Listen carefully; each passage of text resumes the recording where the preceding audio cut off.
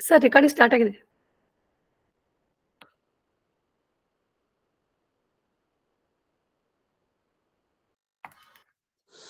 ಓಂ ಶ್ರೀ ಗುರು ಬಸವಲಿಂಗಾಯ ನಮಃ. ಪ್ರಾರ್ಥಸ್ಮರಣೀಯಾದ ಬಸವಾದಿ ಪ್ರಮುಖರ ನೆನೆದು ಮತ್ತು 204ನೆಯ ಗುಗಲ್ ಉಪನ್ಯಾಸದಲ್ಲಿ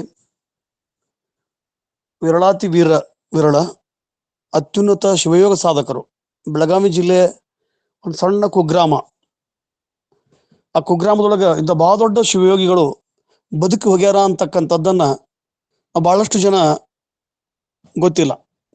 ಅಂದ್ರೆ ಬೆಳಗಾವಿ ಬಿಟ್ಟು ಬಾಗೇವಾಡಿಕ್ಕಿಂತ ಮುಂಚೆ ಎಡಗಡೆ ಒಂದು ಗುಡ್ಡ, ಅದು ಎಷ್ಟಿತ್ತಂದ್ರೆ ಮುಘಲ್ ಬಾದ್ಶಾಹರಿಗೂ ಕೂಡ ತಮ್ಮ ದಿವ್ಯ ದರ್ಶನವನ್ನ ಶಿವಯೋಗ ಸಾಧನೆಯನ್ನ ಪರಿಚಯಿಸ್ತಕ್ಕಂಥವ್ರು ಬಹಳ ದೊಡ್ಡ ಶಿವಯೋಗ ಸಾಧಕರು.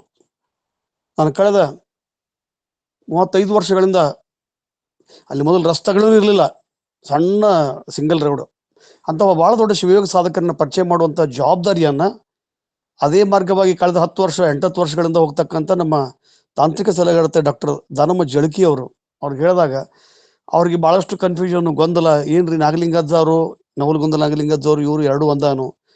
ಅವ್ರು ನಿನ್ನೆ ಹೋಗಿ ಬಂದಾಗ ಹೇಳಿದ್ರು, ಸರ್ ಎಂತ ದೊಡ್ಡ ಕೆಲಸಕ್ಕೆ ನನಗೆ ತೊಡಗಿಸಿದ್ರಿ ಅಂತ ಖುಷಿ ಪಟ್ರು. ಬಂಧುಗಳೇ, ಬಸವಣ್ಣ ಹಚ್ಚಿದ ದೊಡ್ಡ ವೃಕ್ಷದ ಹಲವು ಫಲಗಳು ಈ ಶಿವಯೋಗ ಸಾಧಕರು. ಶಿವಯೋಗದ ಬಗ್ಗೆ, ಶರಣದ ಬಗ್ಗೆ ವ್ಯಾಖ್ಯಾನ ಮಾಡ್ತಾ ಮಾಡ್ತಾ ಶರಣ ಶಿವನಿಗಿಂತಲೂ ದೊಡ್ಡವನು ಅಂತಕ್ಕಂಥ ವಿಚಾರವನ್ನು ಶರಣರು, ವಚನಕಾರರು ಅಲ್ಲಲ್ಲಿ ವ್ಯಕ್ತ ಮಾಡ್ತಾರ. ಅಂದ್ರ ಶರಣ ಆಗೋದು ಬಹಳ ಕಷ್ಟ, ಭಕ್ತನಾಗೋದು ಬಹಳ ಕಷ್ಟ, ದೇವರಾಗೋದು ಹಗ್ದಿ ಸರಳ ಅಂತಕ್ಕಂಥ ವಿಚಾರವನ್ನ ಈ ಹಿನ್ನೆಲೆಯೊಳಗ ಈಗ 3ನೇ ತಲೆಮಾರಿನ ಶಿವಯೋಗ ಸಾಧಕರು ಆ ಮಠಗಳಲ್ಲಿ, ಆ ಒಂದು ಆಶ್ರಮದಲ್ಲಿ ನಾವು ಕಂಡು ಬರ್ತೀವಿ, ಕಾಣ್ತೀವಿ. ಈ ಒಂದು ಕಾರ್ಯಕ್ರಮಕ್ಕೆ ಬೇರೆ ಬೇರೆ ಪ್ರದೇಶಗಳಿಂದ ಪಾಲ್ಗೊಂಡಂತ ಎಲ್ಲರಿಗೆ ತಮಗೆ ಸ್ವಾಗತವನ್ನು ಕೋರ್ತಾ, ನ್ಯೂಜಿಲೆಂಡಿನ ಡಾಕ್ಟರ್ ಲಿಂಗಪ್ಪಣ್ಣ ಕಲಬುರ್ಗಿಯವರು, ಪಡಶೆಟ್ಟಿಯವರು, ಡಾಕ್ಟರ್ ಲತಕ್ಕ ಹೆಸರೂರವರು, ಡಾಕ್ಟರ್ ವೀಣಾ ಎಲಿಗಾರ್, ಹೀಗೆ ಅನೇಕ ಜನರ ನಿರಂತರ ಪರಿಶ್ರಮ ಮತ್ತು ಕನಸು. ನಮ್ಮ ಗೌರಮ್ಮ ನಾಶಿ, ಶಾರದಾ ಪಾಟೀಲ್, ಸರಸ್ವತಿ ಪಾಟೀಲ್, ಸುಜಾತ ಪಾಟೀಲ್, ದಾನಮ್ಮ ಜಳಕಿ, ಇವರೆಲ್ಲರ, ಸುಧಾ ಪಾಟೀಲ್, ಇವರೆಲ್ಲರ ನಿರಂತರ ಅವಿರತ ಶ್ರಮದಿಂದ ಇವತ್ತು ಬಹುಶಃ ವಚನ ಸಾಹಿತ್ಯದ ಆಶಯಗಳನ್ನು ಗುರುತಿಸಿ ಆ ಹಿನ್ನೆಲೆಯಲ್ಲಿ ವೈಚಾರಿಕವಾಗಿ ವಚನ ಉಪನ್ಯಾಸಗಳನ್ನ, ಶರಣರ ಚಿಂತನೆಗಳನ್ನ, ಸಾವಿರದ ಶರಣರು, ಹೀಗೆ ಈ ವೇದಿಕೆಯ ಮೂಲಕ ಸುಮಾರು 204 ಉಪನ್ಯಾಸಗಳನ್ನ ಕೈಗೊಂಡಿದ್ದು ನಿಜಕ್ಕೂ ಶ್ಲಾಘನೀಯ. ಮತ್ತು ಇದೆಲ್ಲ ಪ್ರಾಯಶಃ ನಿಮ್ಮೆಲ್ಲರ ಶರಣ ಮನಸ್ಸುಗಳಿಗೆ ಸಲ್ಲುತ್ತೆ ಅಂತ ಹೇಳ್ತಾ ಇವರನ್ನ ಸ್ವಾಗತ ಕೋರ್ತಾ, ಇವತ್ತಿನ ಈ ಉಪನ್ಯಾಸದಲ್ಲಿ ವಚನ ಪ್ರಾರ್ಥನೆಯನ್ನ ಗಾನಕೋಗಿಲೆ ವಿದ್ಯಾ ಮಗ್ದುಮ್ ಅವರು ಮಾಡ್ಲಿ ಅಂತ ಅವ್ರಲ್ಲಿ ಕೇಳ್ಕೊಳ್ತಾ ಇದ್ದೀನಿ.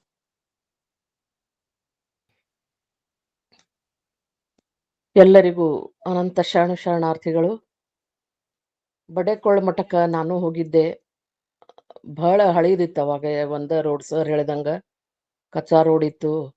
ಮಠಕ್ಕೆ ಹೋಗಿದ್ವಿ. ಅಲ್ಲಿ ಒಂದು ನಮ್ದು ಸಂಗೀತ ಕಾರ್ಯಕ್ರಮ ಇಟ್ಟಿದ್ರು ಅಲ್ಲಿ ಗುರುಗಳು, ಅವಾಗ ಸ್ವಾಮೀಜಿಯವರು. ನನಗೂ ಇವತ್ತಿನ ಆ ವಿಷಯ ಕೇಳೋದಂದ್ರೆ ಬಹಳ ಪ್ರೀತಿ.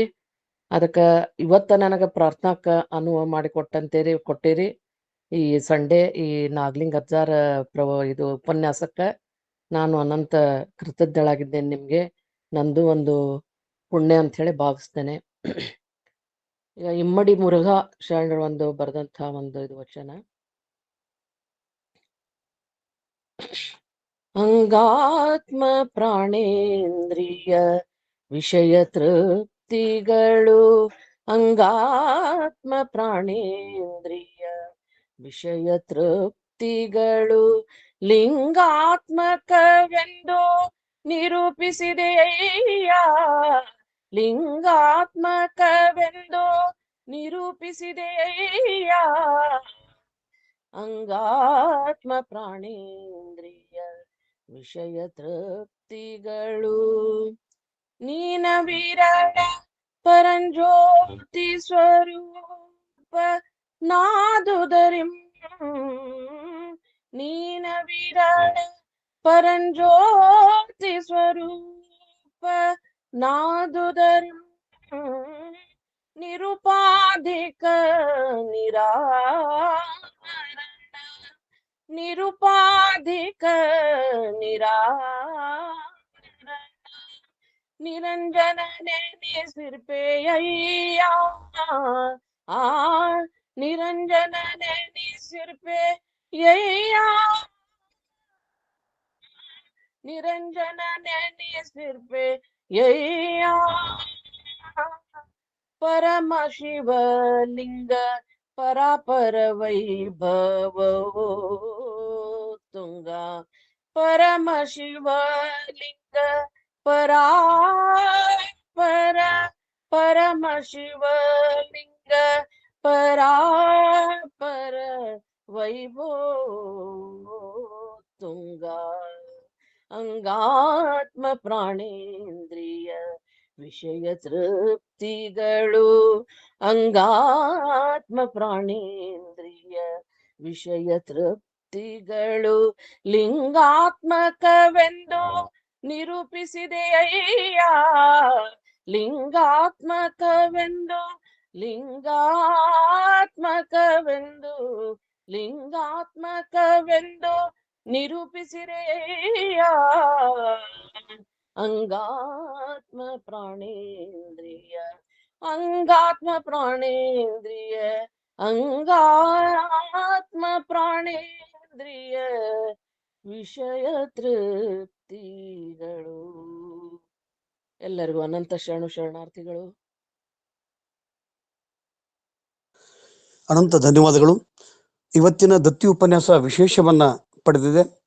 ನಮ್ಮ ಅಕ್ಕನ ಅರಿವಿನ ಹಿರಿಯ ತಂಡದ ಹಿರಿಯ ಸದಸ್ಯೆ ಡಾಕ್ಟರ್ ಶರಣಮ್ಮ ಗೋರೆವಾಳ್ ಅವರು ತಮ್ಮ ತಂದೆ ತಾಯಿಯವರ ಹೆಸರಿನೊಳಗ ದತ್ತಿ ಉಪನ್ಯಾಸ ಇಟ್ಟಿದ್ದಾರೆ. ತಂದೆ ಕಲ್ಮೇಶ್ವರ್ ಕೆಂಗಾಪುರ್, ತಾಯಿ ಕಮಲಮ್ಮ. ತಂದೆಯವರು ವಿಲೇಜ್ ಅಕೌಂಟೆಂಟ್ ಆಗಿ ಕೆಲಸ ಮಾಡಿ ಕಡೆಗೆ ಅಗ್ರಿಕಲ್ಚರ್ ಅಸಿಸ್ಟೆಂಟ್ ಆಫೀಸರ್ ಅಂತ ನಿವೃತ್ತಿ ಹೊಂದವರು.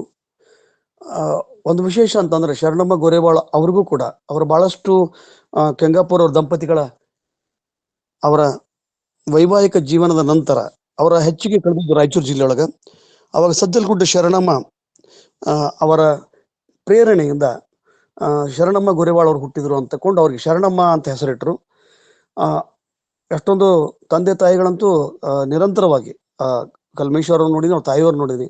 3 ಹೊತ್ತು ಹನೆ ಮೇಲೆ ವಿಭೂತಿ ಇರ್ತಕ್ಕಂಥ ಒಬ್ಬ ಅಪ್ಪಟ ಬಸವ ಅಭಿಮಾನಿಗಳು ಅಂತಕ್ಕಂಥ ಅವ್ರು ತಾವಾಗಲೇ ಹೇಳಿದ್ರು, ಸರ್ ನಾನು ನಮ್ಮ ತಂದೆ ತಾಯಿ ಹೆಸರಲ್ಲಿ ಫೆಬ್ರವರಿ ಒಳಗೆ ಇವತ್ತೇ ಅವ್ರ ತಂದೆಯವ್ರ ಹುಟ್ಟುಹಬ್ಬ, ಅದು ಅದು ಏನಂತಾರೆ ಕಾಕತಾಳೀಯ. ಇವತ್ತು ಅವರ ಶರಣ ಚಿಂತನೆ ಮತ್ತು ಅವರ ತಂದೆಯವರ ಹೆಸರಿನಲ್ಲಿ ಇಟ್ಟಂತ ಒಂದು ಉಪನ್ಯಾಸಕ್ಕೆ ಅವರು ಎಷ್ಟೊಂದು ಡಾಕ್ಟರ್ ಶರಣಮ್ಮ ಗೋರೆವಾಳ್ ಅವರು ಅಂತಂದ್ರೆ BA 1-2ರಲ್ಲಿ ಮದುವೆ ಆಗಿ ಒಂದು MA ಮಾಡಿಕೊಂಡು PhD ಮಾಡಿಕೊಂಡು ವಿದ್ಯಾರಣ್ಯ ಕಾಲೇಜಿನ ಪ್ರಾಚಾರ್ಯರಾಗಿ ಕಳೆದ 28-25 ವರ್ಷದಿಂದ ಅವರು ಕೆಲಸ ಸೇವೆ ಮಾಡ್ತಾ ಇದ್ದಾರೆ. ಆಮೇಲೆ ಅವರ ತನುಮನ ಧನ ಮತ್ತು ಅವರ ದಾಸೋಹ, ಜ್ಞಾನ ದಾಸೋಹ, ಲೇಖನ, ಉತ್ಸಾಹ, ಕವಿಯಿತ್ರಿ ಅಂದ್ರೆ ಈ ಎಲ್ಲ ವಿಚಾರಗಳನ್ನ ಇಟ್ಕೊಂಡು ಕನ್ನಡ ಮತ್ತು ಶರಣ ಸಂಸ್ಕೃತಿಯ ಎಲ್ಲೆಲ್ಲಿ ಬರ್ತೈತಿ ಅಲ್ಲಿ ತಮ್ಮನ್ನು ತೊಡಗಿಸಿಕೊಳ್ತಕ್ಕಂಥ ಒಂದು ಭಾವಜೀವಿ ಡಾಕ್ಟರ್ ಶರಣಮ್ಮ ಗೋರೆವಾಳ್ ಅವರು. ಅವ್ರ ತಂದೆ ತಾಯಿ ಹೆಸರಿನಲ್ಲಿ ಒಂದು ದತ್ತಿ ಉಪನ್ಯಾಸ ಇಡ್ತೀವಿ ಅಂತ ಹೇಳಿದ್ರು. ಇವತ್ತು ಅವರು ಕೂಡ ಜಾಯ್ನ್ ಆಗಿದ್ದಾರೆ, ಅವ್ರ ತಂದೆ ತಾಯಿಗಳು ಕೂಡ ಜಾಯ್ನ್ ಆಗಿದ್ದಾರೆ. ಅವರನ್ನು ಕೂಡ ನಾನು ಈ ಸಂದರ್ಭದಲ್ಲಿ ಸ್ಮರಿಸ್ತಾ ಅವರನ್ನ ವೇದಿಕೆಗೆ ಸ್ವಾಗತಿಸ್ತಾ ಇದ್ದೀನಿ. ಇನ್ನು ಡಾಕ್ಟರ್ ದಾನಮ್ಮ ಜಳಕಿ ಅವರ ಬಗ್ಗೆ ಚಿರಪರಿಚಿತರಾದರೂ ಕೂಡ ನಮಗೆಲ್ಲ ಪರಿಚಯ ಅದರ. ಇವತ್ತು ನೋಡ್ರಿ ಒಂದು ಕೆಲಸ ತಾಂತ್ರಿಕತೆ ಅವರೇ ಮಾಡಬೇಕು, ಇನ್ನೊಂದು ಕಡೆ ಉಪನ್ಯಾಸ ಮಾಡಬೇಕು ಅಂದ್ರೆ ಎಂಥ ಜವಾಬ್ದಾರಿಗಳನ್ನು ಹೊತ್ಕೊಂಡ್ರಂತಂದ್ರೆ, ಇದರ ಜೊತೆಗೆ ಪಠ್ಯಪುಸ್ತಕ ಸಮಿತಿಯ ಸದಸ್ಯರಾಗಿ ಸಮಾಜ ವಿಜ್ಞಾನವನ್ನು 6, 7, 8, 9 ಬಹಳ ಕಷ್ಟದ ಕೆಲಸ ಅದು. ಎಲ್ಲವನ್ನು ಎದುರು ಹಾಕೊಂಡು ಹಲವಾರು ಸವಾಲುಗಳನ್ನು ಎದುರಿಸಿ ತಮ್ಮ ಜವಾಬ್ದಾರಿಯನ್ನು ಅತ್ಯಂತ ನೈಪುಣ್ಯತೆಯಿಂದ ಕೆಲಸವನ್ನು ಮಾಡಿದಂಥ ಡಾಕ್ಟರ್ ದಾನಮ್ಮ ಜಳಕಿ ಅವರು SSLC ಆದ್ಮೇಲೆ ಮದುವೆ ಆದವರು, SSLC ಇದ್ದಾಗ ಮದುವೆ ಆದವರು. ಅವ್ರ ತಂದೆ ಅವರು ಜಾಯ್ನ್ ಆಗಿದ್ದಾರೆ ಇವತ್ತು. ಭಾಳ ಚನ್ನಬಸಪ್ಪ ಜಳಕಿ ಅಂತ ನಮ್ಗೆ ಭಾಳ ಆತ್ಮೀಯರು, ಕಳೆದ 15-20 ವರ್ಷಗಳಿಂದ ಭಾಳಷ್ಟು ಆತ್ಮೀಯರು. ಆಮೇಲೆ ಅವ್ರ ಮುಂದೆ BA ಮಾಡಿಕೊಂಡು MA ಮಾಡಿಕೊಂಡು ಆಮೇಲೆ PhD ಮಾಡಿಕೊಂಡು ಆಮೇಲೆ B.Ed M.Ed ಅಂದ್ರೆ ಏನಂದ್ರೆ ಶಿಕ್ಷಣದೊಳಗೆ ಏನು ಸಾಧಿಸ್ಬೇಕಲ್ಲ ಎಲ್ಲವನ್ನೂ ಸಾಧಿಸಿದ್ರು. ಅಂದ್ರೆ ಒಬ್ಬ ಮಹಿಳೆ, ಸಣ್ಣ ಬಾಲಕಿ, ಒಂದು ಕನಸು, ದಿಟ್ಟವಾದ ಕನಸು ಮತ್ತು ಗುರಿ ಮತ್ತು ಅಚಲ ವಿಶ್ವಾಸವನ್ನು ಇಟ್ಟಾಗ ಅದನ್ನು ಸಾಧಿಸಬಲ್ಲೆ ಅಂತಕ್ಕಂಥ ವಿಚಾರವನ್ನು ಪಡೆದ್ರು. ನ್ಯೂಜಿಲೆಂಡ್ ನಮ್ಮ ಡಾಕ್ಟರ್ ಲಿಂಗಪ್ಪಣ್ಣ ಕಲಬುರ್ಗಿ ಅವರು ಕೊಟ್ಟಂಥ ಜುವೆನಿಯಲ್ ಪ್ರಶಸ್ತಿಯನ್ನ, ಅಂತಾರಾಷ್ಟ್ರೀಯ ಪ್ರಶಸ್ತಿ, ಅದು ಬಸವ ಹೆಸರಿನ ಪ್ರಶಸ್ತಿಯನ್ನ ಮೊಟ್ಟ ಮೊದಲಿಗೆ ನಮ್ಮ ಅಕ್ಕನ ಅರಿವಿನಿಂದ ಪಡೆದವರು ಅವರು ಅಂತಾರಾಷ್ಟ್ರೀಯ ಮಟ್ಟದೊಳಗೆ. ಮತ್ತು ಈ ಸಲ ನಮ್ಮ ಅಕ್ಕನ ಅರಿವಿನ ಹಿರಿಯ ಸದಸ್ಯ ಗೌರಮ್ಮ ನಾಶಿ ಅವರಿಗೆ ನಮ್ಮ ಡಾಕ್ಟರ್ ಲಿಂಗಪ್ಪಣ್ಣ ಕಲಬುರ್ಗಿ ಅವರ ಡಾಕ್ಟರ್ ಎಂ ಕಲಬುರ್ಗಿ ವಚನ ಸೇರಿ ಪ್ರಶಸ್ತಿಯನ್ನು ಕೊಟ್ಟಿದ್ದಾರೆ. ಅದು ಮಾರ್ಚ್ 10ನೇ ತಾರೀಕಿಗೆ ಎಲ್ಲ ತಂದೆ ತಾಯಂದರು ಶರಣರು ಆ ಕಾರ್ಯಕ್ರಮಕ್ಕೆ ಬರಬೇಕು. ಅದರ ಬಗ್ಗೆ ಡಾಕ್ಟರ್ ಲಿಂಗಪ್ಪನ ಕಲಬುರ್ಗಿ ಅವರು ಇವತ್ತು ಮಾತನಾಡಲಿದ್ದಾರೆ. ಅವರು ನ್ಯೂಜಿಲೆಂಡ್ನಿಂದ ಬಂದಾರೆ ಈ ಕಾರ್ಯಕ್ರಮಕ್ಕೆ. ಹೀಗಾಗಿ ನಾವು ಸುದೈವರು ಒಂದು ಒಳ್ಳೆಯ ಸುತ್ತಲಿನ ಬಳಗ ಇದೆ. ಡಾಕ್ಟರ್ ದಾನಮ್ಮ ಜಳಕಿ ಅಂತಂದ್ರೆ she's an effort, is A replication of an effort and hard work ಅಂತ. ಅವರೊಂದು ಪರಿಶ್ರಮ, ಅವಿರತ ಸೇವೆ, ಶ್ರದ್ಧೆ, ನಂಬಿಕೆ ಒಂದು ಪ್ರತಿರೂಪ ಅಂತಂದ್ರೆ ಡಾಕ್ಟರ್ ದಾನಮ್ಮ ಜಳಕಿ ಅವರು. ಹಲವಾರು ಲೇಖನಗಳನ್ನು, ಹಲವಾರು ವಚನ ವಿಶ್ಲೇಷಣೆಗಳನ್ನು ನಮ್ಮ ಜೊತೆಗೆ 3-4 ಕೃತಿಗಳ ಸಂಪಾದನೆಯನ್ನು ಮಾಡಿದಾರೆ. ಸರ್ ಏನಾದರೂ ಕೊಡ್ರಿ ಸರ್, ಅದನ್ನು ಮಾಡ್ತೀನಿ. ಎಸ್ಪೆಷಲಿ ನುಡಿದರೆ ಮುತ್ತಿನ ಹಾರದಂತೆ ಮಾಡಿದರು ಅವರು, ಸರಸ್ವತಿ ಮೇಡಮ್ ಅವರು ಮತ್ತು ಗೌರಮ್ಮ ನಾಶಿ ಅವರು. ಇರ್ಲಿಲ್ಲಂದ್ರೆ ಅಂತ ದೊಡ್ಡ ಕೃತಿಯ ಹೊರಗೆ ಬರಕ್ಕೆ ಆಗ್ತಿರಲಿಲ್ಲ. 250 ಪುಟದ್ದು ಕೇವಲ ಒಂದು 3-4 ತಿಂಗಳು ತಂದು. ಹೀಗಾಗಿ ನಮಗೆ ವಚನ ಸಾಹಿತ್ಯದ ದಾಸೋಹ, ಜ್ಞಾನ ದಾಸೋಹ ಮತ್ತು ಕ್ರಿಯಾಶೀಲತೆ ಇವುಗಳೆಲ್ಲವನ್ನು ಒಳಗೊಂಡಂಥ ಡಾಕ್ಟರ್ ದಾನಮ್ಮ ಜಳಕಿ ಅವ್ರನ್ನ ಮತ್ತೊಮ್ಮೆ ಸ್ವಾಗತ ಕೋರ್ತಾ, ಎಲ್ಲ ಶರಣ ತಂದೆ ತಾಯಿಗಳಲ್ಲಿ ವಿನಂತಿ ಅಂದ್ರೆ ನಮ್ಮ ಮೇಲೆ ಬಹಳ ದೊಡ್ಡ ಜವಾಬ್ದಾರಿ ವಚನ ಪರಿಷ್ಕರಣೆ, ಅವನ ವೈಚಾರಿಕ ಒಂದು ತಾರ್ಕಿಕ ಇತ್ಯರ್ಥ ನಾವು ಕೊಡದೇ ಇದ್ರೆ ವಚನ ಸಾಹಿತ್ಯವನ್ನು ನಾನು ಇವತ್ತು ಎಷ್ಟು ಆಸಕ್ತನಾಗಿ ಓದ್ತೀನೋ ಅಷ್ಟೇ ನಿರುತ್ಸಾಕ್ತನಾಗಿ ಅಥವಾ ನೋವಿನಿಂದ ನಾವು ಹೊರಗೆ ಬರುವಂಥ ಒಂದು ಸಂದರ್ಭ.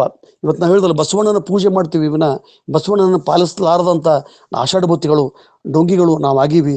ಇವತ್ತು ಒಂದೊಂದು ವ್ಯವಸ್ಥೆಗಳು, ಒಂದೊಂದು ಸಂಘ ಸಂಸ್ಥೆಗಳು ಕೂಡ ಅವತ್ತು ಖಾಸಗೀಕರಣ, ಅದು ಸಾರ್ವತ್ರಿಕವಾದಂಥ ಬದುಕಿನೊಳಗೆ ನಾವು ಖಾಸಗೀಕರಣ ಮಾಡ್ತಾ ಇದ್ದೀವಿ.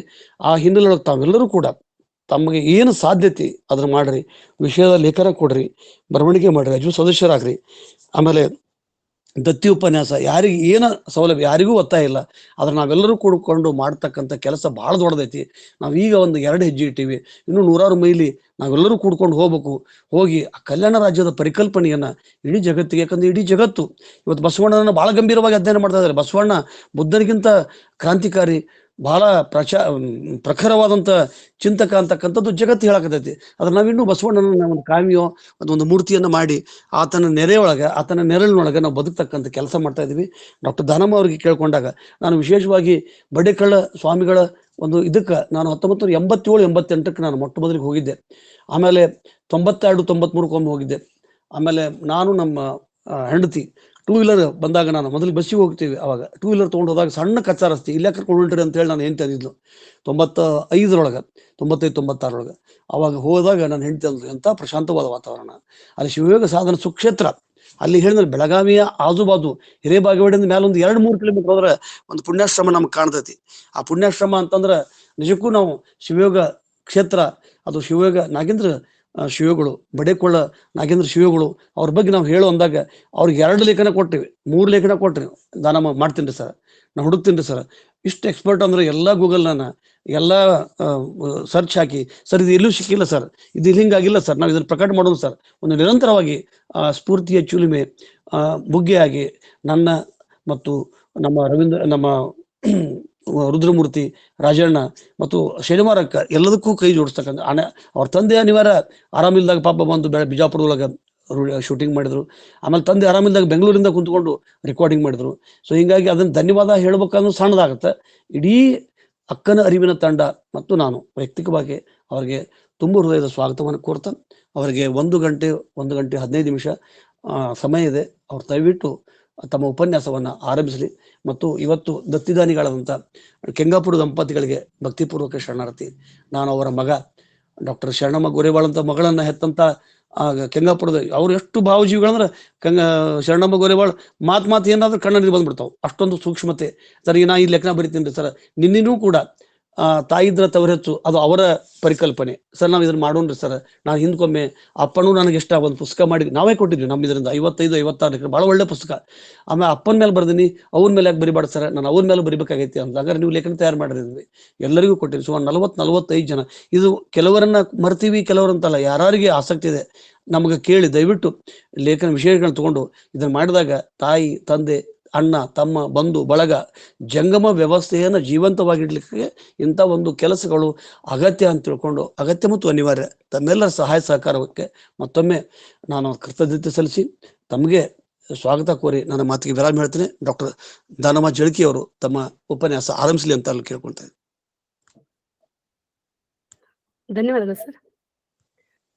ಎನ್ನ ಗುರು ಪರಮ ಗುರು ನೀವೇ ಕಂಡಯ್ಯ, ಎನ್ನ ಗತಿಮತಿ ನೀವೇ ಕಂಡಯ್ಯ, ಎನ್ನ ಅರಿವಿನ ಜ್ಯೋತಿ ನೀವೇ ಕಂಡಯ್ಯ, ಎನ್ನಂತರಂಗ ಬಹಿರಂಗದ ಮಹವು ನೀವೇ ಕಂಡಯ್ಯ. ಕೂಡಲ ಸಂಗಮ ದೇವ ನೀವೆನಗೆ ಗುರು, ನಾ ನಿಮಗೆ ಶಿಷ್ಯನೆಂಬುದನು ನಿಮ್ಮ ಶರಣ ಸಿದ್ದರಾಮಯ್ಯ ದೇವರೇ ಬಲ್ಲರು.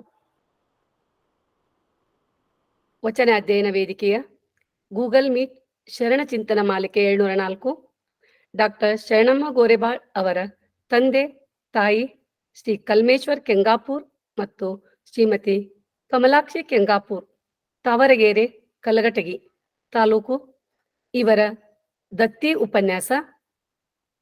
ಡಾಕ್ಟರ್ ಶರಣಮ್ಮ ಗೋರೆಬಾಳ್ ಅವರಿಗೂ ಸಹಿತ ನಾನು ಧನ್ಯವಾದಗಳು ಹೇಳ್ತೀನಿ.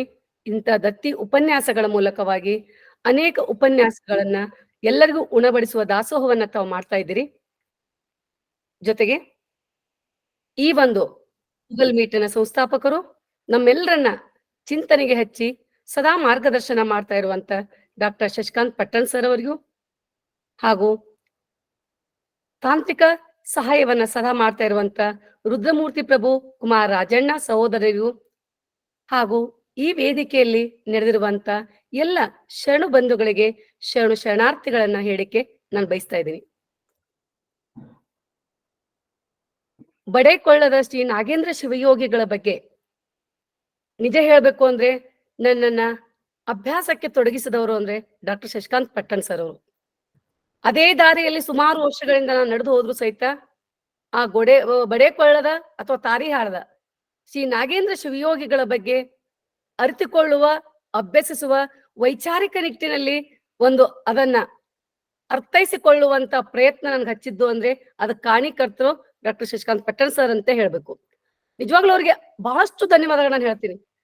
ಬಹಳಷ್ಟು ನಮ್ಮನ್ನ ಓದಿನಲ್ಲಿ ತೊಡಗಿಸಿ ನಮ್ಮನ್ನ ನಾವು ಅರಿತುಕೊಳ್ಳುವಂತೆ, ನಮ್ಮ ಸುತ್ತಮುತ್ತಲಿನ ಯೋಗಿಗಳನ್ನ, ಶಿವಯೋಗಿಗಳನ್ನ ನಾವು ಸಂಪೂರ್ಣವಾಗಿ ಅರ್ಥ ಮಾಡ್ಕೊಳ್ಳುವ ನಿಟ್ಟಿನಲ್ಲಿ ನಮ್ಮನ್ನ ಅವರು ಸದಾ ಅಣಿಗೊಳಿಸ್ತಾ ಇರ್ತಾರೆ.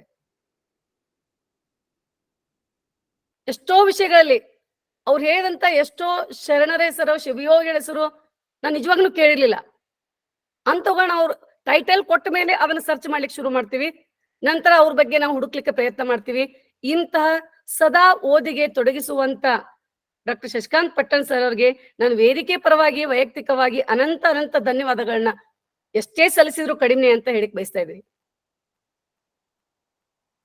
ಈ ಒಂದು ನಿಟ್ಟಿನಲ್ಲಿ ನನ್ನ ಉಪನ್ಯಾಸವನ್ನ ಪ್ರಾರಂಭ ಮಾಡೋಕ್ಕಿಂತ ಮೊದಲು ಕೆಲವೊಂದು ವಿಷಯಗಳನ್ನ ನಾನು ಇಲ್ಲಿ ಹೇಳಿಕೆ ಬಯಸ್ತಾ ಇದ್ದೀನಿ. ಬಡೇಕೊಳ್ಳದ ಶ್ರೀ ನಾಗೇಂದ್ರ ಶಿವಯೋಗಿಗಳ ಬಗ್ಗೆ ನಾನು ಹೇಳ್ಬೇಕಾದಾಗ ಅವ್ರ ಬಗ್ಗೆ ನಾನು ಇನ್ನಷ್ಟು ತಿಳ್ಕೊಳ್ಬೇಕು ಅಂತ ನೇರವಾಗಿ ಮಠಕ್ಕೆ ಭೇಟಿ ಕೊಟ್ಟೆ. ಮಠದಲ್ಲಿಯ ಚಿತ್ರಣ ತಾವು ಬಹುಶಃ ಗೂಗಲ್ ಮೀಟರ್ದಲ್ಲಿ ಸಹಿತ ಕಾಣಿಸ್ತಾ ಇರ್ಬೋದು. ಅಲ್ಲಿರುವಂತ ಗದ್ದುಗೆಗಳು, ಆ ಶಿವಯೋಗಿಗಳ ಗದ್ದುಗೆಗಳು, ಅವರ ಪತ್ನಿ ಗದ್ದುಗೆ, ಅದು ಸಹಿತ ತಮ್ಗೆ ಕಾಣ್ತಾ ಇರ್ಬೋದು. ಅವರು ಧ್ಯಾನಾಸಕ್ತರಾಗಿ ಕುಳಿತುಕೊಳ್ಳುವಂತ ಸ್ಥಳ, ಅದನ್ನು ತಾವು ಬಹುಶಃ ಚಿತ್ರದಲ್ಲಿ ನೋಡ್ತಾ ಇರ್ಬೋದು.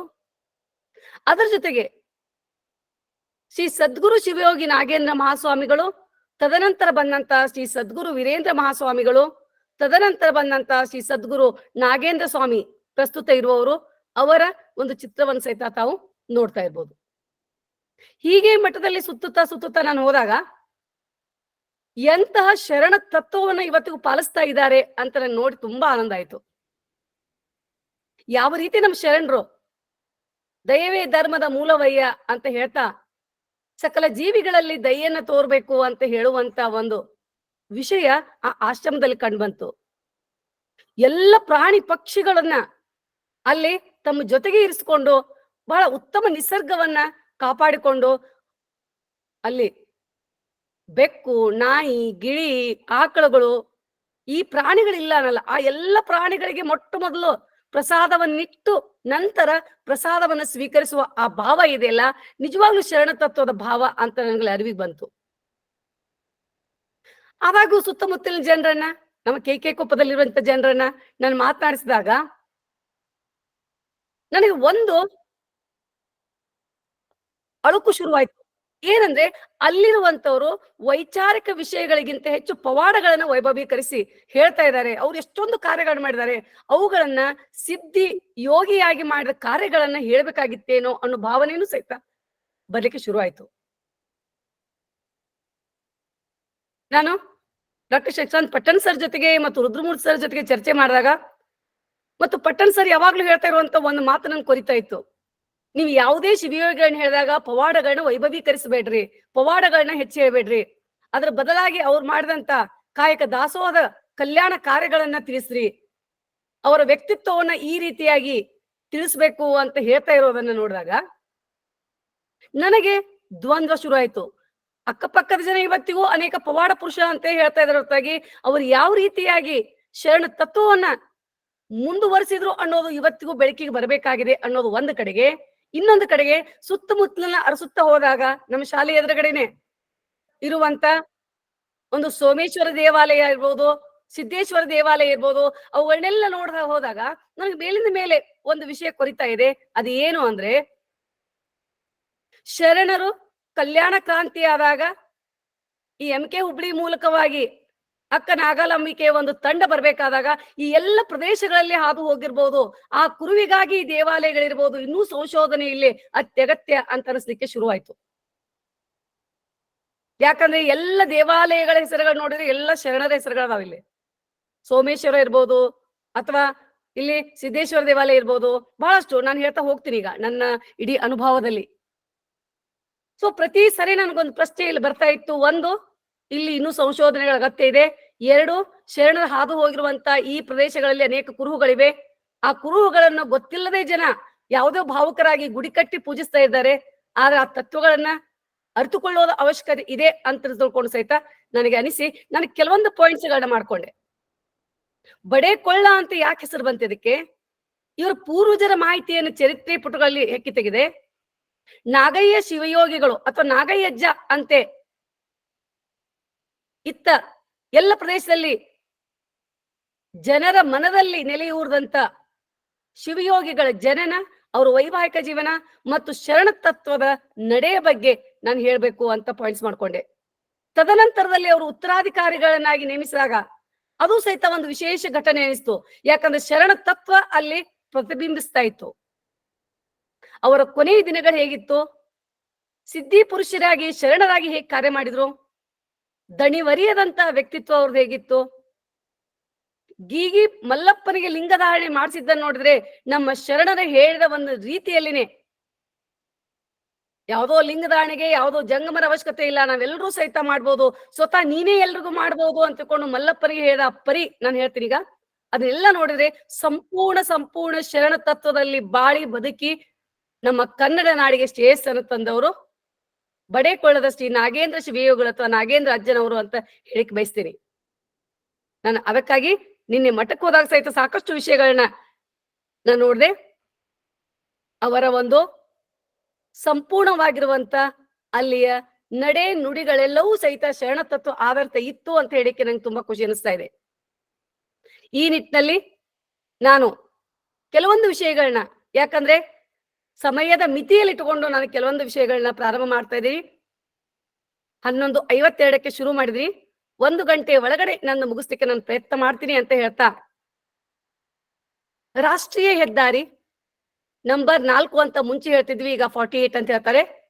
ಬೆಳಗಾವಿಯಿಂದ ಧಾರವಾಡಕ್ಕೆ ಹೋಗುವ ಮಾರ್ಗದಲ್ಲಿ ಸುಮಾರು 19 ಕಿಲೋಮೀಟರ್ ಬೆಳಗಾಂದಿಂದ ಅಂತರದಲ್ಲಿ ಎಡಬದಿಗೆ ಶ್ರೀ ಸದ್ಗುರು ನಾಗೇಂದ್ರ ಶಿವಯೋಗಿ ಮಠ ಬಡೇಕೊಳ್ಳ ಆಶ್ರಮ ಇರೋದು ಕಂಡುಬರುತ್ತೆ. ಇದೇ ಮಹಾಮಹಿಮ ನಾಗೇಂದ್ರ ಶಿವಯೋಗಿ ನೆಲೆಸಿದಂತ ಒಂದು ಪವಿತ್ರ ಕ್ಷೇತ್ರ.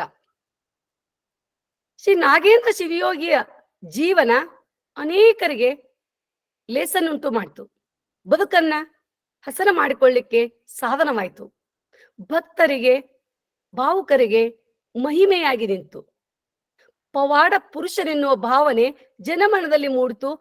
ಸಮಸ್ತ ಜನಪದದಲ್ಲಿ ಮೂಡಿ ನಿಂತಹ ಭಾವನೆಗಳಿಗೆ ಮೂರ್ತ ರೂಪ ಕೊಡಬೇಕೆನ್ನುವುದೇ ಇವತ್ತಿನ ನನ್ನ ಈ ಮಾತಿನ ಭಾಗ ಅಂತ ಇಲ್ಲಿ ಹೇಳಿಕ್ ಬಯಸ್ತಾ ಇದ್ದೀನಿ.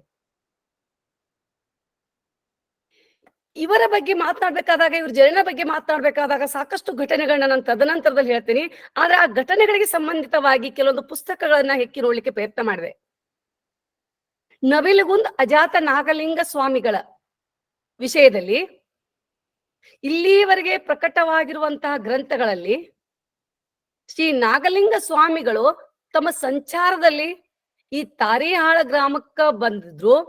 ಇಲ್ಲಿ ಪೂಜಾರಿ ಮನೆತನದ ಕಲ್ಲಯ್ಯನವರ ಧರ್ಮಪತ್ನಿ ಬಾಳಮ್ಮನಿಗೆ ನಮ್ಮ ಚರಿತ್ರೆ ನಾಯಕ ಚರಿತ್ರೆ ನಾಯಕರಾಗಿರುವಂತ ಅಜ್ಜ ಹುಲಿಯಪ್ಪನು, ಅಂದ್ರೆ ಯಾವ ರೀತಿಯಾಗಿ ನಾನು ನಂತರ ಹೇಳುವಂತ ಘಟನೆಗಳು ಮತ್ತು ಇದನ್ನ ನಾನು ಕಂಪೇರ್ ಮಾಡಿ ಹೇಳ್ತೇನೆ. ಇತಿಹಾಸ ಪುಟಗಳಲ್ಲಿ ನಾವು ಅಜಾತ ನಾಗಲಿಂಗ ಸ್ವಾಮಿಗಳಲ್ಲಿ ಬಂದಿದ್ರು, ಅವ್ರು ಹೇಳಿದಂತ ಘಟನೆಗಳು, ಅಥವಾ ಇಲ್ಲಿ ಹುಲಿಯಪ್ಪ ಅಂಕಲಿವಿಗ್ಗಿ ಅಡವಿ ಸ್ವಾಮಿಗಳ ದರ್ಶನಕ್ಕೆ ಹೋದಾಗ ಒಂದು ಬೆತ್ತವನ್ನು ಕೊಟ್ಟಿದ್ರು ಅಂತ ನೆಕ್ಸ್ಟ್ ನನ್ನ ಘಟನೆ ಹೇಳ್ಬೇಕಾದಾಗ ಅದು ಗೊತ್ತಾಗತ್ತೆ ಏನ್ ಘಟನೆ ಅಂತ ತಿಳ್ಕೊಂಡು. ಆ ಘಟನೆಗಳ ಬಗ್ಗೆ ಇವ್ರ ಚರಿತ್ರೆಗಳಲ್ಲಿ ನೋಡಿದಾಗ ಇದನ್ನ ಹಿಡಿಯುವಂತ ಒಬ್ಬ ಮಹಾಪುರುಷ ದಂಡಧಾರಿ ನಿಮ್ ಮಂತನದಲ್ಲಿ ಉದಯಿಸ್ತಾರೆ ಅನ್ನೋ ವಿಷಯ ಅಲ್ಲಿ ಪ್ರಕಟವಾಗಿರೋದನ್ನ ನೋಡಿದಾಗ ಆ ಅಂಕಲಿಗೆ ಶ್ರೀ ಅಡವಿ ಸ್ವಾಮಿಗಳ ಚರಿತ್ರೆಯಲ್ಲೂ ಇದಿಲ್ಲ, ಜೊತೆಗೆ ನವಿಲುಗುಂದ್ ಅಜಾತ ನಾಗಲಿಂಗ ಸ್ವಾಮಿಗಳ ಚರಿತ್ರೆಯಲ್ಲೂ ಸಹಿತ ಇದು ಪ್ರಸ್ತಾಪ ಆಗ್ಲಿಲ್ಲ. ಅದೇನೇ ಇರ್ಲಿ, ಅಜಾತ ನಾಗಲಿಂಗ ಸ್ವಾಮಿಗಳು ಅವರ ವರದಿಂದ ಜನಿಸಿದ ಪರಿಣಾಮ ನಮ್ಮ ಚರಿತ್ರೆ ನಾಯಕರಿಗೆ ನಾಗಯ್ಯಜ್ಜ ಅಂತ ಹೆಸರು ಬಂದಿತ್ತು ಅಂತ ತಿಳ್ಕೊಂಡು ಇಲ್ಲಿ ಜನ ಮಾತನಾಡ್ತಾ ಇದ್ದಾರೆ. ಇಷ್ಟೇ ಅಲ್ಲ, ಆ ಮಹಾಪುರುಷನ ತಪದ ಸಾಮರ್ಥ್ಯ, ಗುಣ ವಿಶೇಷ ಇವೆಲ್ಲವೂ ಇವರ ದಿವ್ಯವಾಣಿಯಲ್ಲಿ ಇತ್ತು ಅಂತ ಸಹಿತ ನಾವು ನೋಡ್ತಾ ಇದ್ವಿ. ಅಂದ್ರೆ ಮಹಾಪುರುಷರು ಶಕ್ತಿಪಾತ ಪ್ರಯೋಗಕ್ಕ ಇದೊಂದು ನಿದರ್ಶನ ಅಂತ ಜನರು ಸಾಕಷ್ಟು ಚರ್ಚೆಗಳು ಮಾಡ್ತಾ ಇದ್ದಾರೆ ಇಲ್ಲಿ. ಅಂದ್ರೆ ಈ ನಾಗಯ್ಯಜ್ಜನವರ ಜೀವನದಲ್ಲಿ ಘಟಿಸಿದಂತ ಅನೇಕ ವಿಷಯಗಳನ್ನ ಅಜಾತ ನಾಗಲಿಂಗ ಸ್ವಾಮಿಗಳ ಜೀವನದಲ್ಲಿ ತುಸು ಹೆಚ್ಚು ಕಡಿಮೆ ಅದೇ ರೀತಿ ಇದ್ದದ್ದನ್ನ ನೋಡಿದಾಗ ಅವರ ಶಕ್ತಿನೇ ಇದಕ್ಕೆ ಪ್ರೇರಣೆ ಅಂತ ಸಹಿತ ಇಲ್ಲಿ ಚರ್ಚಿಸ್ತಾ ಇರೋದನ್ನ ನೋಡ್ಬೋದು. ಆತ್ಮಾರ್ಪಣೆಗೈದು ಸರ್ವ ಸಮರ್ಪಣಾ ಭಾವವೇ ತಾವಾಗಿ ಅನುಪಮ ಅನನ್ಯ ಭಕ್ತಿಯಿಂದ ಶರಣು ಬಂದ ಭಕ್ತರನ್ನ ಎಂತಹ ಪರಿಸ್ಥಿತಿಗಳಲ್ಲಿಯೂ ಇಂತಹ ಮಹಾಪುರುಷರು ಅಭಯಹಸ್ತ, ವರದಹಸ್ತ ಅಗೋಚರವಾಗಿ ಎತ್ತಿ ಹಿಡಿದ ಅವರನ್ನ ಉದ್ಧಾರ ಪಥದಲ್ಲಿ ಮುನ್ನಡೆಸುವಂತ ಸಾಕಷ್ಟು ಅನುಭವಿಗಳ ನಿದರ್ಶನ ನಮಗಿಲ್ಲಿ ಸಿಗ್ತಾ ಇದೆ. ಇಲ್ಲಿ ಒಂದು ಮಾತನ್ನ ಸ್ಪಷ್ಟೀಕರಣ ಮಾಡೋದು ಅತಿ ಅಗತ್ಯ ಅನಿಸ್ತಾ ಇದೆ. ಅದೇನಂದ್ರೆ ತಪಸ್ಸಿದ್ಧಿಯಿಂದ, ಯೋಗ ಸಿದ್ಧಿಯಿಂದ, ಅಣಿಮಾದಿ ಅಷ್ಟ ಸಿದ್ಧಿಯಿಂದ ಕೈವಶವಾಗುವುದನ್ನು ತಿಳ್ಕೊಂಡು ಯೋಗ ವಿಷಯಕ ಗ್ರಂಥಗಳಲ್ಲಿ ಬರೆಯೋದನ್ನ ನೋಡಿದೆ ನಾನು ಆ ಪುಸ್ತಕ ನೋಡುವಾಗ. ಯೋಗ, ಯಾಕಂದ್ರೆ ಈಗ ಇಷ್ಟಲಿಂಗ ಅನ್ನೋದು ಇದೊಂದು ಪೂಜೆ ಅಲ್ಲ, ಇದು ಯೋಗ ಅಂತ ನಾವು ಮಾತನಾಡ್ತಾ ಇರೋದನ್ನ ಚರ್ಚೆಯನ್ನು ಸಹಿತ ಸಾಕಷ್ಟು ಇದೇ ವೇದಿಕೆಯಲ್ಲಿ ನೋಡಿದ್ವಿ. ಇದೊಂದು ಯೋಗ. ಹಾಗೆ ತಪಸ್ವಿಗಳ, ಯೋಗಿಗಳ ಜೀವನದಲ್ಲಿ ಇವೆಲ್ಲ ಸಹಜವಾಗಿ ಲೀಲೆಗಳು ಇದ್ದದ್ದನ್ನ ನಾವು ಪವಾಡ ಅಂತ ಹೆಸರಿನಿಂದ ವಿಜೃಂಭಿಸಿ ಅವರ ನಿಜವಾದ ಕಾರ್ಯವನ್ನ ನಾವು ಅರ್ಥ ಮಾಡಿಕೊಳ್ಳುವಲ್ಲಿ ವಿಫಲ ಆಗ್ತೀವೇನೋ. ಇಂಥ ಪವಾಡಗಳನ್ನ ಪ್ರದರ್ಶನ ಮಾಡ್ಬೇಕು ಅಂತ ತಿಲಮಾತ್ರದ ಉದ್ದೇಶವು ಯೋಗಿಗಳಿಗಿರೋದಿಲ್ಲ. ಅವ್ರು ಯಾವಾಗ್ಲೂ ಪರಮಾತ್ಮನ ಇಚ್ಛೆ ಅವರಿಚ್ಛೆ ಆಗಿರೋದ್ರಿಂದ, ಅವರ ಸಂಕಲ್ಪವೇ ಇವರ ಸಂಕಲ್ಪವಾಗಿರೋದ್ರಿಂದ ಜೀವನದಲ್ಲಿ ಘಟಿಸಿರುವಂತ ಎಲ್ಲ ಲೀಲೆಗಳು ಪರಮಾತ್ಮನ ಪ್ರೇರಣೆ ಹೊರತು ಬೇರೆ ಅಲ್ಲ ಅಂತ ನಿಟ್ಟಿನಲ್ಲೇ ಇರ್ತಾರೆ. ಆದ್ರೆ ಪವಾಡಗಳನ್ನ ಪ್ರದರ್ಶನ ಮಾಡಿ ಲೋಕದಲ್ಲಿ ಸ್ಥಾನ, ಮಾನ, ಕೀರ್ತಿ, ಕಾಂಚನಗಳನ್ನ ಪಡಿಬೇಕು ಅನ್ನೋ ಸಂಕುಚಿತ ದೃಷ್ಟಿ ಕಾಲಾಂತರದಲ್ಲಿ ಅವರ ಯೋಗ ಶಕ್ತಿಯನ್ನು ಕ್ಷೀಣಿಸಬಹುದು. ಪವಾಡ ಶಕ್ತಿ ಮಸಳಿಸಿ ಮಹಾ ವ್ಯಕ್ತಿತ್ವಮಯವಾಗಿ ಪತಿತರಾಗುವಂತ ಪರಿಸ್ಥಿತಿ ಬರ್ಬೋದು.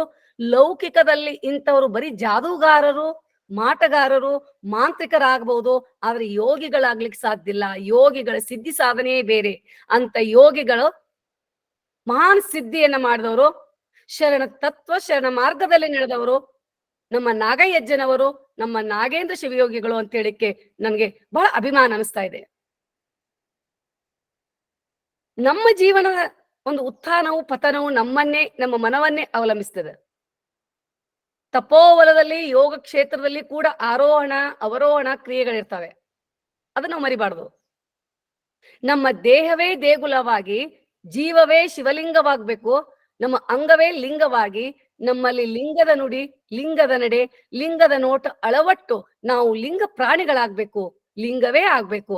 ಆಗ ನಾವು ಬಯಸದೆ ಬಂದುದು ಲಿಂಗ ಭೋಗವಾಗುವುದು, ಬಯಸಿ ಬಂದುದು ಅಂಗಭೋಗವಾಗುವುದು. ಲಿಂಗ ಭೋಗದಲ್ಲಿ ನಮ್ಮ ಬಯಕೆ ಪ್ರಶ್ನೆನೇ ಉಳಿಯಂಗಿಲ್ಲ.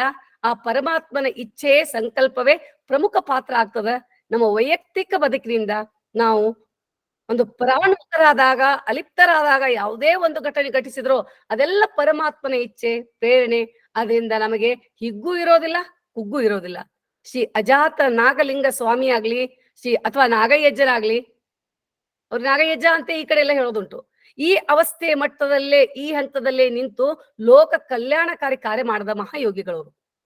ರಾಷ್ಟ್ರಕವಿ ಕುವೆಂಪು ಅವರು ಒಂದ್ ಮಾತನ್ನ ಹೇಳ್ತಾರೆ, ಪರಮಾತ್ಮನ ಸೃಷ್ಟಿಯಲ್ಲಿ ವಿಶ್ವದಲ್ಲಿ ಕಲ್ಲು ಕಲ್ಲಾಗಿ ಉಳಿದುದೇ ಒಂದು ಪವಾಡ. ಕ್ಷಣ ಕ್ಷಣಕ್ಕೆ ರೂಪಾಂತರ, ಸ್ಥಾನಾಂತರ, ಸ್ಥಿತ್ಯಾಂತರ ಹೊಂದಿದರೆ ಗತಿ ಏನು? ಆದುದರಿಂದ ನಿಜವಾದ ಯೋಗಿಯನ್ನ ಅವರ ನಿಸ್ವಾರ್ಥ ಪರ ಲೋಕ ಕಲ್ಯಾಣಕಾರಕ, ಲೋಕೋದ್ಧಾರಕ ಮಹಾಜೀವನದಿಂದ ಅಳೆಯಬೇಕೇ ಹೊರತು ಬರೀ ಪವಾಡಗಳ ಘಟನೆಗಳಿಲ್ಲ ಆ ಪವಾಡಗಳ ಘಟನೆಗಳಿಂದ ಅಳಿಬಾರ್ದು ಅನ್ನೋದನ್ನ ನಾವು ಯಾವತ್ತೂ ಮರಿಬಾರ್ದು.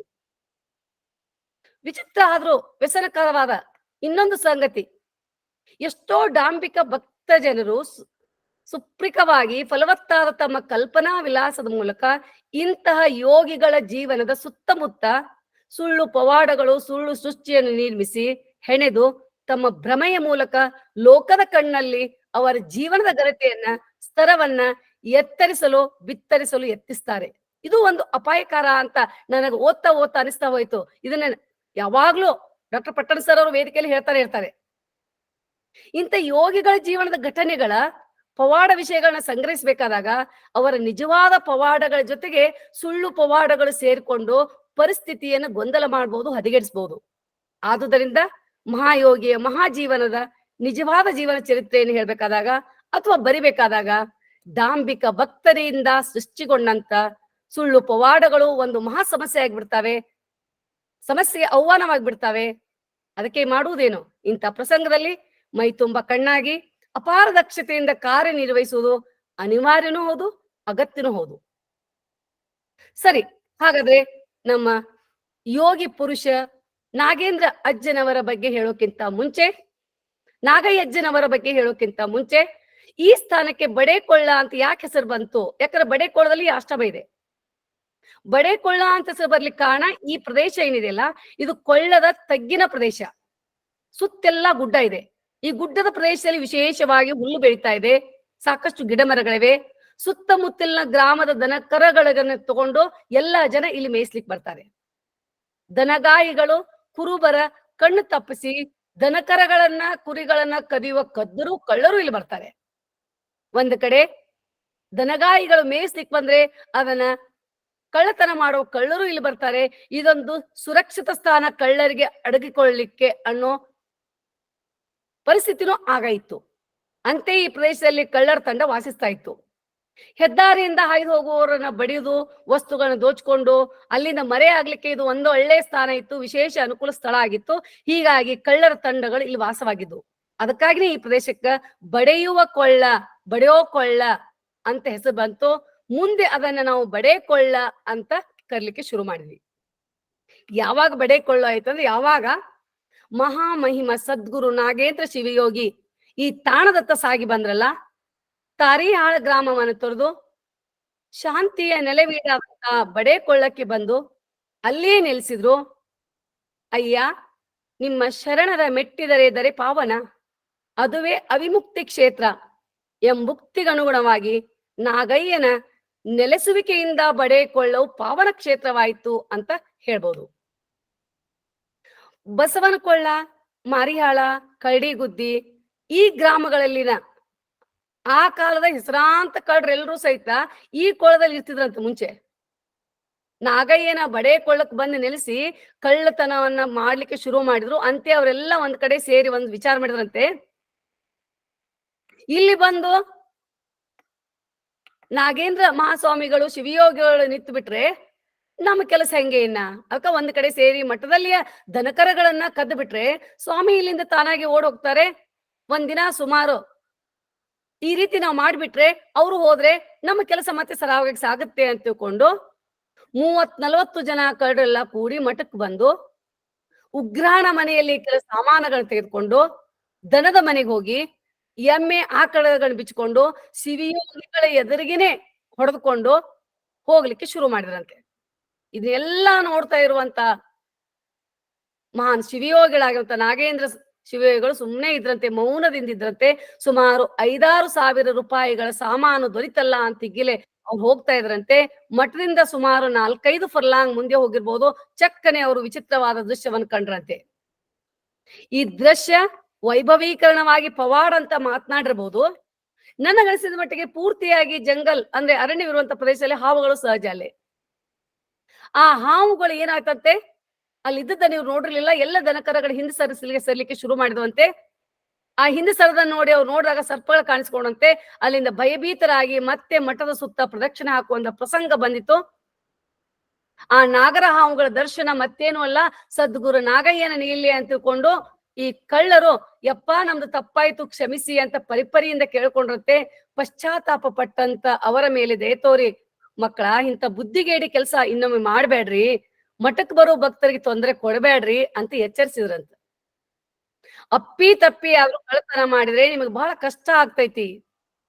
ನೋಡ್ರಿ, ನಮ್ಮ ವಚನದಲ್ಲಿ ಸಹಿತ ಯಾವ ರೀತಿ ಕಳ್ಳತನ ಮಾಡ್ಬಾರ್ದು, ಸುಳ್ಳುತನ ಹೇಳ್ಬಾರ್ದು, ಕಾಯಕ ದಾಸೋಹವನ್ನು ಮಾಡ್ಬೇಕು ಅಂತ ಹೇಳಿದ್ರೆ ಅದೇ ರೀತಿ ಒಂದು ಉಪದೇಶವನ್ನ ಅಲ್ಲಿ ಕಳ್ಳರಿಗೆ ಮಾಡ್ತಾ ಗುರುವಿನ ಮಾತಿನ ಮರ್ಮವನ್ನ ಅರಿತು ಅವಾಗಿಂದ ಕಳ್ಳತನ ಬಿಟ್ರಂತೆ. ಈಗ ಅಲ್ಲಿ ಜನ ಕಳ್ಳತನದಿಂದ ಪರಿವರ್ತನೆಯಾಗಿ ಪಶ್ಚಾತ್ತಾಪ ಎಂಬ ಅಗ್ನಿಯಲ್ಲಿ ಬೆಂದು ಅವರ ಮನ ಪುಟಕ್ಕಿಟ್ಟ ಚಿನ್ನದಂತೆ ಕಂಗೊಳಿಸ್ತು. ಅವರ ಹೃದಯ ಪರಿವರ್ತನೆ ಆಯ್ತು. ಅವರೆಲ್ಲ ಒಳ್ಳೆಯ ರೀತಿಯಿಂದ ಬಾಳ್ಲಿಕ್ಕೆ ಶುರು ಮಾಡಿದ್ರು. ಹೀಗೆ ಅನೇಕ ಜನರಿಗೆ ಒಂದು ಉತ್ತಮ ಮಾರ್ಗವನ್ನು ತೋರಿಸಿದವರು ನಾಗೇಂದ್ರ ಶಿವಯೋಗಿಗಳು. ಇತ್ತೀಚೆಗೆ ಮಾಸ್ತಮಡಿಯಲ್ಲಿ ಸಹಿತ ಈ ಶ್ರೀ ಸದ್ಗುರು ನಾಗೇಂದ್ರ ಯೋಗಿಯವರ ಮಂದಿರವನ್ನು ಕಟ್ಟಿದ್ದನ್ನ ಬಹು ದಿನಗಳವರೆಗೆ ಶ್ರೀ ರುದ್ರಗೌಡ ಬಸನಗೌಡ ಪಾಟೀಲ್ ಇವರು ಸ್ವಂತ ಕಲ್ಲು ಕಟ್ಟದು ಬಡಿತನ ಮಾಡಿ ಭವ್ಯ ಮಂದಿರವನ್ನು ನಿರ್ಮಿಸಿದ್ರು. ಮಂದಿರ ನಿರ್ಮಾಣ ಎಲ್ಲಿ ಮಾಡ್ಬೇಕು, ಅದಕ್ಕೆ ಜಾಗ ಯಾರು ಕೊಡ್ತಾರೆ ಅಂದಾಗ ಅದೇ ಊರಿನ ಶ್ರೀ ತಮ್ಮಣ್ಣ ಬಸವಣ್ಣಪ್ಪ ಗುಲಾಯಿ ಪರಮ ಭಕ್ತ ಮುಂದೆ ಬಂದು ಸ್ಥಳ ಕೊಟ್ಟಿದ್ದನ್ನು ಸಹಿತ ಇಲ್ಲಿ ಸ್ಮರಿಸಬಹುದು. ಹಾಗಾದ್ರೆ ನಾಗಯ್ಯಜ್ಜನವರ ಜೀವನದ ಬಗ್ಗೆ ಸ್ವಲ್ಪ ನಾನು ಇಲ್ಲಿ ಹೇಳಿಕೆ ಬಯಸ್ತೀನಿ. ಬಡೇ ಕೊಳ್ಳ ಅಂತ ಯಾಕೆ ಹೆಸರು ಬಂತು ಅನ್ನೋದನ್ನ ಜನರ ಮನ ಪರಿವರ್ತನೆ ಮಾಡುವ ಕೆಲವೊಂದು ವಿಷಯಗಳನ್ನ ಚರ್ಚೆ ಮಾಡ್ತಾ ಮಾಡ್ತಾ ಅವರ ಒಂದು ಜೀವನದ ಬಗ್ಗೆ ಹೋಗ್ಬೇಕಾ, ಮುಂಚೆ ನಾನು ಅವರ ಪೂರ್ವಜರ ಬಗ್ಗೆ ನೋಡ್ಬೇಕು ಅಂತ ವಿಚಾರ ಮಾಡಿದೆ. ನಾಗಯ್ಯನ ಜನವರ ಪೂರ್ವಜರು ಎಲ್ಲಿದ್ರು ಯಾರು ಅಂತ. ಅವಾಗ ನಂಗೆ ತಿಳಿದು ಬಂದದ್ದು ಅವ್ರ ಪೂರ್ವಜರು ದಿಲ್ಲಿ ಒಳಗಿದ್ರು ಅಂತ ತಿಳ್ಕೊಂಡು. 12ನೇ ಶತಮಾನದಲ್ಲಿ ದಿಲ್ಲಿಯಲ್ಲಿ ಗುಲಾಬಿ ಮನೆತನ ಅಂತಿತ್ತು. ಅವಾಗ ಅಲ್ತಮಿಷ್ ಅನ್ನೋರು ಆಳ್ತಿದ್ರು. ಆ ಕಾಲಕ್ಕ ಶಾಲಿ ವಾರ್ಷಿಕ 1126 ಮತ್ತೆ 1206 ಆ ವೇಳೆಯಲ್ಲಿ ಶಾಂತಯ್ಯನವರನ್ನು ಮಹಾಮಹಿಮ ದಿಲ್ಲಿಯಲ್ಲಿ ವಾಸಿಸ್ತಿದ್ರಂತ. ಅವರು ಜ್ಯೋತಿಷ್ ವಿದ್ಯೆಯಲ್ಲಿ ಪ್ರಾವೀಣ್ಯ ಪಡೆದಿದ್ರು ಅನ್ನೋದು ಇತಿಹಾಸ ಪುಟಗಳಲ್ಲಿ ಬರುತ್ತೆ. ಅದನ್ನ ಅನ್ವೇಷಣೆಗೆ ಒಳಪಡಿಸ್ಬೇಕು, ಸತ್ಯ ಶೋಧನೆ ಮಾಡ್ಬೇಕು. ಅವ್ರು ಹೇಳಿದಂತ ಒಂದು ಭವಿಷ್ಯವಾಣಿ ಸುಳ್ಳಾಗ್ತಿರ್ಲಿಲ್ಲ ಅನ್ನೋದನ್ನ ನಾವು ಚರಿತ್ರೆ ಪುಟದಲ್ಲಿ ನೋಡ್ತಾ ಇದೀವಿ. ಪ್ರತಿದಿನ ಅವ್ರ ಮನೆ ಮುಂದೆ ಸಾಕಷ್ಟು ಜನ ಕಿಕ್ಕಿರಿದು ಇರೋದನ್ನ ನೋಡಿ ಅಲ್ತಮಿಷ್ ತನ್ನ ಅಂಗರಕ್ಷಕನ ಕೇಳಿದಂತೆ ಸಂದರ್ಶನ ಮಾಡುವ ವೇಳೆಯಲ್ಲಿ ಶಾಂತಯ್ಯನವರ ಮನೆ ಮುಂದೆ ಕಿಕ್ಕಿರಿದಂತ ಜನ ಏನ್ ಮಾಡ್ತಾ ಇದ್ರಲ್ಲಿ, ಯಾಕೆ ಅಂತ ಹೇಳಿ, ಇಲ್ಲಿ ಹೀಗೆ ಜನ ಇದ್ದಾರೆ ಅಂತ ಕೇಳಿದಂತೆ. ಅವಾಗ ಹೇಳಿದ್ರಂತೆ ಅವರು, ಪ್ರಭುಗಳೇ, ಇಲ್ಲಿ ಶಾಂತಯ್ಯನವರೆಂಬ ಜ್ಯೋತಿಷಿಗಳಿದ್ದಾರೆ, ಅವ್ರ ಭವಿಷ್ಯ ಎಂದು ಸುಳ್ಳಾಗಂಗಿಲ್ಲ, ಅಂಗರಕ್ಷಕ, ಈ ರೀತಿ ಅವ್ರಿಗೆ ಹೇಳಿದ್ರಂತೆ. ಈ ಮಾತನ್ನು ಕೇಳಿ ಇಲ್ತಮಿಷು ಅಂತಾರೆ, ಅಲ್ತಮಿಷು ಅಂತ ಇತಿಹಾಸ ಪುಟದಲ್ಲಿ ನೋಡ್ತಾ ಇದೀವಿ. ಭವಿಷ್ಯವಾಣಿ ನೋಡಬೇಕು ಅನ್ಸರೆ ಅಂತ ತಿಳ್ಕೊಂಡು ತಲೆಯೊಳಗೆ ಬಂತಂತ ಇಲ್ತಮಿಷರಿಗೆ. ಕೂಡ್ಲೆ ದೂತರನ್ನು ಕರೆದು ಜ್ಯೋತಿಷರಿಗೆ ತನ್ನ ಸಾಧನ ಜೊತೆ ದರ್ಬಾರಕ್ಕೆ ಕರ್ಕೊಂಬನ್ರಿ ಅಂತ ಹೇಳಿದ್ರಂತೆ. ಆವಾಗ ರಾಜಾಜ್ಞಂತೆ ಶಾಂತಯ್ಯ ದರ್ಬಾರಕ್ಕೆ ಬಂದ್ರಂತೆ. ಅರಸ ಅವ್ರನ್ನ ಆದರದಿಂದ ಬರಮಾಡಿಕೊಂಡ್ರಂತೆ. ತನ್ನ ಲಾಯದೊಳಗೆ ಒಂದು ಹೆಣ್ಣು ಕುದುರೆ ಐತಿ, ಗರ್ಭಿಣಿ ಐತಿ, ಇದು ಏನು ಈತೈತಿ ಅಂತ ಕೇಳ್ರಂತ. ಇದು ಗಂಡ ಕುದುರೆ ಏನ್ ಈತೈತಿ, ಪಂಚ ಕಲ್ಯಾಣಿ ಮರಿ ಐತಿ, ಇದಲ್ಲದೆ 12 ತಾಸುಗಳಲ್ಲಿ ಕುದುರೆಗೂ ಮರಿಗೂ ಮೃತ್ಯು ಐತಿ ಅಂತ ಹೇಳಿದ್ರಂತವ್ರು. ಇದನ್ನ ನೋಡ್ಬೇಕು ಅಂತ ಶಾಂತಯ್ಯನವರ ಭವಿಷ್ಯವಾಣಿಯ ಪರೀಕ್ಷೆ ಮಾಡ್ಲಿಕ್ಕೆ ನಿರ್ದಯಿಯಾಗಿರುವಂತ ಅಲ್ತಮಿಷ್ ಕೂಡ್ಲೆ ಕಟಕರನ್ನು ಕರೆಸಿ ಅದ್ರ ಹೊಟ್ಟೆಯನ್ನ ಇದನ್ನ ಮಾಡಿ ಹೊರ ತೆಗೆದು ನೋಡ್ರ ಗಂಡು ಮಗು ಇತ್ತಂತೆ, ಪಂಚ ಕಲ್ಯಾಣ ಇತ್ತಂತೆ. ಅಷ್ಟೇ ಅಲ್ಲದೆ 2 ತಾಸಲ್ಲಿ ಮೃತ್ಯು ಐತಂದ್ರಲ್ಲ, ಆ ಮೃತ್ಯುಗೂ ಕಾರಣ ಆಯ್ತಂತೆ ಅಲ್ತಿಮಿಷನ್ ಈ ಘಟನೆ. ಅದು ನಿಜವೋ ಸುಳ್ಳೋ ಅನ್ನೋದನ್ನ ನಾವು ಪಕ್ಕದಲ್ಲಿರಿಸೋಣ. ಅಂದ್ರೆ ಪೂರ್ವಜರ ಇತಿಹಾಸವನ್ನ ಹೆಕ್ಕಿ ತೆಗೆದಾಗ ಅವಾಗ ಅವನಿಗೆ ಅನಿಸ್ತಂತೆ ಅಲ್ತಿಮಿಷನ್ಗೆ, ಹಂಗಾದ್ರೆ ನನ್ನ ಬಗ್ಗೆ ಹೇಳಪ್ಪ ಅಂದಂತವನು. ರಾಜಾಗೆ ಹೇಳಿದಂತೆ, ನೀ ಮಲಗು ಮಂಚದ ಕೆಳಗಡೆ ಒಂದು ಮಿಡಿನಾಗರ ಹಾವು ಐತಿ ನೋಡ್ರಿ ಅಂತ. ಅಲ್ಲಿ ರಾಜ ಹೋಗಿ ನೋಡ ಗಮನಕ್ಕೆ ಬಂತತ್ತ ಹಾವಿನ ಮರಿ ಇರೋದನ್ನ. ಸೇವಕರಿಗೆ ಹೇಳಿದಂತ ಅದನ್ನ ಬಡಿ ಅಂತ ತಿಳ್ಕೊಂಡು ಹೇಳಿದಂತ. ಆದ್ರೆ ಶಾಂತಯ್ಯ ಹೇಳಿದಂತ ಅದನ್ನ ಬಡಿಬೇಡಿ. ಇಲ್ಲಿ ಒಂದು ವಿಷಯವನ್ನ ನನ್ಗನ್ಸ್ತಾ ಇದೆ, ಯಾವಾಗ ಶಾಂತಯ್ಯ ಬಡಿಬೇಡಿ ಅಂದಾರಲ್ಲ, ಶರಣರ ಪ್ರಭಾವ ಇವರಲ್ಲಿತ್ತು, ದಯವೇ ಧರ್ಮದ ಮೂಲವಯ್ಯ ಅನ್ನೋ ಒಂದು ಯುಕ್ತಿಯಂತೆ ಅವರು ಆ ಒಂದು ಪ್ರಭಾವದಿಂದ ಯಾವುದೇ ಪ್ರಾಣಿಯನ್ನು ಸಾಯಿಸಬೇಡಿ ಅಂತ ಕೇಳಿರಬಹುದು ಅನ್ನೋದನ್ನು ನನಗಿಲ್ಲಿ ಅನಿಸ್ತಾ ಇದೆ. ತಮ್ಮಲ್ಲಿರುವಂತ ಸಿದ್ಧಿ ಬಲದಿಂದ ಅದಕ್ಕೆ ದಿಗ್ಬಂಧನೆ ಮಾಡಿ ಅದನ್ನ ಹೊರಗಡೆ ಬಿಟ್ಟು ಬಂದ್ರಂತೆ. ಆದ್ರೆ ಅದನ್ನ ಸಾಯ್ಲಿಕ್ಕೆ ಕೊಡ್ಲಿಲ್ಲಂತೆ. ಯಾವುದೋ ಪ್ರಾಣಿಗಳಿಗೆ ಸಾಯಿಸುವಂತ ಹಕ್ಕು ನಮ್ಗಿಲ್ಲ. ಈ ರೀತಿ ಅದನ್ನ ನೋಡಿ ಮೆಚ್ಚಿರಂತೆ, ಸಾಕಷ್ಟು ಬಹುಮಾನವನ್ನ ಪಡ್ಕೊಂಡ್ರಂತೆ. ಆವಾಗ ಅವರು ಒಂದು ಸವಿನಯದ ಪ್ರಾರ್ಥನೆಯನ್ನು ಸಹಿತ ಅಲ್ತಿಮಿಷ್ ಮಾಡಿದ್ರಂತೆ ಶಾಂತಯ್ಯನವರಿಗೆ. ಏನಂದ್ರೆ, ಯಾವುದೇ ಆಮಿಷಗಳಿಲ್ಲಲ್ಲ ನಿಮ್ಗ ಅಂತ ತಿಳ್ಕೊಂಡು. ಯಾಕೆ ಇದನ್ನ ಅಂದ್ರಂದ್ರೆ, ಇವ್ರ ಕಾರ್ಯವನ್ನ ನೋಡಿ ಸಾಕಷ್ಟು ಬಂಗಾರದ ನಾಣ್ಯಗಳನ್ನ ಕೊಡ್ಲಿಕ್ಕೆ ಮುಂದೆ ಹೋದ್ರಂತವ್ರು ಶಾಂತಯ್ಯನವರಿಗೆ. ಬಂಗಾರದ ನಾಣ್ಯಗಳನ್ನ ಕೊಟ್ಟಾಗ ಆಗ ಶಾಂತಯ್ಯನವರಿಂದ ಬಂದಂತ ಒಂದು ಶಬ್ದಗಳದವಲ್ಲ, ನಿಜವಾಗಿ ಶರಣ ತತ್ವ, ಶರಣರ ಪ್ರಭಾವ ಇತ್ತು ಅನ್ನೋದು ನನಗೆ ಇಲ್ಲಿ ಮತ್ತೆ ನನ್ ಗಮನಕ್ಕೆ ಬಂತು. ಅದೇನಂದ್ರೆ ಅಲ್ಲಿ ಹೇಳ್ತಾರೋ, ಆಸೆ ಅರಸರಿಗಲ್ಲದೆ ಶಿವಭಕ್ತರಿಗಿರುವುದಿಲ್ಲ ಅನ್ನೋದನ್ನ ಹೇಳ್ತಾ, ಇದು ನಮ್ಮ ದೇಶದ ಹಣ ಜನತೆಗಾಗಿ ಉಪಯೋಗಿಸಿ ಅಂತ ತಿಳ್ಕೊಂಡು ಭಿನ್ನವಿಸಿಕೊಂಡ್ರು ಅನ್ನೋ ಒಂದು ಘಟನೆಯನ್ನ ಅಲ್ಲಿ ತೆಗೆದಿಟ್ರು. ಅಂದ್ರೆ ಶಾಂತಯ್ಯನವರ ದಿವ್ಯ ಜ್ಞಾನ, ಆಮಿಷಗಳಿರೋದನ್ನ ನೋಡಿ ಪ್ರಭಾವಿತನಾಗಿರುವಂತ ಅಲ್ತಿಮಿಷನ ಹೃದಯದಲ್ಲಿ ಬಹಳ ಭಕ್ತಿ ಮೂಡಿ ಹೇಳಿದ್ರಂತೆ, ಪ್ರತಿದಿನ ನಾನು ಸಮರ್ಪಣಾ ಭಾವದಿಂದ ಕಳುಹುವ ಸೀದಾ ಸ್ವೀಕರಿಸಿದ ಮೇಲೆ ನಾನು ಊಟ ಮಾಡ್ತೀನಿ ಅಂತ ಹೇಳಿದ್ರಂತೆ. ಇದೇ ರೀತಿ ಅವರು ಪ್ರತಿದಿನ ಶಾಂತಯ್ಯರಿಗೆ ಸೀದಾ ಸಮರ್ಪಿಸ್ತಿದ್ರಂತೆ, ನಂತರನೇ ಊಟ ಮಾಡ್ತಿದ್ರಂತೆ. ಒಂದ್ ಸರಿ ಏನಾಯ್ತಂತೆ, ಸೀದಾ ಸಮರ್ಪಿಸ್ ಮಾಡ್ಬೇಕು ಅಂತಂದಾಗ ಇವ್ರು ತುಂಬಾ ಹಸಿವಾಗ್ತಾ ಇದೆ, ಶಾಂತಯ್ಯ ಅಜ್ಜ ಕಾಣಿಸ್ತಾ ಇಲ್ಲ. ಹಸಿದ ಹೊಟ್ಟೆಯಿಂದ ಸಿಟ್ಟು ಬಂದು ವಿವೇಕವನ್ನು ಕಳ್ಕೊಂಡು 4 ಜನರನ್ನು ಕಳಿಸಿದಂತೆ, ಶಾಂತಯ್ಯ ಅಜ್ಜ ಎಲ್ಲದನ್ನ ನೋಡ್ರಿ, ಹುಡುಕ್ಯಾಡ್ ತಗೊಂಬರ್ರಿ ಅಂತ ತಿಳ್ಕೊಂಡು. ದಿವ್ಯ ಜ್ಞಾನದಿಂದ ಗುರುಗಳಿಗೆ ಗೊತ್ತಾಯ್ತಂತೆ, ಇನ್ನು ಮ್ಯಾಲ ನಾ ಇವ್ರ ಕೈಯಾಗ ಸಿಕ್ಕ ಉಳಿಯಂಗಿಲ್ಲ, ಸೆರೆಮನೆ ವಾಸ ಆಗುತ್ತೆ, ಇಲ್ಲಿಂದ ನಾನು ಹೋಗೋದೇ ಉತ್ತಮ ಅಂತ ತಿಳ್ಕೊಂಡು ಹೇಳಿ ದಕ್ಷಿಣದ ಕಡೆಗೆ ನಡೆದು ಬಂದ್ರು ಅಂತ ತಿಳ್ಕೊಂಡು ಇತಿಹಾಸ ಪುಟಗಳಲ್ಲಿ ನೋಡ್ತಾ ಇದೀವಿ. ದಕ್ಷಿಣದತ್ತ ಸಾಗಿದ್ರು, ಅವರನ್ನ ಸೈನಿಕರು ಬೆನ್ನತ್ತಿದ್ರು. ಯಮುನಾ ನದಿ ದಾಟುವ ವೇಳೆಯಲ್ಲಿ ಅವ್ರ ನದಿಗೆ ಮಹಾಪುರ ಬಂತು, ಯಮುನಾ ನದಿಗೆ. ಆಗ ಅವರು ಒಂದು ಭಕ್ತಿಯಿಂದ ಪ್ರಾರ್ಥನೆ ಮಾಡಿದಾಗ ಮಹಾಪುರ ಇಳಿತು, ಅವ್ರು ದಾಟಿದ್ರು, ಮತ್ತೆ ಮಹಾಪುರ ಬಂತು. ಸೈನಿಕರು ಇವರು ಅಸಾಮಾನ್ಯರು, ಸಾಮಾನ್ಯರಲ್ಲ ಅಂತ ತಿಳ್ಕೊಂಡು ಹೋದ್ರು ಅನ್ನೋ ವಿಷಯವನ್ನ ಚರಿತ್ರೆ ಪುಟದಲ್ಲಿ ನೋಡ್ತೀವಿ. ಸುಮಾರು 415 ವರ್ಷಗಳವರೆಗೆ ಇವರ ಒಂದು ತಲೆಮಾರಿನವರು ಬನಸೆಯಲ್ಲಿ, ತಂಬಾವಿಯಲ್ಲಿ, ಬಾಕಾವಿಯಲ್ಲಿ, ಶಿಂದಗಿ, ಎಡ್ರಾವಿ, ಬನಾಸಂಗ, ಸಂಬರ್ಗಿ ಎಲ್ಲಾ ಕಡೆ ಉಳಿತಾ ಇವರ ಒಬ್ಬ ವಂಶಜ ಜಡೇತಲೆ ಬಸಲಿಂಗಯ್ಯ ಅಣ್ಣವರು 1610ರಲ್ಲಿ ಕಾಗತಿ ಗ್ರಾಮಕ್ಕೆ ಬಂದ್ರು ಅನ್ನೋ ವಿಷಯ ತಿಳಿತಾ ಇದೆ. ಜಡೇತಲೆ ಬಸಲಿಂಗಯ್ಯನವರ ಒಂದು ನಿಯಮಗಳನ್ನ, ಆಚರಣೆಗಳನ್ನ, ಶರಣ ಜೀವನವನ್ನ ನೋಡಿದಂತ ಅಲ್ಲಿ ಗ್ರಾಮದ ಜನ ಸಿದ್ದೇಶ್ವರ ಮಂದಿರದ ಪೂಜೆಯನ್ನು ನೇಮಿಸಿದ್ರು ಅಂತ ಹೇಳ್ತಾ ಇದ್ದಾರೆ. ನಾನು ಹೇಳ್ತಾ ಇರುವಂತ ಪ್ರತಿಯೊಂದು ಮಂದಿರಗಳ ಹೆಸರು ಶರಣರ ಹೆಸರುಗಳಿರೋದನ್ನ ನೋಡಿದಾಗ ಸಾಕಷ್ಟು ಸಂಶೋಧನೆ ಅವಶ್ಯಕ ಇದೆ ಈ ಒಂದು ಪ್ರದೇಶದಲ್ಲಿ ಅನಿಸ್ತು. ಇಲ್ಲಿನ ತಲೆಮಾರಿನವರಾದಂತ, ಇವರ ತಲೆಮಾರಿನವರ ಅಂತ ಈ ಜಡೆ ಬಸಲಿಂಗಯ್ಯನವರ ತಲೆಮಾರಾಗಿರುವಂತ ಈರಯ್ಯ ಕಲ್ಲಯ್ಯನವರು ಸಹಿತ ಮುಂದೆ ಇಲ್ಲೇ ಕಾಗತಿಯಲ್ಲಿ ಉಳ್ಕೊಂಡ್ರು. ಅವರು ಸಹಿತ ಇಲ್ಲೇ ಸಿದ್ದೇಶ್ವರ ಮಂದಿರದ ಪೂಜೆಯನ್ನ ಕಾರ್ಯವನ್ನು ಮಾಡ್ತಾ ಮುಂದುವರೆದಿದ್ರು. ಒಂದು ದಿನ ಈರಯ್ಯ ಅವ್ರ ಕನಸಲ್ಲಿ ಒಂದು ಕನಸು ಬಿತ್ತಂತೆ. ಸಿದ್ದೇಶ್ವರ ಪ್ರತ್ಯಕ್ಷನಾಗಿ ಹೇಳಿದಂತೆ, ಇಲ್ಲಿಂದ ಆಗ್ನೇಯ ದಿಕ್ಕಿಗೆ ಹೋಗೋ 3 ಹರದಾರಿ ಆಚೆಗೆ ಇರುವಂತ ಒಂದು ಪಡಹಳ್ಳಿ ಮತ್ತು ತಾರೆ ಗಿಡಗಳಿಂದ ಕೂಡಿದಂತ ಸ್ಥಾನಕ್ಕೆ ಹೋಗಿ ಅಲ್ಲಿರು, ಎಲ್ಲಾ ಕಡೆ ಇರೋ ನಾನೇ ಅಲ್ವಾ, ಇಲ್ಲಿರುವವನು ನಾನೇ, ಅಲ್ಲಿರುವವನು ನಾನೇ, ಅಲ್ಲಿ ನನ್ನನ್ನ ನೀನ್ ರಾಮೇಶ್ವರ ಅಂತ ಕರಿ ಅಂತ ಒಂದೇನೋ ಕನಸು ಬಿತ್ತಂತವ್ರಿಗೆ. ಇದನ್ನ ನಂಬ್ಕೊಂಡು ಈರಯ್ಯನವರು ಕಲ್ಲಯ್ಯನವರು ಕಾಗ್ತಿ ಬಿಟ್ಟು ತಾರಿ ಗಿಡಗಳಿಂದ ಕೂಡಿದ ತಾರಿ ಹಾಳಕ್ ಬಂದ್ರಂತ, ಅಲ್ಲೇ ನೆಲೆಸಿದ್ರಂತ. ಇವ್ರು ಅಲ್ಲಿ ಆಕಳಗಳನ್ನ ಸಾಕಿದ್ರಂತ. ಅವ್ರ ಆಕಳಗಳಲ್ಲಿ ಒಂದ್ ಆಕಳು ಒಟ್ಟ ದಿನ ಹಿಂಡತಿರ್ಲಿಲ್ಲ ಅಂತ. ಯಾಕೆ ಹಿಂಗ ಆಗಾಕತ್ತೈತಿ ಅಂತ ಆಕಳ ಹಿಂದ್ ಹೋದ್ರಂತ. ಆ ಆಕಳು ಪಡಗಳ್ಳಿಯ ಮೇಡೆಯನ್ನು ಹೋಗ್ತಂತ. ಅಲ್ಲಿ ಹೋಗಿ ಹಾಲು ಕರಿಲಿಕ್ಕೆ ಶುರು ಮಾಡ್ತಂತ.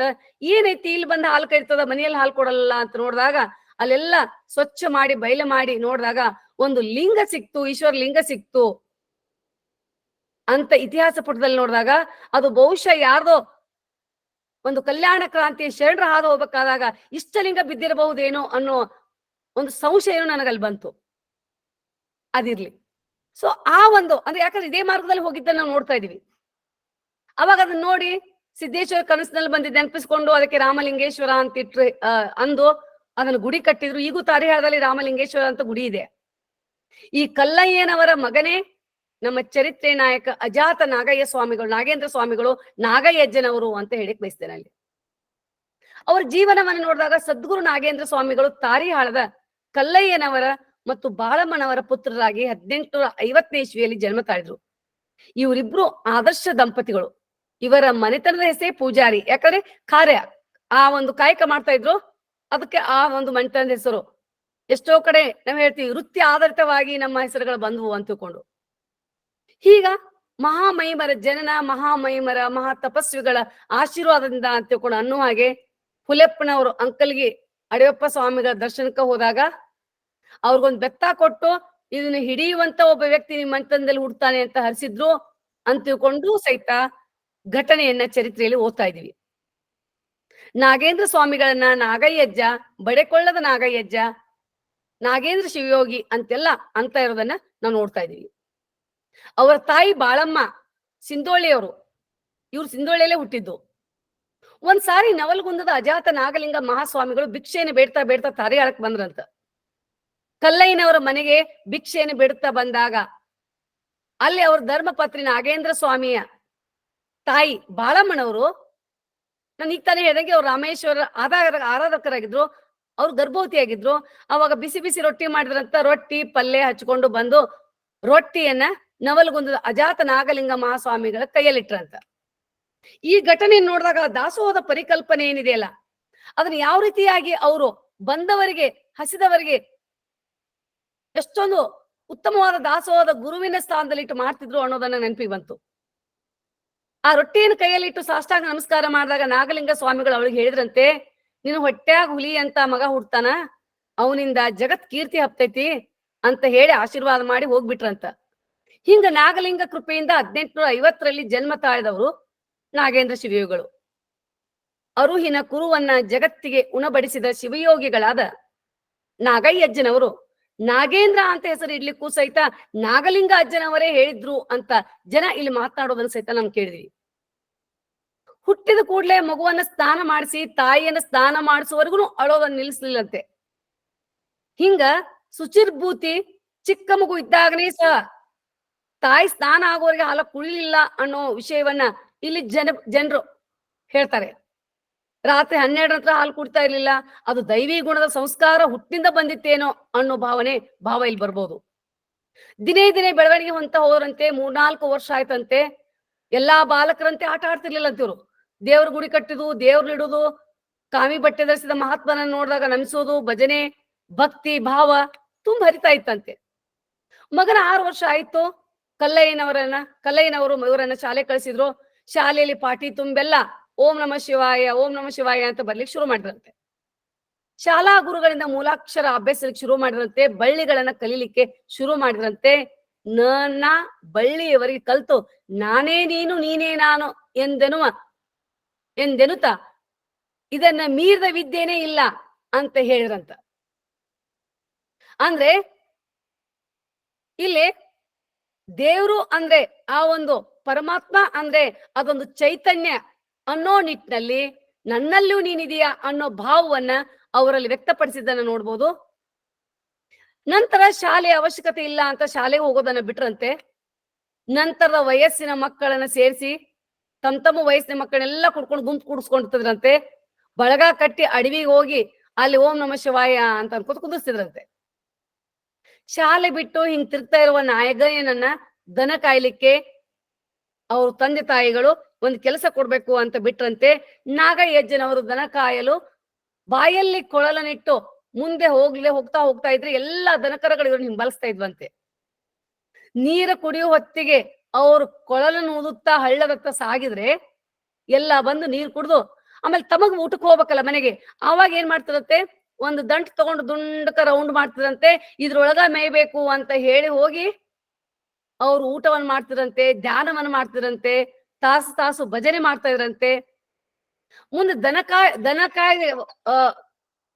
ದನ ಕಾಯ್ದುಕೊಂಡು ತಿರುಗಿ ಮನೆಗೆ ಹೋಗುವಾಗ ಇನ್ನೊಂದು ಕಾಯಕ ಏನಂದ್ರೆ ಕಟ್ಟಿಗೆಯನ್ನ ಕಟ್ಕೊಂಡು ಮನೆಗೆ ಹೋಗ್ಬೇಕು. ಆ ಕಟ್ಟಿಗೆಯನ್ನ ಕಟ್ಕೊಂಡು ಹೋಗ್ಬೇಕಾದಾಗ ಒಂದ್ಸಲ ಹಗ್ಗ ಮರ್ತ್ ಬಂದ್ರತ್ತೆ, ಅಲ್ಲಿರೋ ನಾಗರ ಹಾವನ್ನ ಕಟ್ಟಿಗೆ ಕಟ್ಕೊಂಡು ಹೋದ್ರಂತೆ. ಈ ದೃಶ್ಯವನ್ನ ನೋಡಿ ಊರಾಣವ್ರೆಲ್ಲ ಗಾಬರಿ ಆಗಿ ಅದ್ ನೋಡ್ಲಿಕ್ಕೆಲ್ಲ ದಂಡ ಬಂತತ್ತೆ. ಆ ಜನರನ್ನ ನೋಡಿ ನಾಗಯ್ಯನವ್ರು ಹೇಳಿದ್ರಂತೆ, ಏ ನಾಗವ್ವ, ಈ ದುಷ್ಟ ಜನರನ್ನ ಬಿಟ್ಟು ಹೋಗುವ ಅಂತ ಹೇಳಿದ್ರಂತ. ಅವ್ರು ಕೇಳಿದ ತಕ್ಷಣ ಅದು ಹೋಗಿದ್ದ ನೋಡಿ ಎಲ್ಲ ಬೆರಗಾದ್ರಂತ. ಹೀಗೆ ಅವರ ಒಂದು ಪ್ರಮುಖವಾಗಿರುವಂತ ಒಂದು ತತ್ವ ಆಶಯಗಳನ್ನ ಕೆಲವೊಂದು ವೈಭವೀಕರಿಸುವ ನಿಟ್ಟಿನಲ್ಲಿ ಅದಕ್ಕೆ ಜೊತೆ ಎಣದ್ರು ಸಹಿತ ಅದರಲ್ಲಿ ತಿರುಳನ್ನ ನಾವು ನೋಡೋದು ಅವಶ್ಯಕ ಅಂತ ನನಗನಿಸ್ತು. ಅದೇ ರೀತಿ ಅವ್ರು ಯಾವಾಗ್ಲೂ ನಂತರ ಏನ್ ಮಾಡಿದ್ರಂತೆ, ನಾಗಯ್ಯನ ಅವ್ರ ತಂದೆ ತಾಯಿಗಳು ಕೂಲಿ ಕೆಲ್ಸಕ್ಕೆ ಹಚ್ಚಿದ್ರಂತೆ. ಅದೇ ಊರೊಳಗ ಪತ್ತಾರ ವೆಂಕಜ್ಜ ಅವನು ಹೊಲದೊಳಗ ಕೂಲಿ ಕೆಲಸ ಮಾಡ್ಲಿಕ್ಕೆ ಹಚ್ಚಿರಂತ. ಹೊಲ್ದಾಗ ಕೆಲಸ ಮಾಡುದು ಅಂದ್ರೆ ನಾಗಯ್ಯಜ್ಜರಿಗೆ ಬಹಳ ಇಷ್ಟದ ಕೆಲಸ. ಅವ್ರು ಹೇಳ್ತಾರಲ್ಲ ಏನದ, ನೆಲ ಲಿಂಗನ ಭಜನಿ ಮಾಡ್ರಿ, ಹಸ್ತ ಆಡಿದ್ರ ಮಸ್ತ ಅಂತ ಉಪದೇಶ ಮಾಡಿದ್ರಂತ. ಎಷ್ಟು ಕಾಯಕ ಯೋಗಿ ಅಂತ ನಮ್ಗೆ ಗೊತ್ತಾಗುತ್ತೆ. ನೆಲ ಲಿಂಗನ ಭಜನಿ ಮಾಡ್ರಿ, ಹಸ್ತ ಆಡಿದ್ರ ಮಸ್ತ ಅಂದ್ರ ಶರಣರ ಕಟ್ಟಿಕೊಟ್ಟ ಕಾಯಕದ ಪರಿಕಲ್ಪನೆಯನ್ನು ದೃಢವಾಗಿ ನಂಬಿದ್ರು ಅಂತ ಇಲ್ಲಿ ಅರ್ಥ ಆಗುತ್ತೆ. ಬರಬರ್ತ ನಾಗಯ್ಯನ ಒಲವು ಭಜನೆ ಕಡೆ ಜಾಸ್ತಿ ಆಯ್ತು. ಸಾಧು ಸಂಘದತ್ತ ವಿಶೇಷವಾಗಿ ಕಂಡು ಬಂತು. ಪತ್ತಾರ ಕಾಳಪ್ಪಜ್ಜನ ಮನೆಯೊಳಗೆ ಹೆಚ್ಚಿಗೆ ಇರೋದು, ಅವ್ರ ಮನೆಗೆ ಹೋಗಿ ಅಲ್ಲಿ ಬಂದಂತ ಸಾಧು ಸಂಘದ ಅವ್ರ ಜೊತೆಗೆ ಜಾಸ್ತಿ ವೇಳೆಯನ್ನ ಕಳೆಯೋದು. ವಡಗಾಮಿಯಲ್ಲಿ ಒಂದು ಕಲ್ಯಾಣೇಶ್ವರ ಮಠ ಅಂತಿದೆ, ಅಲ್ಲಿ ಬಹಳ ಸ್ವಾಮಿಗಳು ಬರ್ತಾ ಇದ್ರು. ಆ ಮಠಕ್ಕೆ ನಾಗಯ್ಯನವರು ಆಗಾಗ ಹೋಗ್ತಿದ್ರು ಅಂತ ಚರಿತ್ರೆಯಲ್ಲಿ ನೋಡ್ತಾ ಇದೀವಿ ಚಿಕ್ಕವರಿದ್ದಾಗ. ಹೀಗೆ ಆಧ್ಯಾತ್ಮಿಕದತ್ತ ತಿರುಗಿದ ಅವರ ಮನಸ್ಸನ್ನ ಸಂಸಾರದತ್ತ ಎಳಿಬೇಕು, ಅವನಿಗೊಬ್ಬಳನ್ನ ಕನ್ಯೆಯನ್ನು ಹುಡುಕಿ ಮದುವೆ ಮಾಡ್ಬೇಕು ಅಂತ ಅವ್ರ ತಂದೆಯವರು ವಿಚಾರ ಮಾಡಿ ಕನ್ಯಾ ಶೋಧನೆ ಆರಂಭ ಮಾಡಿದ್ರಂತ. ಎಲ್ಲ ತಂದೆ ತಾಯಿಗಳಿಗಂತೆ ಮಗ ಸಂಸಾರಸ್ಥಾಗಿ ಒಳ್ಳೆ ಜೀವನ ಕಟ್ಕೊಳ್ಳಿ ಅಂತ ಆಶಯ. ಬಂಬರಿಗೆಯಲ್ಲಿ ಗುರ್ಲಿಂಗಯ್ಯ ಅನ್ನೋ ಸಾತ್ವಿಕ ಶರಣ ಇದ್ದ, ಅವನ ಹೆಂಡತಿ ಹೆಸರು ನೀಲಮ್ಮ ಅಂತ. ಆ ಎಲ್ಲ ಹೆಸರುಗಳು ನೋಡ್ರಿ, ನೀಲಮ್ಮ ಅವರೆಲ್ಲ ಹೆಸರುಗಳು ನೋಡ್ರಿ, ಎಲ್ಲ ನಮ್ಮ ಶರಣರ ಪ್ರಭಾವ ಈ ಪ್ರದೇಶಗಳಲ್ಲಿ ಎಷ್ಟಾಗಿತ್ತು ಅನ್ನೋದನ್ನ ಆ ಹೆಸರುಗಳಿಂದ ಪುನಃ ನಮಗೆ ಅರ್ಥ ಆಗುತ್ತೆ. ಇವರಿಬ್ರು ಸಹಿತ ಗುರ್ಲಿಂಗಯ್ಯ ಮತ್ತು ನೀಲಮ್ಮ ಬಂಬರಿಗೆಯಲ್ಲಿದ್ರಲ್ಲ, ಇವರಿಬ್ರು ಬಸವಣ್ಣ ದೇವರ ಪರಮ ಭಕ್ತರು ಅಂತ ಚರಿತ್ರೆಯಲ್ಲಿ ನೋಡ್ತಾ ಇದೀವಿ. ಅವರಿಗೆ ಅಕ್ಕಮ್ಮ ಅನ್ನೋ ಗುಣವತಿಯಾದ ಶರಣಿ ಸಂಪನ್ನೆಯಾದ ಮಗಳಿದ್ಲು. ಅವಳೊಡನೆ ನಾಗಯ್ಯನ ಲಗ್ನ ಮಾಡ್ಬೇಕು ಅಂತ ತಿಳ್ಕೊಂಡು ನಾಗೇಂದ್ರ ಶಿವಯೋಗಿಗಳ ತಂದೆಗೆ ತಲೆಯಲ್ಲಿ ಬಂತತೆ. ಅಂದ್ರೆ ಇವ್ರು ಹುಡುಕ್ತಾ ಇರೋದನ್ನ ನೋಡ್ರೆ, ಈ ಶರಣರ ತತ್ವಗಳನ್ನ ಪಾಲಿಸುವ, ಶರಣರನ್ನ ಸದಾ ಅವರ ಹಾದಿಯಲ್ಲಿ ನಡೆಯುವಂತ ಕುಟುಂಬಗಳನ್ನ ಅವ್ರು ನೋಡಿ ತರಬೇಕು ಅನ್ನೋ ಆಶೆ ನೋಡಿದ್ರೆ ಇವರು ಎಷ್ಟೊಂದು ಪ್ರಭಾವಿತರಾಗಿದ್ರು ಇವ್ರ ಕುಟುಂಬದವರು ಅನ್ನೋದು ಗೊತ್ತಾಗುತ್ತೆ. ಅವಾಗ 24ನೇ ವರ್ಷಕ್ಕ ನಾಗಯ್ಯನ ಲಗ್ನವನ್ನ ಆಯ್ತು ಅಂತ ಶರಣರ ಚರಿತ್ರೆಗಳಲ್ಲಿ ನಾವು ನೋಡ್ತಾ ಇದೀವಿ. ಅಕ್ಕಮ್ಮ ಅನ್ನೋರ ಜೊತೆಗೆ ವಿವಾಹ ಆಯ್ತು. ಅಕ್ಕಮ್ಮ ನಾಗಯ್ಯನಿಗೆ ತಕ್ಕ ಸತಿಯಾಗಿದ್ಲು. ದಿನಗಳದಂತೆ ಇವರು ಮುಖ್ಯವಾಗಿ ಒಂದು ಶರಣ ದಂಪತಿಗಳ ಹಾಗೆ ಅವರು ಮುಂದುವರೆದ್ರು. ಅವ್ರಿಗೆ ಬಸಯ್ಯ ಶಿವಮೂರ್ತಯ್ಯರೆಂಬ ಇಬ್ರು ಗಂಡ್ಮಕ್ಳು, ನೀಲಮ್ಮ ಬಾಳಮ್ಮ ಅನ್ನೋ ಹೆಣ್ಮಕ್ಳು ಜನಿಸಿದ್ರು. ಆದ್ರೆ ಪ್ರಾಪಂಚಿಕ ಜೀವನದಲ್ಲಿ ಅಷ್ಟೊಂದು ಆಸಕ್ತಿಯನ್ನ ತೋರಿಸದೇ ಇರುವುದರಿಂದ ಇವ್ರ ಸಹೋದರರು ಇವರನ್ನ ಮನೆ ಬಿಟ್ಟು ಹಾಕಿದ್ರು. ಆವಾಗ 12 ವರ್ಷದ ಮಟ್ಟ ಇವರು ಪುಣ್ಯಕ್ಷೇತ್ರದ ದರ್ಶನ ಪಡೆದ್ರು ಅನ್ನೋದು ಚರಿತ್ರೆಯಲ್ಲಿ ಸಿಗುತ್ತೆ. ತದನಂತರ ಇವರು ಬಡೇಕೋಳದಲ್ಲಿ ಹುಲಿಯಪ್ಪನ ಗವಿಯಲ್ಲಿ ಅತ್ತಿಯ ಮರದ ಮಂಚದಲ್ಲಿ ಬಂದು ಧ್ಯಾನ ಮಾಡುತ್ತಿದ್ರು. ಸರ್ ಈಗ ತಾನೇ ಹೇಳಿದ್ರು, ಅಲ್ಲಿ ಒಂದು ಸ್ಥಳ ಎಷ್ಟು ಪ್ರಶಾಂತ ಇದೆ ಅಂದ್ರೆ, ಇತ್ತ ಕಡೆ ಯಾರಾದ್ರೂ ಬಂದ್ರೆ ನಿಜವಾಗ್ಲೂ ಮಠಕ್ಕೆ ಆಶ್ರಮಕ್ಕೆ ನೀವು ಭೇಟಿ ಕೊಡ್ಲೇಬೇಕು ಅಂತ ನಿಸರ್ಗದ ಅಲ್ಲಿ ಸಿಗ್ತಾ ಇದೆ. ಅಲ್ಲಿ ಧ್ಯಾನ ಮಾಡಿದ್ರು, ಒಂದೇ ಸ್ಥಳದಲ್ಲಿ ತಿಂಗಳಗಟ್ಲೆ ಕುತ್ಕೊಂಡ್ರು, ತಪಗೈದ್ರು, ಸಮಾಧಿ ಸ್ಥಿತಿಯಲ್ಲಿ ಮೈ ಮರೆತು ಕುಳಿತರು. ಅವರನ್ನು ಕಂಡು ಅನೇಕರು ಬೆರಗಾದ್ರು. ಹಿಂದಿನ ಕೆಲ ದಿನ ಯೋಗ ಸಾಧನೆ ಮಾಡ್ತಾ ಹಲವು ದಿನಗಳವರೆಗೆ ಗಿಡಗಳ ಟೊಂಗೆಯ ಮೇಲೆ ತಪಗೈದ್ರೆ, ಮತ್ತೆ ಕೆಲವು ದಿನ ನೆಲದ ಮೇಲೆ ತಪ ಮಾಡಿದ್ರು. ಹೀಗೆ ಒಂದು ಯೋಗದಲ್ಲಿ ನಿರತರಾಗಿ ಎಷ್ಟೋ ದಿನಗಳವರೆಗೆ ನಿರಾಹಾರಿಯಾಗಿದ್ರು. ನಿದ್ದೆ ನೀರಡಿಕೆ ಪರಿವಿರ್ಲಿಲ್ಲ. ಪರಶಿವನಲ್ಲಿ ಅಚಲ ಭಕ್ತಿ. ಪರಶಿವ ಅಂದ್ರೆ ಇಲ್ಲಿ ನಾವು ಚೈತನ್ಯದ ಬಗ್ಗೆನೆ ಅರ್ಥ ಮಾಡ್ಕೊಳ್ಬೇಕು. ಅಲ್ಲಿ ಅದಕ್ಕೆ ಏಕಾಗ್ರತೆಯನ್ನ ತೊಡಗಿಸ್ಕೊಂಡ್ರು. ಅವರ ತಪೋಬಲದಿಂದ ಋನ್ಮನಗಳಲ್ಲಿ ಚಿರಶುದ್ಧಿ ಆವರಣೆ ಆಯಿತು. ನಾನೆಂಬ ಭಾವ ಅಳಿದವನಾಗಿ ಸರ್ವ ವಸ್ತುಗಳಲ್ಲಿ ಪರಮಾತ್ಮನನ್ನು ಕಾಣುವ ದೃಷ್ಟಿ ವೈಶಾಲ್ಯತೆ ಬೆಳೆದು ಬಂದಿತ್ತು. ಹಿರಿಯರು ಕಿರಿಯರು ಅವರಿವರು ಅಂತ ಅನ್ಲಾರ್ದೆ, ಯಾವುದೇ ಭೇದ ಭಾವ ಸುಳಿಯದೆ, ಅವರಲ್ಲಿ ಯಾವುದೇ ಭೇದ ಇಲ್ಲದೆ ಸಂಪೂರ್ಣವಾಗಿ ಲಿಂಗದಲ್ಲಿ ಮನ ಬೆರೆತವರಾಗಿದ್ರು ಅನ್ನೋದನ್ನ ನೋಡ್ತಾ ಇದೀವಿ. ಇವರಿಗೆ ಇದು ಸುಖ, ಇದು ದುಃಖ, ಇದು ಮಾನ, ಇದು ಅಪಮಾನ ಭಾವನೆ ಅಲ್ಲಿ ಲವಲೇಶವೂ ಅವಕಾಶ ಇರಲಿಲ್ಲ. ಆ ಮಹಾಪರಶಿವನೇ ನಾನೆಂಬ ಭಾವನೆ ಬೆಳವಣಿಗೆ ಹೃದಯದಲ್ಲಿತ್ತು. ಈ ರೀತಿ ಒಂದು ಬ್ರಹ್ಮಾನಂದ ಆತ್ಮಾನಂದ ಅನುಭವಿಸಿ ಪೂರ್ಣ ಜ್ಞಾನಿ, ಪರಿಪೂರ್ಣ ಜ್ಞಾನಿ, ವ್ಯವಹಾರ ಜ್ಞಾನ ಕಡೆಗೆ ಲಕ್ಷ್ಯವನೀಯದೆ ನಾಗಯ್ಯ ಮಹಾಸ್ವಾಮಿಗಳು ಸಾಮಾನ್ಯರ ದುಷ್ಟರಲ್ಲಿ, ಸಾಮಾನ್ಯರ ಒಂದು ದೃಷ್ಟಿಯಲ್ಲಿ ಹುಚ್ಚರಾಗಿ, ಪೆದ್ದರಾಗಿ, ಸುಜ್ಞಾನಿಗಳ ಸುವಿಚಾರಿಗಳ ದೃಷ್ಟಿಯಲ್ಲಿ ದಿವ್ಯ ಜ್ಞಾನಿಗಳಾಗಿಯೂ ಮಹಾಮಹಿಮರಾಗಿಯೂ ಮಹಾನುಭಾವರಾಗಿಯೂ ಕಂಡ್ರು. ದೃಷ್ಟಿಯಂತೆ ಸೃಷ್ಟಿಯಲ್ಲವೇ ಅಂತ ನಾವಿಲ್ಲಿ ಪ್ರಶ್ನೆ ಮಾಡ್ಬೋದು. ತದನಂತರ ಅವ್ರ ಧರ್ಮಪತ್ನಿ ಇಲ್ಲೇ ಬಂದು ಉಳಿದ್ರು. ನಾಗಯ್ಯಜ್ಜನವರು ಸಂಸಾರದಲ್ಲಿದ್ರು, ಕೆಸರಿನಲ್ಲಿದ್ದ ಕಮಲದಂತೆ ಇದ್ರು ಅಂತ ಹೇಳ್ಬೋದು. ನಾಗೇಂದ್ರ ಯೋಗಿ ಮಹಾಜ್ಞಾನಿ, ನಿರಹಂಕಾರಿನೂ ಹೌದು. ಅವರ ಮನಸ್ಸು ಭಕ್ತಿಯ ಸಾಗರ, ಅಪಾರ ಅಚಲ ಭಕ್ತಿಯಿಂದ ತುಂಬಿದಂತ ಅವರು ಜಗದ ಜನರಂತೆ ವ್ಯವಹಾರ ಆಚರಣೆಗಳಿರ್ಲಿಲ್ಲ. ಅವ್ರ ಕಡೆ ಜಗದ ಜಂಜಡಗಳಿಂದ ಅಲಿಪ್ತರಾಗಿದ್ರು. ಕೆಲ ಭಕ್ತರು ಅವರನ್ನ ನಿಜವಾದ ಶರಣ ನಂದರಿಯದೆ ಸರಸವಾಡಿದವರೂ ಉಂಟು. ಅಪ್ಪ ಬಸವಣ್ಣನವರ ವಾಕ್ಯದಂತೆ ಶರಣರೊಡನೆ ಶಿವಯೋಗಿಯೊಡನೆ ಸರಸವಾಡುವುದೆಂದರೆ ಹಾವಿನ ಹೆಡೆಯಕೊಂಡು ಕೆನ್ನೆಯ ತುರಿಸಿಕೊಂಡಂತೆ, ಹುಲಿಯ ಮೀಸೆಯೇ ಹಿಡಿದು ಉಯ್ಯಾಲೆಯ ಆ ನಾಡಿದಂತೆ, ಸುಣ್ಣದ ಕಲ್ಲು ಕಟ್ಟಿಕೊಂಡು ಮಡುವಿನಲ್ಲಿ ಬಿದ್ದಂತೆ. ಹೀಗಿರುವಾಗ ಕೆಲ ಭಕ್ತರು ಅವರೊಡನೆ ಸರಸವಾಡಿ ತಮ್ಮ ಕಾಲ ಮೇಲೆ ತಾವೇ ಕಲ್ಲು ಚೆಲ್ಕೊಂಡ್ರು. ಅವರನ್ನು ಬೈದು ಬಡಿದು ಹೀಯಾಳಿಸಿ ನುಡಿದು ಅನೇಕ ಕಷ್ಟ ನಷ್ಟಗಳನ್ನು ಅನುಭವಿಸಿದ್ರು. ಆದ್ರಿಂದ ಶರಣರೊಡನೆ ಶಿವಯೋಗಗಳೊಡನೆ ಸರಸ ತರವಲ್ಲ ಅನ್ನೋದು ನನಗೆ ನೆನಪಿಗೆ ಬಂತು. ಸತ್ಯ ಶುದ್ಧ ಕಾಯಕ ಮಾಡುವವನಿಗೆ ಗುರುಬಲ ಹೆಚ್ಚಾಗಿ ಹಾವಿನಂದದಿ ಬರುವ ಕಷ್ಟಗಳೆಲ್ಲ ಕೋಲಿನಂದದಿ ಕಂಡು ಬರುವನೆಂಬುದು ಇದರ ಅರ್ಥ. ನಮ್ಮ ದುಷ್ಕರ್ಮಗಳೇ, ನಮ್ಮ ದುರಾಚಾರಗಳೇ ನಮ್ಮ ಶತ್ರುಗಳು, ಆಚಾರವೇ ಸ್ವರ್ಗ, ಅನಾಚಾರವೇ ನರಕ ಅನ್ನೋ ನುಡಿ ಹಾಗೆ ಸದಾಚಾರ ಸಂಪನ್ನರು ನಾವಾಗಬೇಕನ್ನೋದೇ ಶಿವಯೋಗಿಯ ಉಪದೇಶ ಆಗಿತ್ತು. ಗುರು ಸನ್ನಿಧಿಯಲ್ಲಿ ದೇವೋಪಾಸನೆಗೈದು ಮನಸ್ಸು ಪರಿವರ್ತನೆ ಹೊಂದಿ ಸತ್ಯ ಶುದ್ಧ ಕಾಯಕದತ್ತ ಒಲಿಯುತ್ತೈತೆ ಅಂತ ಸದಾ ಹೇಳ್ತಾ ಇದ್ರು. ಆದ್ರಿಂದ ಗುರುವಿನಡೆಗೆ, ಗುರುವಿನ ಶರಣರ ಸಂಘದ ಸಮಾಜ ಕಲ್ಯಾಣ ಕಾರ್ಯ ಮಾಡುವ ಮೂಲಕ ಮಾನವ ಜೀವನ ಸಾರ್ಥಕ ಮಾಡ್ಕೊಳ್ಬೇಕು ಅನ್ನೋದೇ ಇವರ ಆಶಯ ಆಗಿತ್ತು. ಬೆಳಗಾವಿ ಸುತ್ತಮುತ್ತ ತಾರಿಹಾಳು, ಸಿಂದೋಳಿ, ಹಿರೇಬಾಗೇವಾಡಿ, ಕಣಿವಿನ ಕರವಿನಕೊಪ್ಪ, ಹಲಗ, ಕಾಕ್ತಿ, ಮಾಸ್ಮಡಿ ಎಲ್ಲಾ ಊರು ಕಡೆಯಿಂದ ಇವರ ವಿಷಯವನ್ನ ತಿಳಿದಂತ ಜನ ಮೆಚ್ಚಿ ಮಾತನಾಡಿದ್ರು. ಒಂದು ಘಟನೆ ನನ್ಗೆ ಹೇಳ್ಬೇಕನ್ಸುತ್ತೆ. ಬಸಲಿಂಗಮ್ಮ ಸಾಣಿಕೊಪ್ಪ ಅಂತ ತಿಳ್ಕೊಂಡು ಅವ್ರು ನಾಗಯ್ಯಜ್ಜನ ಬಗ್ಗೆ ಹೇಳ್ತಿದ್ರಂತ ಅಲ್ಲಿ ಜನರಿಗೆಲ್ಲ. ಅಜ್ಜ ನೋಡಿ ಅಮ್ಮ ನೀವು ಹೆಂಗಿದ್ರು ಅಂತ ಕೇಳಿದಾಗ, ನಾಗೇಂದ್ರ ಶಿವಯೋಗಿಗಳು ಬಹಳ ಖಡಕ್ಕಿದ್ರು, ಸಿಟ್ಟು ಬಂದ್ರ ಅವ್ರು ಯಾರಿಗೂ ಬಿಡ್ತಿರ್ಲಿಲ್ಲ, ಅಷ್ಟು ಖಡಕ್ಕಿದ್ರು ಅಂತೇಳಿ. ಬಹಳ ಅತ್ಯಂತ ಶ್ರಮಜೀವಿ ನಾಗಯ್ಯಜ್ಜನವರು. ನಮ್ಮ ಹೊಲದಲ್ಲಿ ಬಿತ್ತಬೇಕಾದ್ರ ಪಕ್ಕದ ರೈತ ಹೊಲದಲ್ಲಿ ಬಂದು ಬಿತ್ತಲಿಕ್ಕೆ ಯಾರು ಇಲ್ಲ, ಸ್ವಲ್ಪ ಬಿತ್ತಿ ಕೊಡ್ತೀಯನಪ್ಪಾ ಅಂತ ಕೇಳಿದ್ರೆ ತಮ್ಮ ಕೆಲಸ ಬಿಟ್ಟು ಅವ್ರ ಹೊಲದ ಕೆಲಸ ಮಾಡಕ್ ಹೋಗ್ತೀರಂತ. ಒಂದ್ಸಾರಿ ಹಿಂಗ ಪಕ್ಕದ ರೈತ ಕೆಳಕ್ ಬಂದಂತ, ಹೊಲ್ದಾಗ ಕಾರ್ ತನ್ನ ಹೊಲ್ದಾಗ ಬಿತ್ತಾಕತ್ತಿರಂತ. ಆ ಬಿತ್ತುದನ್ನ ಅಲ್ಲೇ ಬಿಟ್ಟು ಅವ್ರು ಸಹಾಯ ಮಾಡ್ಲಿಕ್ಕೆ ಹೊಂಟ್ ನಿಂತ ನಾಗಯ್ಯಜ್ಜನ ಅವ್ರ ತಂದಿಗ್ ಸಿಟ್ಟು ಬಂತಂತ. ನಮ್ ಕೆಲ್ಸ ಬಿಟ್ಟು ಅಲ್ಲಿ ಹೋಗ್ತೀನೋ ಅಂತ ತಿಳ್ಕೊಂಡು. ಆದ್ರೂ ಆ ರೈತನ ಹೊಲಕ್ ಹೋಗಿ ಬಿತ್ತು ಕಾರ್ಯ ಮುಂದುವರ್ಸಿದ್ರಂತ. ಬಿತ್ತು ಕಾರ್ಯ ಮುಗಿಲಿಕ್ ಬಂದಿತ್ತ, ಇನ್ನೊಂದ್ ಅರ್ಧ ಎಕರೆ ಉಳಿದಿತ್ತಂತ. ಜೋಳದ ಬೀಜ ಖಾಲಿ ಆದ್ವು ಅಂತ. ರೈತ ಮನೆಗೆ ಹೋಗಿ ತರಬೇಕಂದ್ರ ಹೊತ್ತು ಮುಳುಗಾಕತ್ತಿತ್ತು. ರೈತ ಕಣ್ಣೀರ್ ಹಾಕ್ಲಿಕ್ ಶುರು ಮಾಡ್ದಂತ. ಆಗ ಚಿಂತೆ ಮಾಡ್ಬೇಡ ನಿಲ್ಲ ಅಂತ ಹೇಳಿ ಕಾಳಿರುವ ಜೋಳಿಗೆಗೆ ಒಳಗ ಮಣ್ಣನ್ನು ಹಾಕೊಂಡು ಮಣ್ಣನ್ನು ಬಿತ್ತಿ, ಆಗ ರೈತ ಹೆಂಗ ಪಾನಗಯ್ಯ ಮಣ್ಣನ್ನು ಬಿತ್ತಾಕತ್ತಿಯಲ್ಲ ಅಂದ್ರಂತ. ಆಗ ಇರಿಲ್ ನಡಿಯೋ ಅಂತ ಹೇಳಿ ಮಣ್ಣನ್ನ ಬಿತ್ತಿರಂತ ಒಂದು ವಾರದೊಳಗೆ ಇಡೀ ಹೊಲ ಅತ್ಯಂತ ಸುಂದರವಾಗಿ ಪ್ರಫುಲ್ಲವಾಗಿ ಹುಟ್ಟಿ ಬಂದಿತ್ತು. ಮಣ್ಣು ಇರುವಂತ ಸ್ಥಳದಲ್ಲಿ ಸಹಿತ ಹುಟ್ಟಿ ಬಂದಿತ್ತು ಅನ್ನೋದನ್ನ, ಇದು ಏನು ಅನ್ನೋದನ್ನ ನಾವು ನಂತರ ಹೊರಗೆ ಹಚ್ಚಿದ್ರಾಯ್ತು. ಆದ್ರೆ ಈ ಘಟನೆಗಳ ಬಗ್ಗೆ ಈ ಸುತ್ತಮುತ್ತ ಮಾತನಾಡ್ತಾರೆ.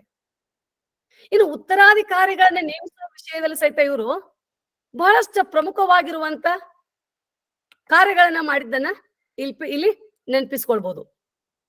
ಅದು ಏನು ಅಂದ್ರೆ, ಉತ್ತರಾಧಿಕಾರಿಗಳಾಗಿ ಶ್ರೀ ವೀರಯ್ಯ ಸ್ವಾಮಿಗಳು ಹೆಂಗ್ ಬಂದ್ರು ಅಂದ್ರೆ, ಬೆಳಗಾವಿ ಸಮೀಪದಲ್ಲಿ ಸಂತಿ ಬಸ್ವಾಡ್ ಗ್ರಾಮ ಐತಿ, ಬೆಳಗಾವಿ ತಾಲೂಕಿನಲ್ಲಿ ಐತಿ. ಅಲ್ಲಿ ಸಿದ್ದಯ್ಯ ಚಿಕ್ಕಮಠ್ ಅಣ್ಣವರು, ಅವ್ರ ಧರ್ಮಪತ್ನಿ ಚೆನ್ನಮ್ಮ ಅಂತ ಹೇಳಿ. ಈ ಸಂತಿ ಬಸ್ವಾಡದಲ್ಲಿ ಒಂದು ಬಸವೇಶ್ವರ ಮಂದಿರ ಐತಿ. ಆ ಚಿಕ್ಕಮಠ್ ಮಂತಂದವರೇ ಬಸವಣ್ಣನ ದೇವರ ಪೂಜೆ ಮಾಡ್ತಿದ್ರು. ಈ ತೆರನಾದ ಬಸವಣ್ಣನವರ ದೇವರ ಪೂಜಾ ವೃತ್ತಿ ಅನೇಕ ತಲೆಮಾರದಿಂದ ಬಂದಿತ್ತು. ಅವ್ರಿಗೆ ಪೂಜಾರಿ ಅಂತ ಹೆಸರು ಬಂದಿತ್ತು, ಯಾರು ಚಿಕ್ಕಮಠ ಅಂತಿರ್ಲಿಲ್ಲ. ಆ ಪೂಜಾರಿ ಮನೆತಂದಿರೋ ಸಿದ್ದಯ್ಯ ಮತ್ತು ಚೆನ್ನಮ್ಮರಿಗೆ ಮೂರನೇ ಮಗನಾಗಿ ವೀರಯ್ಯ ಸ್ವಾಮಿಗಳು 1/12/28 ಜನಿಸಿದ್ರು. ಶ್ರೀ ನಾಗಯ್ಯ ಸ್ವಾಮಿಗಳು ಸಂತಿ ಬಸ್ವಾಡಕ್ಕೆ ಮ್ಯಾಲಿನ ಮೇಲೆ ಹೋಗ್ತಿದ್ರು, ಅಲ್ಲಿ ಪ್ರಸಾದವನ್ನು ಕರುಣಿಸ್ತಿದ್ರು. ಮಗು ವೀರಯ್ಯನಿಗೆ 6 ವರ್ಷ ಆಗಿತ್ತು. ತಂದೆ ಶಾಲೆ ಕಳಿಸಿದ್ರು. ಗುರುಗಳ ಅಚ್ಚುಮೆಚ್ಚಿನ ಶಿಷ್ಯ ವೀರಯ್ಯ. ಪರಮ ಪೂಜ್ಯ ನಾಗಯ್ಯ ಸ್ವಾಮಿಗಳ ಒಂದು ಲಿಂಗೈಕ್ಯ ಆಗೋ ಕಾಲ ಸನ್ನಿಹಿತ ಬಂತು. ಅದ್ರೊಳಗನ ಮಠದ ಉತ್ತರಾಧಿಕಾರಿ ಮಾಡ್ಬೇಕು ಅಂತ ತಿಳ್ಕೊಂಡು ಯಾರನ್ನು ಉತ್ತರಾಧಿಕಾರಿ ಮಾಡ್ಬೇಕು ಅಂತ ವಿಚಾರ ಮಾಡ್ತಾ ಇದ್ರು. ಭಕ್ತರೆಲ್ಲ ಕೇಳಿದ್ರು, ಅಪ್ಪಾರ ಯಾರು ಉತ್ತರಾಧಿಕಾರ ಮಾಡ್ತೀರಿ ಅಂತ. ಅದಕ್ಕ ನಾಗಯ್ಯಜ್ಜ ಹೇಳಿದ್ರಂತ, ಶಿವನಪ್ಪಣೆ ಅಂತ ಮಾಡೋಣ ಅಂತ ಅಂದ್ರಂತ. ಅಂತೂ ಇಂತೂ ಉತ್ತರಾಧಿಕಾರಿ ಆಯ್ಕೆ ಮಾಡುವ ದಿನ ಬಂತು. ಪೂಜೆ ನಾಗಯ್ಯನವರಿಗೆ ಅನೇಕ ಜನ ಸಹೋದರರಿದ್ರು. ಆ ಸಹೋದರರು ಅನೇಕ ಪುತ್ರರಿದ್ರು. ಎಲ್ಲ ಸಹೋದರರು ತಮ್ಮ ತಮ್ಮ ಮಕ್ಕಳೊಡನೆ ಮಠಕ್ಕೆ ಬಂದಿದ್ರು. ಗುರು ಯಾರನ್ನ ಕರೀತಾರೋ, ಯಾರನ್ನ ಉತ್ತರಾಧಿಕಾರಿಯನ್ನು ಮಾಡ್ತಾರೋ ಅಂತ ನೋಡ್ತಾ ಇದ್ರು.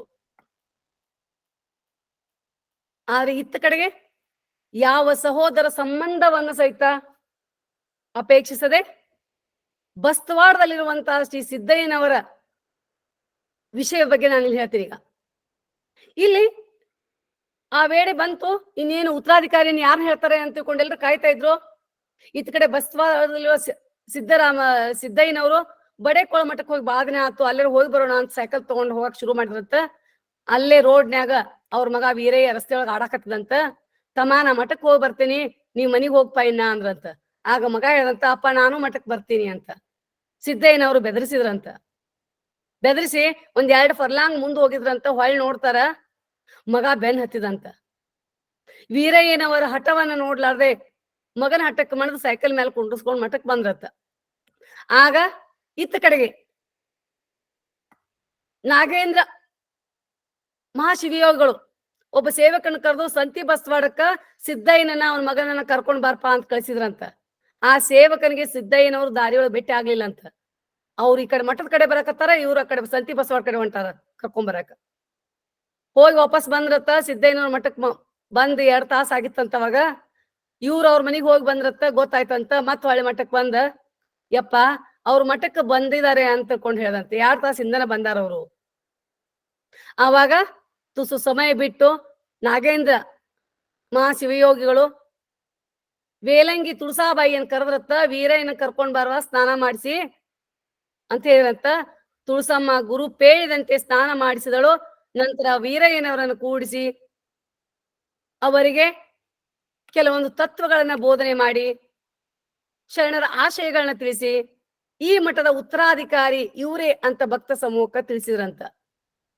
ಅಂದ್ರೆ ಈ ಶುಭಾರಂಭ ನಡೆದದ್ದು 8-10-1934 ಅಂದಿನಿಂದ ಗುರುವಿನ ಲಿಂಗೈಕ್ಯರಾಗುವ ತನಕ ನಾಗಯ್ಯಜ್ಜನವರ ಸೇವೆಯನ್ನ ವೀರಯ್ಯನವರು ಮಾಡಿದ್ರು ಅಂತ ಗೊತ್ತಾಗತ್ತೆ. ಇನ್ನು ಕೊನೆಯ ದಿನಗಳು ಹೇಗಿತ್ತು ಅಂದ್ರೆ, ಸದ್ಗುರುವಿನ ಚಿತ್ತ ಯಾರಿಗೂ ತಿಳಿಯದು. ಶ್ರೀ ನಾಗೇಂದ್ರ ಸ್ವಾಮಿಗಳ ಪ್ರಕೃತಿ ಇಳಿತಾ ಬಂತಂತೆ, ಶರೀರಕ್ಕೆ ಬಾವು ಬಂತಂತೆ. ಮಠಕ್ಕೆ ಬಂದ ಭಕ್ತರು ಹೇಳಿದಂತ ಆರೋಗ್ಯವನ್ನು ಕಾಪಾಡಿಕೊಳ್ಳಿ ಅಂತ ವಿನಯಿಸ್ಕೊಂಡ್ರಂತ. ಎಂತೆಂತ ಮಹಾರೋಗವನ್ನ ಗುಣಪಡಿಸಿದಂತ ನೀವು ನಿಮ್ಮ ಆರೋಗ್ಯವನ್ನ ಕಾಪಾಡಲಾರಿರಾ ಅಂತ ಕೇಳಿದಾಗ, ಇದು ಪ್ರಾರಬ್ಧ ಭೋಗ, ಇದನ್ನ ಅನುಭವಿಸಲೇಬೇಕು ಅಂತ ಹೇಳಿದ್ರಂತ. ಅಂತ ಹೇಳಿ ಭಕ್ತ ಸ್ತೋಮ ದೂರದಿಂದ ಬರ್ಲಿಕ್ಕೆ ಶುರು ಮಾಡಿದಂತ. ಭಕ್ತರು ನಡೆದಾಡುವ ದೇವರನ್ನ ಕಳ್ಕೊಳ್ತೀವಿ ಅಂತ ದುಃಖಿಸಿದಾಗ ಹೇಳ್ತಾರಂತ, ಆತ್ಮ ಅಮರ, ಅವಿನಾಶ, ಅದು ಸಾಯೋದಿಲ್ಲ. ಹುಟ್ಟು ಸಾವು ದೇಹಕ್ಕೆ ಮಾತ್ರ, ಇದು ಸೃಷ್ಟಿಯ ನಿಯಮ. ಹಳೆಯ ಬಟ್ಟೆಗಳನ್ನ ಬಿಟ್ಟು ಹೊಸ ಬಟ್ಟೆಯನ್ನು ತೊಟ್ಟಿಕೊಳ್ಳುವಂತೆ ಈ ದೇಹ ಬಿಟ್ಟು ಬೇರೆ ದೇಹ ಪಡೆಯುವುದು ಅಥವಾ ಚೈತನ್ಯದಲ್ಲಿ ಲೀನವಾಗುವುದು ಅಂತ ಮಾತನಾಡಿದ್ರಂತ. ಆತ್ಮ ಅನ್ನೋದು ಹೊಳೆಯುವ ಜ್ಯೋತಿ ಅಂತ ಭಕ್ತರಿಗೆ ಪರಿಚಯ ಮಾಡಿಕೊಟ್ರಂತ. ಒಂದ್ ದಿನ ಸ್ವಾಮಿಗಳು ಬೆಳಗ್ಗೆ ಎದ್ದು ನಿತ್ಯ ಕರ್ಮ ಮುಗಿಸಿ ಭಕ್ತರೊಂದಿಗೆ ಸಮಾಲೋಚನೆ ಮಾಡ್ತಾ ದನಕರಗಳ ಮೇವು ಹಾಕಿ, ನೋಡ್ರಿ ಎಂತ ಪರಿಸ್ಥಿತಿಯಲ್ಲಿ ಕಾಯಕ ಬಿಟ್ಟಿಲ್ಲ ಅವರು. ದನಕರಗಳಿಗೆ ಮೇವು ಹಾಕ್ತಾ ಅತ್ಯಾನಂದದಿ ಕಾಲ ಕಳೆದು ವಿಲಕ್ಷಣ ತೇಜ ಮುಖಾರವಿಂದದಿಂದ ಸಾಯಂಕಾಲ ಪೂಜೆ ಮುಗಿಸಿದ್ರಂತೆ. ಸಮಾಧಿ ಸ್ಥಿತಿಯಲ್ಲಿ ಕುಳಿತರಂತೆ. ಅರೆಮುಚ್ಚಿದ ಕಂಗಳಗಳಿಂದ ಧ್ಯಾನಾಸಕ್ತರಾದ್ರಂತೆ. ಇದೇ ಸಮಯದಲ್ಲಿ 18/11/1936 ಗುರುವಾರ ದಿವಸ ಪೂಜ್ಯರ ಒಂದು ಪ್ರಾಣೋತ್ಕ್ರಮಣವಾಯಿತು. ಬಯಲಲ್ಲಿ ಬಯಲಾದ್ರು. ಎಲ್ಲ ಭಕ್ತರು ಓಂ ನಮಃ ಶಿವಾಯ ಮಹಾಮಂತ್ರ ಘೋಷಣೆ ಮಾಡ್ತಾ ಅವರ ಅಗಲುವಿಕೆ ಎಲ್ಲರ ಮನಸ್ಸಿನಲ್ಲಿ ಗಾಢ ಪರಿಣಾಮವನ್ನು ಬೀರ್ತು. ಭಕ್ತರ ಸಂಕಟ ನಿವಾರಿಸಿದ, ಬೇಡಿದ ಭಕ್ತರಿಗೆ ಕಾಮಧೇನುವಾದ, ನೊಂದವರ ಕಣ್ಣೀರೊರೆಸಿದ, ಮಹಿಳೆಯರ ತಂದೆಯಂತೆ ಕೃಪಾ ಛತ್ರ ಇಟ್ಟುಕೊಂಡ ಸದ್ಗುರು ನಾಗೇಂದ್ರ ಮಹಾಸ್ವಾಮಿಗಳ ಭೌತಿಕವಾಗಿಲ್ಲವಾದ್ರೂ ಇಂದಿಗೂ ಸೂಕ್ಷ್ಮವಾಗಿ ಇದ್ದಾರೆ ಅನ್ನೋ ಅಚಲ ಭಕ್ತಿ ಭಕ್ತರಲ್ಲಿದೆ. ಇವರ ಒಂದು ವ್ಯಕ್ತಿತ್ವವನ್ನು ನೋಡಿದಾಗ, ಇವರ ಇಡೀ ವ್ಯಕ್ತಿತ್ವವನ್ನು ನೋಡಿದಾಗ ದಣಿವರಿಯದ ವ್ಯಕ್ತಿತ್ವ ಅಂತ ಗೊತ್ತಾಗತ್ತೆ. ನಾಗೇಂದ್ರ ಸ್ವಾಮಿಗಳು ಭೂಮಾತೆಯ ಸೇವೆಯನ್ನ ನಿಶ್ಚಯಿಂದ ಮಾಡುವ ಸಂಕಲ್ಪ ಮಾಡಿ ಒಕ್ಕಲುತನ ಕಾರ್ಯವನ್ನ ಆರಂಭಿಸಿದವರು. ತಂದ ಕಲ್ಲಯ್ಯನವರಿಗೆ ಸ್ವಲ್ಪ ವಿಶ್ರಾಂತಿ ಸಿಗ ಹತ್ತಿತ್ತು. ಇದರಿಂದ ಅಷ್ಟೇನು ಹೇಳಿಕೊಳ್ಳುವಷ್ಟು ಜಮೀನು ಇರ್ಲಿಲ್ಲ ಇವ್ರದು. ಆದ್ರೆ ಜಮೀನು ಸ್ವಚ್ಛವಿರ್ಬೇಕು, ಕಸ ಕಳೆಯಿಂದ ಮುಕ್ತ ಇರ್ಬೇಕು ಅನ್ನೋ ಸದುದ್ದೇಶದಿಂದ ಬೆಳಗಿನ ಜಾವ 4 ಗಂಟೆಗೆ ಎದ್ದು ಪ್ರಾರ್ಥನಾ ವಿಧಿಗಳನ್ನ ಮುಗಿಸ್ಕೊಂಡು 6 ಗಂಟೆವರೆಗೆ ಸ್ನಾನ ಪೂಜೆ ಎಲ್ಲ ಮುಗಿಸಿ 7 ಗಂಟೆಗೆ ರೊಟ್ಟಿ ಬುತ್ತಿ ಕಟ್ಕೊಂಡು ಹೆಗಲಿ ಗುದ್ಲಿ ಏರಿಸಿ ಹೊಲಕ್ ಹೋದ್ರ ಹೊಲದಲ್ಲಿ ಬೆಳೆದಿದ್ದ ಗಿಡ ಕಂಟಿ ಅವನ್ನೆಲ್ಲ ಸವರಿ ಒಂದು ನೆಲವನ್ನ ಅಗ್ಲಿಕ್ಕೆ ಆರಂಭಿಸ್ತಿದ್ರಂತ. ಎಡಬಿಡದೆ 11 ಗಂಟೆಯವರೆಗೆ ದುಡಿತಾ ಇದ್ರಂತ. ಈ ತರಹದ ದುಡಿಮೆಯನ್ನ ಕಂಡು ಇತರ ರೈತರು ಬೆರಳ ಕಚ್ತಾ ಇದ್ರಂತ. ಏನು ಸ್ವಾಮಿಗಳ ಇಷ್ಟು ದುಡಿದ್ರೆ ಹೆಂಗ, ಸ್ವಲ್ಪವಾದ್ರ ವಿಶ್ರಾಂತಿ ಬೇಡನ ಅಂತ ಕೇಳಿದಾಗ, ಇದು ನಾಶವಾಗುವ ಶರೀರ, ಜೀವಿಸಿರುವ ತನಕ ಇದನ್ನ ದುಡಿಸಿ ಮಣಿಸಬೇಕು. ಈ ದೇಹವು ಅನಿತ್ಯ, ನಿತ್ಯವನ್ನ ಕೊಡಬೇಕಾದ್ರೆ ಅನಿತ್ಯ ತೊರೆಯಬೇಕು. ಅದಕ್ಕಾಗಿ ಮಾನವ ಸಹಜ ಧರ್ಮವಾದ ಕಾಯಕ ವೃತ್ತಿಯನ್ನು ನಂಬಿ ಬದುಕಬೇಕು ಅಂತ ಹೇಳಿದ್ದನ್ನು ನೋಡಿದಾಗ ಎಂತಹ ಶರಣ ತತ್ವವನ್ನ ಇವ್ರು ಪಾಲಿಸ್ತಾ ಇದ್ರು ಅನ್ನೋದು ಇವರ ವ್ಯಕ್ತಿತ್ವದಲ್ಲಿ ಗೊತ್ತಾಗುತ್ತೆ. ತನುವ ತೋಂಟವ ಮಾಡಿ ಮನವ ಗುದ್ದಲಿ ಮಾಡಿ ಅಗಿದು ಕಡಿದನೆಯ ಭ್ರಾಂತಿಯ ಬೇರ ಒಡೆದು ಸಂಸಾರವ ಹೆಂಟೆಯ ಬಗೆದು ಬಿತ್ತಿದನೆಯ ಬ್ರಹ್ಮ ಬೀಜವ ಅಖಂಡ ಮಂಡಲವೆಂಬ ಭಾವಿ ಪವನವೇ ರಾಟಾಳ ಸುಷುಮ್ನ ನಾಳದಿಂದ ಉದಕವ ತಿದ್ದಿ ಬಸವ ಗೈಳ ಇವರು ಹಸಿ ಗಡಿಸಹು ಎಂದು ಸಮತಿ ಸೈರಣೆ ಎಂಬ ಬೇಲಿಯ ನಿಕ್ಕಿ ಆವಾಗಳು ಈ ತೋಟದಲ್ಲಿ ಜಾಗರವಿದ್ದು ಸಸಿಯ ಸಲುಹಿದನು ಕಾಣ ಗುಹೇಶ್ವರ ಎಂಬ ವಚನೋಕ್ತಿಯಂತೆ ಆಧ್ಯಾತ್ಮಕದ ಉತ್ತುಂಗ ಶಿಖರವೇರಿದಂತ ಕಾಯಕದಲ್ಲಿ ನಿರತರಾಗಿರುವಂತ ಇವರ ವಿಷಯ, ಇವರ ವ್ಯಕ್ತಿತ್ವನೇ ಒಂದು ವಿಶ್ವವಿದ್ಯಾಲಯದ ಪದವಿಗಳಿಗೂ ಕಡಿಮೆ ಇಲ್ಲ. ಅದಕ್ಕಿಂತ ಮೇಲ್ಮಟ್ಟದ ಆಧ್ಯಾತ್ಮಿಕ ಜೀವನವನ್ನ ಅವರು ಹೊಂದಿದ್ರು ಅನ್ನೋದನ್ನ ನಾವಿಲ್ಲಿ ನೋಡ್ತಾ ಇದೀವಿ. ಇನ್ನೂ ಒಂದು ವಿಷಯವನ್ನ ಹೇಳಿ ನನ್ನ ಕನ್ಕ್ಲೂಡ್ ಪಾರ್ಟಿಗೆ ಬರ್ತಾ ಇದ್ರಿ. ಬಹುಶಃ ವೇಳೆಯ ಒಂದು ನಿಗದಿಯನ್ನ ನಾನು ಇಟ್ಕೊಳ್ತಾ ಇದ್ದೀನಿ. ಇವ್ರು ಹೇಗಿರ್ತಿದ್ರು ಅಂದಾಗ ಕೈಯಲ್ಲಿ ಒಂದು ಬೆತ್ತ ಹರಕು ಅರಿವೆ. ಈ ವೇಷದಿಂದ ತೊಂದರೆಯಾಗದ ರುದ್ರಭೂಮಿಯಲ್ಲಿ ಕಾಲ ಕಳೀತಾ ಇದ್ರು. ಕೆಲವೊಮ್ಮೆ ಲಂಗೋಟಿ ಮಾತ್ರ ಉಟ್ಕೊಂಡಿರೋದನ್ನ ಸಹಿತ ನಾವು ಚಿತ್ರಗಳಲ್ಲಿ ನೋಡ್ತಾ ಇದೀವಿ. ಒಂದು ವಿಷಯವನ್ನಲ್ಲಿ ಹೇಳ್ತೀನಿ, ನಮ್ಮ ಶರಣರು ಹೇಳ್ತಾರೆ, ಲಿಂಗಧಾರಣೆಗೆ ಯಾವ ಸ್ವಾಮೀಜಿ ಯಾವ ಮಠಗಳು ಬೇಕಿಲ್ಲ ಅನ್ನೋ ಒಂದು ತತ್ವವನ್ನು ಹೆಂಗ್ ಪಾಲಿಸ್ತಿದ್ರು ಅಂದ್ರೆ, ಅಲ್ಲಿ ಗೀಗಿ ಮಲ್ಲಪ್ಪನ ಲಿಂಗಧಾರಣೆ ಮಾಡಿಸುವ ಒಂದು ಘಟನೆ ಬರುತ್ತೆ ಇತಿಹಾಸದಲ್ಲಿ. ಭಾರತ ಜಾತ್ಯಾತೀತ ರಾಷ್ಟ್ರ ಅನ್ನೋದನ್ನ ಕಂಡುಕೊಂಡಿರುವಂತ ನಾಗೇಂದ್ರ ಸ್ವಾಮಿಗಳು ಶರಣ ತತ್ವವನ್ನು ಪಾಲಿಸ್ತಾ ಇರುವಂತ ನಾಗಯ್ಯಜ್ಜನವರು ಒಂದು ಘಟನೆಯನ್ನು ಹೇಳ್ತೀನಿ. ಬಸವನ ಕುರ್ಚಿಯಲ್ಲಿ ಗೀಗಿ ಪದ ಹಾಡುವಂತ ಮಲ್ಲಪ್ಪ ಅನ್ನೋ ಹರಿಜನ ಭಕ್ತ ಇದ್ದ. ಆ ಹರಿಜನ ಭಕ್ತ ಆತನ ಮೇಲಿಂದ ಮೇಲೆ ಮಠಕ್ಕೆ ಬಂದು ಸ್ವಾಮಿಗಳ ಹತ್ರ ಆಶೀರ್ವಾದ ಪಡಿತಾ ಇದ್ದ, ಗೀಗಿ ಪದ ಕಾರ್ಯಕ್ರಮ ಕೊಡ್ತಾ ಇದ್ದ. ಆಗಿನ ಕಾಲದಲ್ಲಿ ಗೀಗಿ ಪದ ಹಾಡುವಲ್ಲಿ ಬಹಳ ಪ್ರಸಿದ್ಧ ಆಗಿದ್ದ. ಆ ಜನಪದ ಕಲೆಯನ್ನ ಪೋಷಿಸುವ ಕಲಾಪ್ರಿಯ ಜನರು ಇದ್ರು. ಹೀಗೆ ಒಮ್ಮೆ ಮಠಕ್ಕೆ ಬಂದಾಗ ನಾಗೇಂದ್ರ ಸ್ವಾಮಿಗಳು ಅಭಿವಂದಿಸಿ, ಆಗ ಸ್ವಾಮಿಗಳು ನಾವು ನೀವು ಒಂದೇ ಅಂತ ಹೇಳಿ ಅವ್ರಿಗೆ ಲಿಂಗ ಕಟ್ಟಿದ್ರು, ಮಲ್ಲಪ್ಪನಿಗೆ ಲಿಂಗ ಕಟ್ಟಿದ್ರು. ಮತ್ತು ಮಠದ ಸುತ್ತಿರುವಂತ ಎಲ್ಲಾ ಗಿಡಗಂಟೆಗಳಿಗೆ ಲಿಂಗವನ್ನ ಮಲ್ಲಪ್ಪನ ಹಸ್ತದಿಂದ ಮಾಡಿಸಿದ್ರು. ಅಂದ್ರೆ ಎಷ್ಟು ಸಮಾನತೆಗಾಗಿ ಶರಣ ತತ್ವಗಳನ್ನ ಎತ್ತಿ ಹಿಡಿದ್ರು. ಅಷ್ಟೇ ಅಲ್ಲ, ಮಲ್ಲಪ್ಪನಿಗೆ ಹೇಳಿದ್ರು, ಲಿಂಗ ಕಟ್ಟಿ ಉಚ್ಚರಿಸ್ತಾ ಬಾ. ಸ್ವಾಮಿಗೆ ಬಹಳ ಖುಷಿ ಆಯ್ತು ಅವ್ನು ಮಾಡೋದನ್ನ ನೋಡಿ. ನೀನು ಸಹಿತ ಎಲ್ಲರಿಗೂ ಲಿಂಗ ಕಟ್ಟಬಹುದು, ಲಿಂಗ ಕಟ್ಟಬೇಕಂದ್ರೆ ಅವರು ಇವರು ಅನ್ನೋ ಅವಶ್ಯಕತೆ ಇಲ್ಲ ಅನ್ನೋದನ್ನ ಹೇಳೋದನ್ನ ನೋಡಿದ್ರೆ ಶರಣ ತತ್ವ ಇವರ ಮನಸ್ಸಲ್ಲಿ ಎಷ್ಟು ಅಚ್ಚೊತ್ತಿತ್ತು ಅನ್ನೋದನ್ನ ನಮ್ಗೆ ಗೊತ್ತಾಗ್ತಾ ಇದೆ. ಸೊ ಈ ವಿಷಯಗಳನ್ನೆಲ್ಲವನ್ನ ನೋಡಿದಾಗ ಎಲ್ಲೋ ಒಂದು ಕಡೆಗೆ ಶರಣರ ಪ್ರಭಾವದಿಂದನೇ ಎಲ್ಲ ಘಟನೆಗಳಾಯ್ತು ಅಂತ ಅನ್ಸುತ್ತೆ. ಇನ್ನೂ ಒಂದು, ನಾನು ಹಿರೇಬಾಗೇವಾಡಿಗೆ ಹೋದಾಗ ಅಲ್ಲಿ ಒಂದು ಘಟನೆಯನ್ನ ಅಲ್ಲಿ ಊರವ್ರು ಮಾತಾಡಿದ್ರು. ಅದು ಎಷ್ಟು ನಿಜ, ಎಷ್ಟು ಪವಾಡ ಎನ್ನುವ ಹೆಸರಲ್ಲೇ ವೈಭವೀಕರಣ ಆಗಿದೆ ನಂಗೆ ಗೊತ್ತಿಲ್ಲ. ಬಟ್ ಅದನ್ನ ಇಲ್ಲಿ ಹೇಳ್ಬೇಕು ಅನಿಸ್ತು. ಏನಂದ್ರೆ, ಒಂದ್ ಸಾರಿ ಅಲ್ಲಿ ಬಸಲಿಂಗಮ್ಮ, ಸಾಣಿಕೊಪ್ಪ ಮತ್ತೆ ಈರ್ಸಂಗಮ್ಮ ಅಂತ ಅನ್ನೋರು, ಅವ್ರದ್ದು ಪ್ಯಾಟಿ ಓಣ್ಯಾಗ ಮನಿ ಇತ್ತು. ಮಂಗಳವಾರ ಸಂತೆ ನಡೀತಿತ್ತು. ಕಟ್ಟಿ ಮೇಲೆ ಒಂದು ಅಂಗಡಿ ಇಟ್ಟಿದ್ರು. ಮನಿ ಒಳಗ್ ಬಜಿ ಮಾಡಿ ಹಿರೇಬಾಗೇವಾಡಿ ಮಾರ್ತಿದ್ರಂತವ್ರು. ಕಟ್ಟಿ ಮ್ಯಾಲ ಕಿರಾಣಿ ಅಂಗಡಿ ಇತ್ತಲ್ಲ, ಅಲ್ಲಿ ಬಜಿ ಮಾಡಿ ಮಾರಾಕ್ ಇಟ್ಟಿದ್ರು. ಅವಾಗ ಬಡೇಕೋಳದ ನಾಗಯ್ಯಜ್ಜನವರು ಅಲ್ಲಿಗೆ ಬಂದ್ರಂತ. ಇವ್ರು ಇಟ್ಟಿದ್ದಂತ ಬುಟ್ಟಿಯಲ್ಲಿ ಬಜಿಗಳನ್ನ ತಗೊಂಡ್ರಂತ. ಎಲ್ಲಾನು ಅಲ್ಲಿ ತಗೊಂಡು ಅಲ್ಲಿರುವಂತ ಎಲ್ರಿಗೂ ಹಂಚಿ ಬಿಟ್ರಂತ. ಅವ್ರು ಮಾರ್ಬೇಕು ಅಂತ ಇಟ್ಟಿದ್ರು. ಅವಾಗ ಇವರಿಬ್ರು ಅದನ್ನ ನೋಡಿ ಸುಮ್ನೆ ಕೂತ್ರಂತ. ಬಸ್ಲಿಂಗ್ನವರು ಸಂಕಷ್ಟದಲ್ಲಿ ಸಿಲುಕಿದ್ರಂತ. ಅವ್ರು ಏನು ಮಾತಾಡ್ಲಿಲ್ಲ ಅಂತ. ಅವ್ರಿಗೆ ಕಷ್ಟ ಇತ್ತು, ಅದು ಏನು ಮಾತಾಡ್ಲಿಲ್ಲ. ನಾಗಯ್ಯಜ್ಜ ಎಲ್ಲಾ ಬಜಿ ಕೊಟ್ಟು, ಏನವ ನಿಮ್ ಅಂಗಡಿ ಒಳಗಿನ ಎಲ್ಲಾ ಬಜಿ ತೆಗೆದ್ಕೊಂಡು ಖಾಲಿ ಮಾಡೇನಿ ಅಂದ್ರಂತ. ನಿನ್ಗ್ ಸಿಟ್ಟು ಬರ್ಲಿಲ್ಲನವ ಅಂತ ಕೇಳ್ರಂತ. ಆವಾಗ ಈರ್ಸಂಗಮ್ಮ, ಬಸಲಿಂಗಮ್ಮ ಹೇಳಿದ ಮಾತು ಅದ್ಭುತ ಮಾತು. ಏನ್ ಹೇಳಿದ್ರು ಗೊತ್ತಾ? ಯಪ್ಪ, ಅಂಗಡಿನೂ ನಿಮ್ದ, ಅಂಗಡಿ ಒಳಗಿರೋ ಬಜಿನೂ ನಿಮ್ದ. ನಿನ್ನ ಅಂಗಡಿ ಒಳಗಿಂದ ನಿನ್ನ ಬಜಿ ತಗೊಂಡು ನಿನಗ್ ಬೇಕಾದವ್ರಿಗೆ ಕೊಟ್ರ ಸಿಟ್ಟು ಮಾಡ್ಕೊಳ್ಳೋರು ನಾವ್ಯಾರು ಅಂತ ಹೇಳಿ, ನೋಡ್ರಿ, ಗುರುಗಳೊಂದಿಗೆ ಹೆಂಗ್ ನಡ್ಕೊಳ್ಬೇಕು ಅನ್ನೋದನ್ನ ತೋರಿಸಿಕೊಟ್ಟಂತವ್ರು ಅವರು. ಅಂದ್ರೆ ಎಷ್ಟೊಂದು ಅಲ್ಲಿ ಕಾಯಕ ದಾಸೋಹದ ಪರಿಕಲ್ಪನೆಗಳನ್ನ ಒಳಗೂಡಿಸ್ಕೊಂಡಿದ್ರು ಅನ್ನೋದನ್ನ ನಮ್ಗೆ ಘಟನೆ ತಿಳಿಸ್ತಾ ಇದೆ. ಅಷ್ಟು ಹೇಳುವಷ್ಟೊಳಗೆ ಬಡೇಕೋಳದ ನಾಗಲಿಂಗಯ್ಯ ಅಜ್ಜನವರು ಬಸಲಿಂಗಮ್ಮನವ್ರ ತಲೆ ಮೇಲೆ ಕೈ ಇಟ್ಟ, ಚಿಂತೆ ಮಾಡ್ಬೇಡ ಮಗಳ, ನಾ ನಿನ್ನಂತ ತೀರ್ಪು ಬರ್ತೈತಿ ಅಂತ ಆಶೀರ್ವಾದ ಮಾಡಿ ಬಡೇಕೊಳಕ್ ಬಂದ್ರತ್ತ.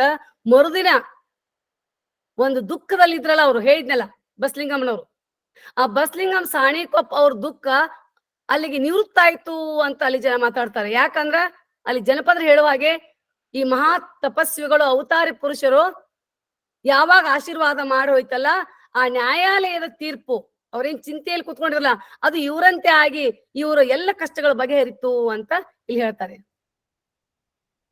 ಸೊ ಈ ರೀತಿ ಬಡೇಕೊಳ್ಳದ ಅಥವಾ ತಾರಿಯಾದ ಶ್ರೀ ನಾಗೇಂದ್ರ ಶಿವಯೋಗಿಗಳ ಬಗ್ಗೆ ನಿಜವಾಗ್ಲೂ ಎಷ್ಟು ಹೇಳಿದ್ರು ಕಡಿಮೆ. ಇವ್ರು ಮಾಡಿದಂತ ಪ್ರತಿಯೊಂದು ಕಾರ್ಯವನ್ನಲ್ಲಿ ನಾವು ಕಾಯಕ ದಾಸೋಹದ ಪರಿಕಲ್ಪನೆಗಳನ್ನ ನೋಡ್ತಾ ಇದೀವಿ. ಸಮಾನತೆಯ ದೃಷ್ಟಿಯನ್ನ, ಸರ್ವ ಸಮಾನತೆ ಸಮಾಜವನ್ನ ಕಟ್ಟಿದ್ದನ್ನ, ಸಂಪೂರ್ಣ ಶರಣರ ಒಂದು ಆಶಯಗಳನ್ನ ಅವರು ನಡೆದಂತೆ ನುಡಿದ್ರು, ನುಡಿದಂತೆ ನಡೆದ್ರು ಅನ್ನೋ ವಿಷಯಗಳನ್ನ ನಾವಿಲ್ಲಿ ನೋಡ್ಬೋದು.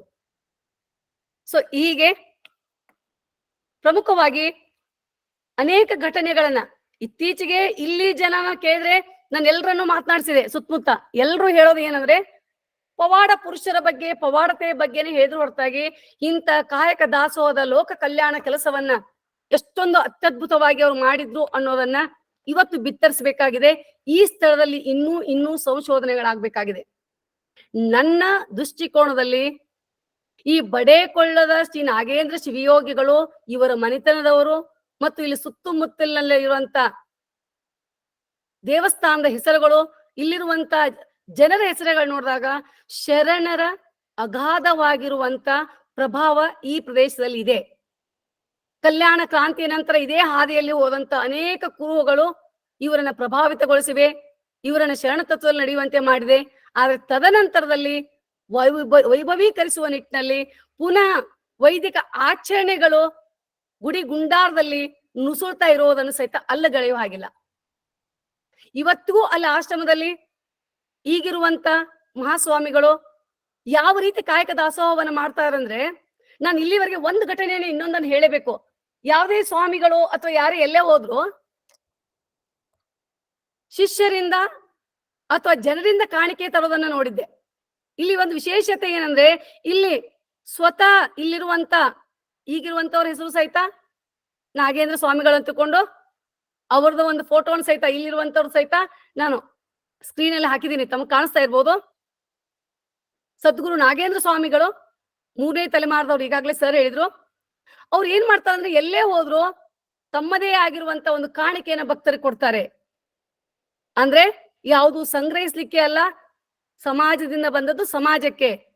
ಕೆರೆ ನೀರು ಕೆರೆಗೆ ಚೆಲ್ಲಿ ಎನ್ನುವ ಶರಣ ತತ್ವವನ್ನು ಇವತ್ತಿಗೂ ಪಾಲಿಸ್ತಾ ಇದ್ದಾರೆ. ಇವತ್ತಿಗೂ ಇಲ್ಲಿ ಅನೇಕ ನಾಯಿ, ಬೆಕ್ಕು, ಗಿಳಿ, ಪ್ರಾಣಿ, ಆಕಳುಗಳು ನಿಸರ್ಗದತ್ತ ಸ್ವಚ್ಛಂದವಾಗಿ ಓಡಾಡ್ತಾ ಇವೆ. ಅವೆಲ್ಲವುಗಳಿಗೆ ಪ್ರಸಾದ ಹಾಕಿದ ಮೇಲೆ ಇವ್ರು ಪ್ರಸಾದಗಳು ಮಾಡುದು. ಈ ಎಲ್ಲವನ್ನ ನೋಡಿದ್ರೆ ನನ್ನ ಮನಸ್ಸು ತುಂಬಂತು. ಈ ಎಲ್ಲವನ್ನ ಸಂಶೋಧನಾತ್ಮಕ ನೆಲೆಯಲ್ಲಿ, ವೈಚಾರಿಕತೆ ನೆಲೆಯಲ್ಲಿ ನಾನು ಹೇಳಿಕ್ಕೆ ಪ್ರಯತ್ನ ಮಾಡ್ಬೇಕು ಅಂತ ನಿನ್ನೆಯಿಂದ ವಿಚಾರ ಮಾಡ್ತಾನೆ ಇದ್ದೆ. ಆದಾಗ್ಯೂ ಸಹಿತ ಪವಾಡಗಳು ಮಧ್ಯ ಮಧ್ಯ ನುಸುಳಿದ್ರೆ ಕ್ಷಮಿಸ್ಬೇಕು. ಆದ್ರೆ ಅದೊಂದು ಯೋಗಿ ಸಿದ್ಧ ಕಾರ್ಯ ಅಂತ ನಾನು ಹೇಳ್ತಾ, ಬಹಳ ಅದ್ಭುತವಾಗಿರುವಂತ ಈ ಒಂದು ನಾಗೇಂದ್ರ ಶಿವಯೋಗಿಗಳ ಅಥವಾ ನಾಗಯಜ್ಜನವರ ಪರಿಚಯವನ್ನ ಮಾಡ್ಕೊಳ್ಳಿಕ್ಕೆ, ನನ್ನನ್ನು ನಾನು ತಿಳ್ಕೊಳ್ಳಿಕ್ಕೆ, ನನ್ನ ಪ್ರದೇಶದಲ್ಲಿ ಆಶ್ರಮದ ಬಗ್ಗೆ ತಿಳ್ಕೊಳ್ಳಿಕ್ಕೆ ಅತ್ಯಂತ ಸಹಕಾರಿಯಾಗಿ ನನಗೆ ಈ ಕೆಲಸಕ್ಕೆ ಅಣಿಗೊಳಿಸಿದಂತ ಡಾಕ್ಟರ್ ಶಶಿಕಾಂತ್ ಪಟ್ಟಣ್ ಸರ್ ಅವರಿಗೆ ಅನಂತ ಅನಂತ ಕೋಟಿ ಕೋಟಿ ಶರಣಾರ್ಥಿಗಳನ್ನ ನಾನು ಹೇಳ್ತಾ ಇದ್ದೀನಿ. ಜೊತೆಗೆ ಇಂತಹ ಪ್ರದೇಶದಲ್ಲಿ ಇನ್ನೂ ಸಂಶೋಧನೆಗಳ ಅಗತ್ಯತೆ ಇದೆ ಅಂತಕೊಂಡು ನಾನು ಮೇಲಿಂದ ಮೇಲೆ ಒತ್ತಿ ಹೇಳುವ ಕಾರ್ಯವನ್ನು ಸಹಿತ ಇಲ್ಲಿ ಮಾಡದೆ ಬಿಡುವುದಿಲ್ಲ. ಯಾಕಂದ್ರೆ ಆ ಒಂದು ನಿಟ್ಟಿನಲ್ಲಿ ನನಗೆ ಅದು ಕಂಡು ಬಂತು ಅಂತ ಅನಿಸ್ತು. ಸೊ ಇಲ್ಲಿವರೆಗೆ ಬಹುಶಃ ನನ್ನ ವೇಳೆ ಮುಗಿತು ಅಂತ ಅನ್ಸುತ್ತೆ. ಯಾಕಂದ್ರೆ ನಾವು ಟೀಚರ್ಸ್ ಹೆಂಗಂದ್ರೆ ಬೆಲ್ಲ ಹಾಕುವವರಿಗೆ ಕ್ಲಾಸ್ ಬಿಡಲ್ಲ. ಬಹುಶಃ ಇಲ್ಲಿ ಇನ್ನೂ ಬೆಲ್ಲ ಹಾಕಿಲ್ಲ, ಯಾವುದೋ ಒಂದು ಮೆಸೇಜ್ ಬಂದಿಲ್ಲ. ಬಟ್ ನನ್ನ ಅವಧಿ ಮುಗೀತು. ಧನ್ಯವಾದಗಳು ಸರ್. ನಿಜವಾಗ್ಲೂ ಒಂದು ಇಲ್ಲಿ ನನಗೆ ಈ ಅವಕಾಶವನ್ನ ಕೊಟ್ಟದಕ್ಕೆ ಅನಂತ ಶರಣಾರ್ಥಿಗಳನ್ನ ಹೇಳ್ತಾ, ಅನೇಕ ವಿಷಯಗಳನ್ನ ತಾವು ಇದೇ ರೀತಿಯಾಗಿ, ಯಾಕಂದ್ರೆ ಮೊನ್ನೆ ಮಡಿವಾಳಪ್ಪನವರ ಬಗ್ಗೆ ಕೊಟ್ಟಾಗ, ಸರ್ ಮಡಿವಾಳಪ್ಪ ಅಂದ್ರೆ ಏನ್ ಗರ್ಗದ ಮಡಿವಾಳಪ್ಪ, ಕಡ್ಕೊಳ್ಳೋ ಮಡಿವಾಳಪ್ಪ ಅಂತ ಕೇಳಿದಾಗ ಬಸವೋತ್ತರ ಕಾಲದ ಶರಣರು ಅಂತ ನೀವು ಹೇಳಿದಾಗ ಸುಮಾರು 2 ತಾಸು ನಾನೆಲ್ಲ ಲೈಬ್ರರಿ ಪುಸ್ತಕಗಳನ್ನ ಸರ್ಚ್ ಮಾಡಿ, ಗೂಗಲ್ ಸರ್ಚ್ ಮಾಡಿ, ಅಂದ್ರೆ ಅಂತವ್ರ ಬಗ್ಗೆ ಪರಿಚಯವೂ ಸಹಿತ ನಮ್ಗೆ ಗೊತ್ತಿಲ್ಲದಂತವ್ರನ್ನ ಪರಿಚಯ ಮಾಡುವಂತ ಕಾರ್ಯವನ್ನ ತಾವು ಮಾಡ್ತಾ ಇದ್ರಿ ಈ ವೇದಿಕೆ ಮೂಲಕ.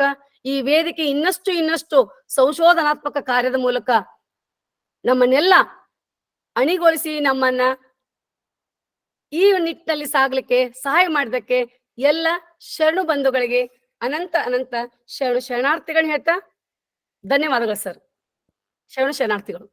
ಅದೇ ರೀತಿ ಇನ್ನೊಂದು ಕೊನೆಯದಾಗಿರ್ಬೇಕಂದ್ರೆ, ನಮ್ಮ ವೇದಿಕೆಯ ಮೂಲಕ ವಚನ ಸಿರಿ ಪ್ರಶಸ್ತಿಯನ್ನು ಪಡೆದಂತ ಗೌರಮ್ಮ ನಾಶಿ ಮೇಡಮ್ ಅವ್ರಿಗೂ ಅಭಿನಂದನೆಗಳನ್ನ ಹೇಳ್ತಾ, ಇದನ್ನ ನೀಡಿ ಅಕ್ಕನ ಅರಿವಿನ ಸದಸ್ಯರನ್ನ ಸಕ್ರಿಯವಾಗಿ ಕಾರ್ಯದಲ್ಲಿ ತೊಡಗಿಸಿ ನಮ್ಮನ್ನ ನಾವು ಅತ್ಯುತ್ತಮ ಕಾರ್ಯ ಮಾಡ್ಲಿಕ್ಕೆ ಅಣಿಗೊಳಿಸ್ತಾ ಇರುವಂತ ನ್ಯೂಜಿಲೆಂಡ್ ದಲ್ಲಿರುವ ಅಪ್ಪಾಜಿ ಲಿಂಗಪ್ಪಣ್ಣ ಕಲಬುರ್ಗಿ ಅಪ್ಪಾಜಿ ಅವರಿಗೂ, ಪಡಶೆಟ್ಟಿ ಅಣ್ಣನವ್ರಿಗೂ ಎಲ್ರಿಗೂ ಶರಣಾರ್ಥಿಗಳನ್ನ ಹೇಳ್ತಾ, ಇದೇ ರೀತಿ ಅಕ್ಕನ ಅರಿವಿನ ಸದಸ್ಯರನ್ನ ಇನ್ನೂ ಕಾರ್ಯಕ್ಕೆ ಹಚ್ಚಿ ನಮ್ಮನ್ನ ವೈಚಾರಿಕತ ದೃಷ್ಟಿಯಲ್ಲಿ ಬೆಳೆಸ್ಬೇಕು ಅಂತ ನಾನು ಕೇಳ್ಕೊತೀನಿ. ಎಲ್ಲರಿಗೂ ಶರಣಾರ್ಥಿಗಳು.